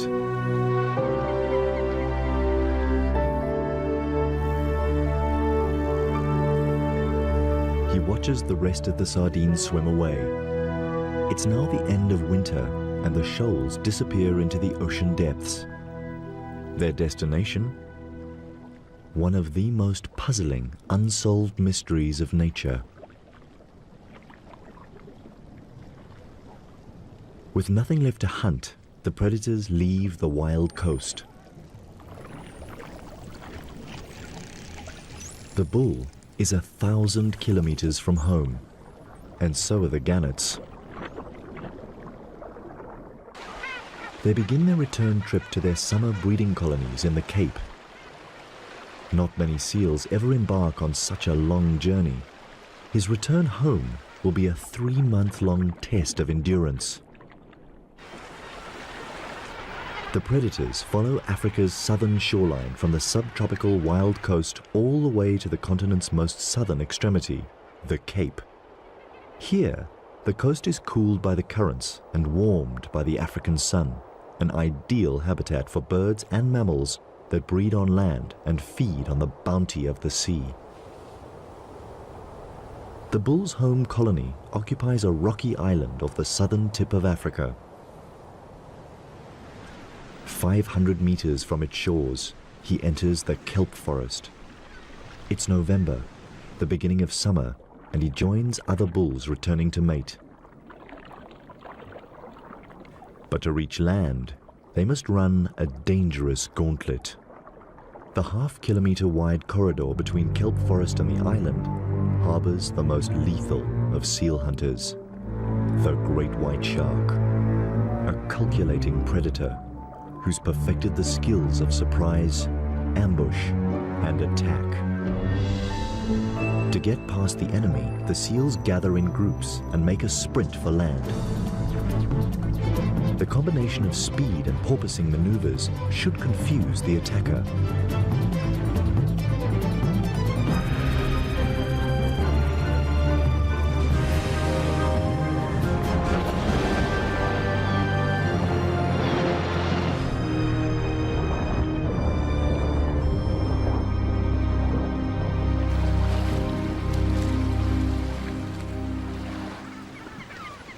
Every run of the gauntlet could be a seal's last swim. Survival depends on the luck of the draw.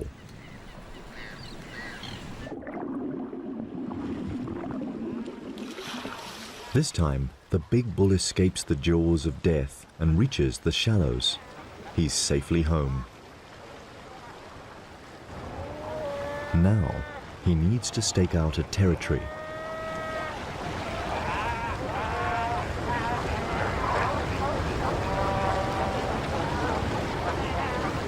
He has the advantage of being the largest bull around, and in a seal colony, size certainly matters.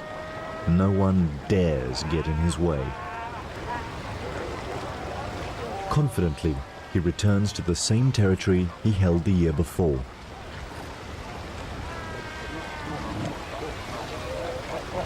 "25 square meters occupied by 15 consorts.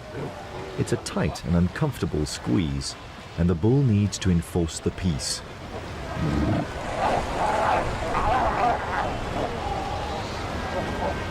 He also won't allow any other males to invade his turf.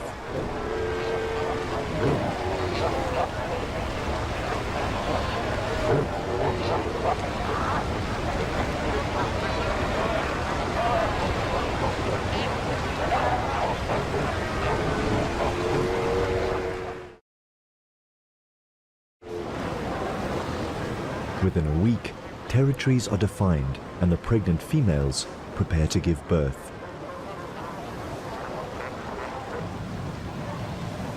One of the bull's concubines goes into labor.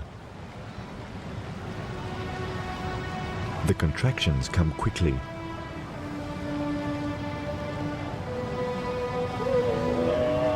She's in pain, and the father of her pup takes no notice.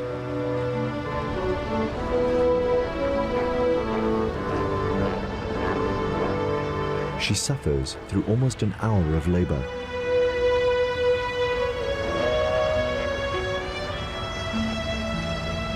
The bull has no interest in her yet. His only concerns are the females in estrus.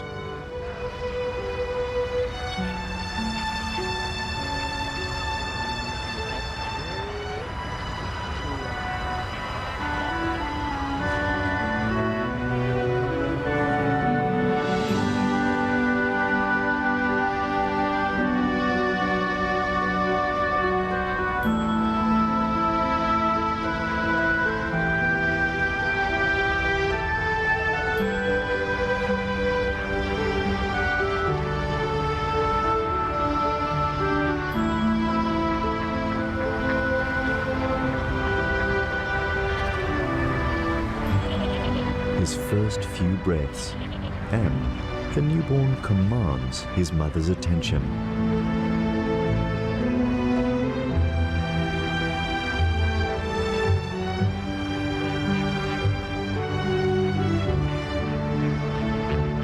"7 kilograms and larger than most newborns. The perfect recipe for a seal that might attempt a journey such as the sardine run. But for the moment, his world centers on his mother. Their individual call, smell, and touch develop the imprinting that will bond them for the next 9 months. While Mom rests, he finds his source of milk and figures out how it all works.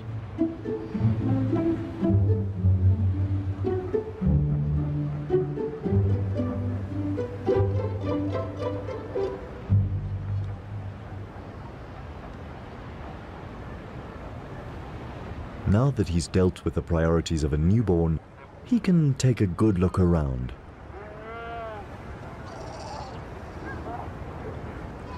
He's not the only newborn on the island. Within a month, all the pregnant females of the colony give birth to ensure that they will all mate again before the bulls leave. The scavengers keep the island clean.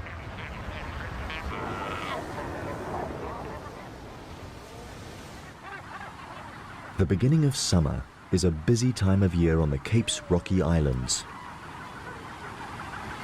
It's the seabirds' breeding season too.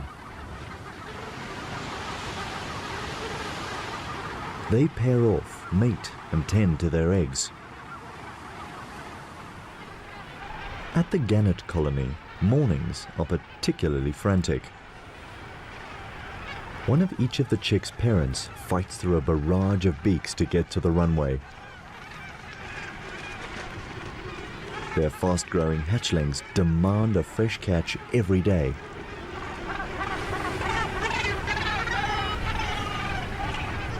Gull parents have it easier. They pick up whatever the tide washes onto the beach, although they're not too keen on sharing.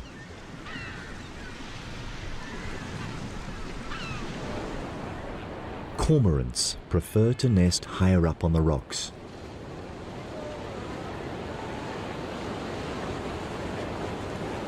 The catch of the day is liquidized and regurgitated on demand.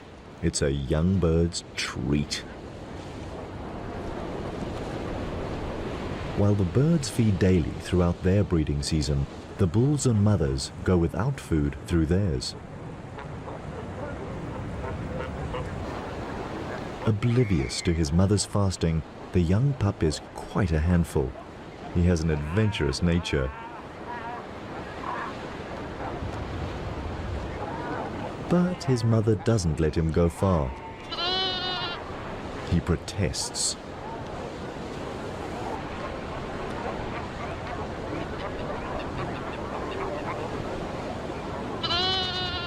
A week into the pup's life, and his father ambles towards him for the first time. 300 kilograms of pure strength, an icon for the pup to aspire to.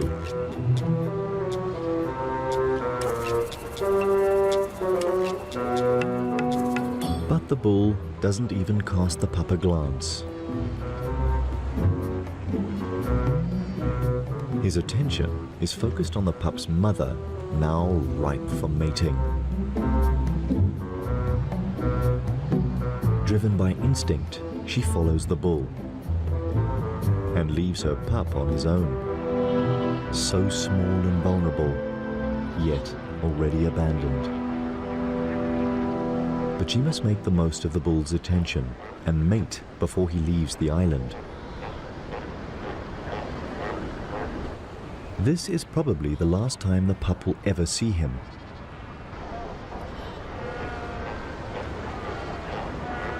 The life of a newborn seal is no easy ride. By the end of December, the bull has fulfilled his only paternal duty, impregnating the females with his strong genes. For the next year, he will roam the ocean south of Africa, and perhaps he will follow the sardine run once more.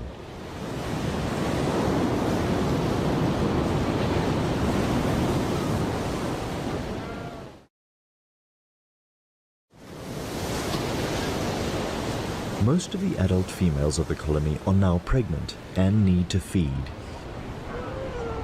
After 2 weeks of fasting, their fat reserves are depleted, and the pup's only source of nourishment, his mother's milk, is running low.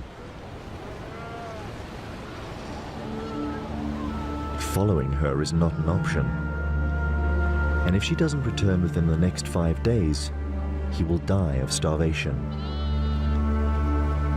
Abandoned first by his father and now by his mother, life is not looking good for the pup.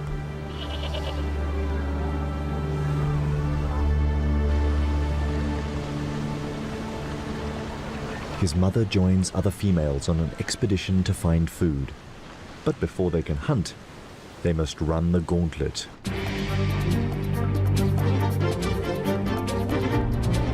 Once again, the cunning stealth of the great white shark is measured against the lightning reflexes of the seals.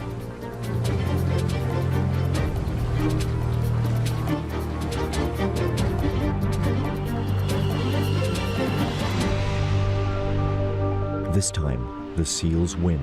They spot the shark before it can make a move.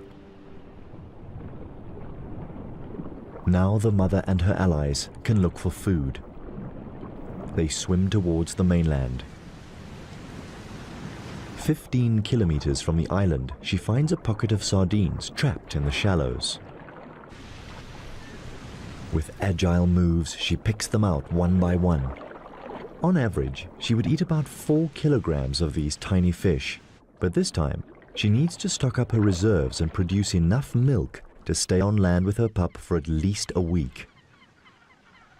This small school of sardines is just enough for a filling meal. Sardines thrive in these cool waters. Their habitat spreads over a 400 square kilometer underwater plateau that stretches south from Africa's shores. The ocean here is crammed with their favorite food, microscopic plankton, making conditions so perfect that these waters support billions of sardines, some of the largest breeding stocks in the world.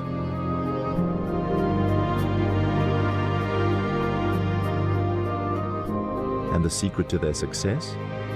Flood the waters with an oversupply of eggs, a vast majority of which do not hatch. But those that do develop quickly, and within 4 days they hatch into larvae. They're plankton size now, bottom of the food chain, and even eaten by their own kind.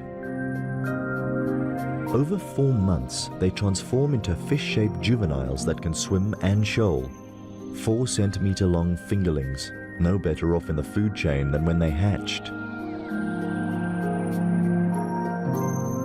And even when they reach adult size, they'll still be pursued by larger predators. But to catch a sardine, the predator has to be as agile as the fish. Mammals that hunt in water require custom-built features to capture their prey. Seals can remain underwater for over 10 minutes by slowing their heart rate and storing oxygen in their blood rather than in their lungs. Their nostrils are naturally closed when relaxed and compressed even tighter by the water pressure.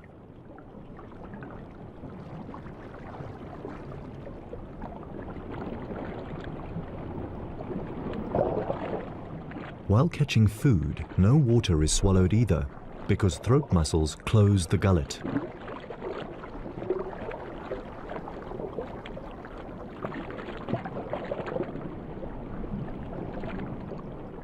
While the seal mother gorges on the sardines and rebuilds her fat reserves, back at the colony on Seal Island, her adventurous young pup has found a playmate.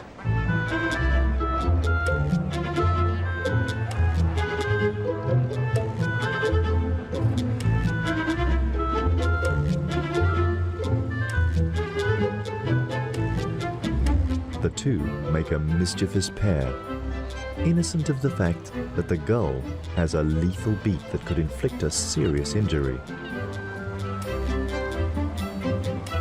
The bird is quickly forgotten and the two playmates romp and fight, already training for adulthood. By midday, most adults laze in the sun, or sky point, a comfortable pose for a seal. And if adults do it,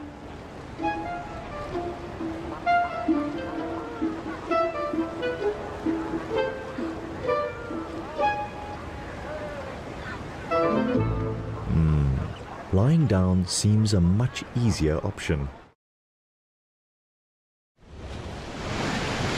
2 days alone, and the pup has played with his newfound friend and explored his surroundings. It doesn't seem too bad without Mom.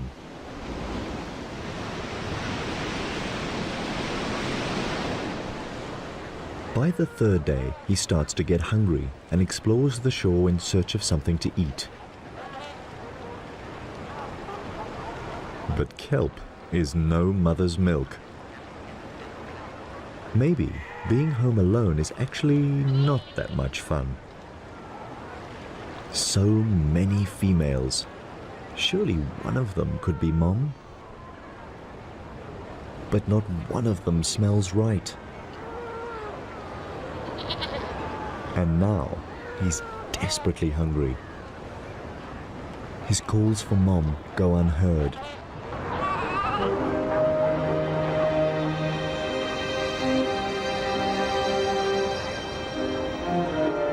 Then he finds a source of milk from a female suckling her pup, and he tries to sneak in for a drink. But he's caught out.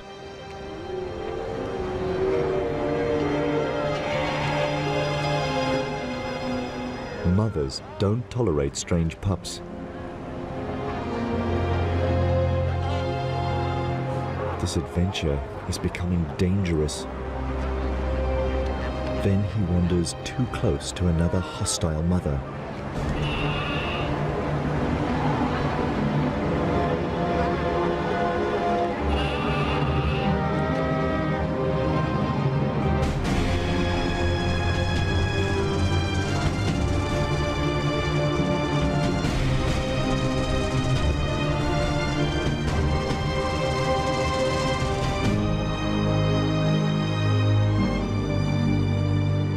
Could have been killed.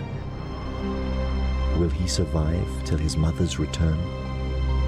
More importantly, will his mother return?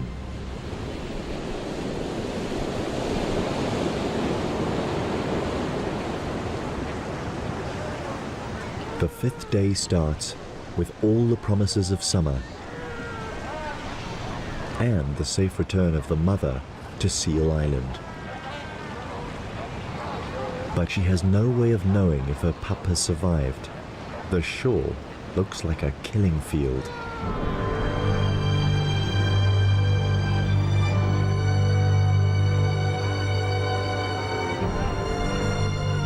She calls and waits for a reply.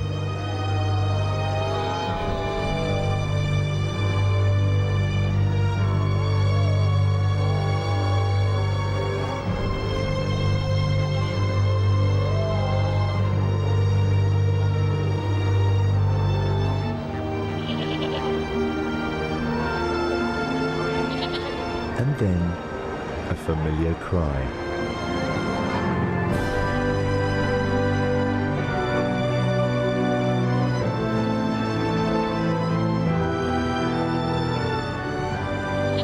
Mom is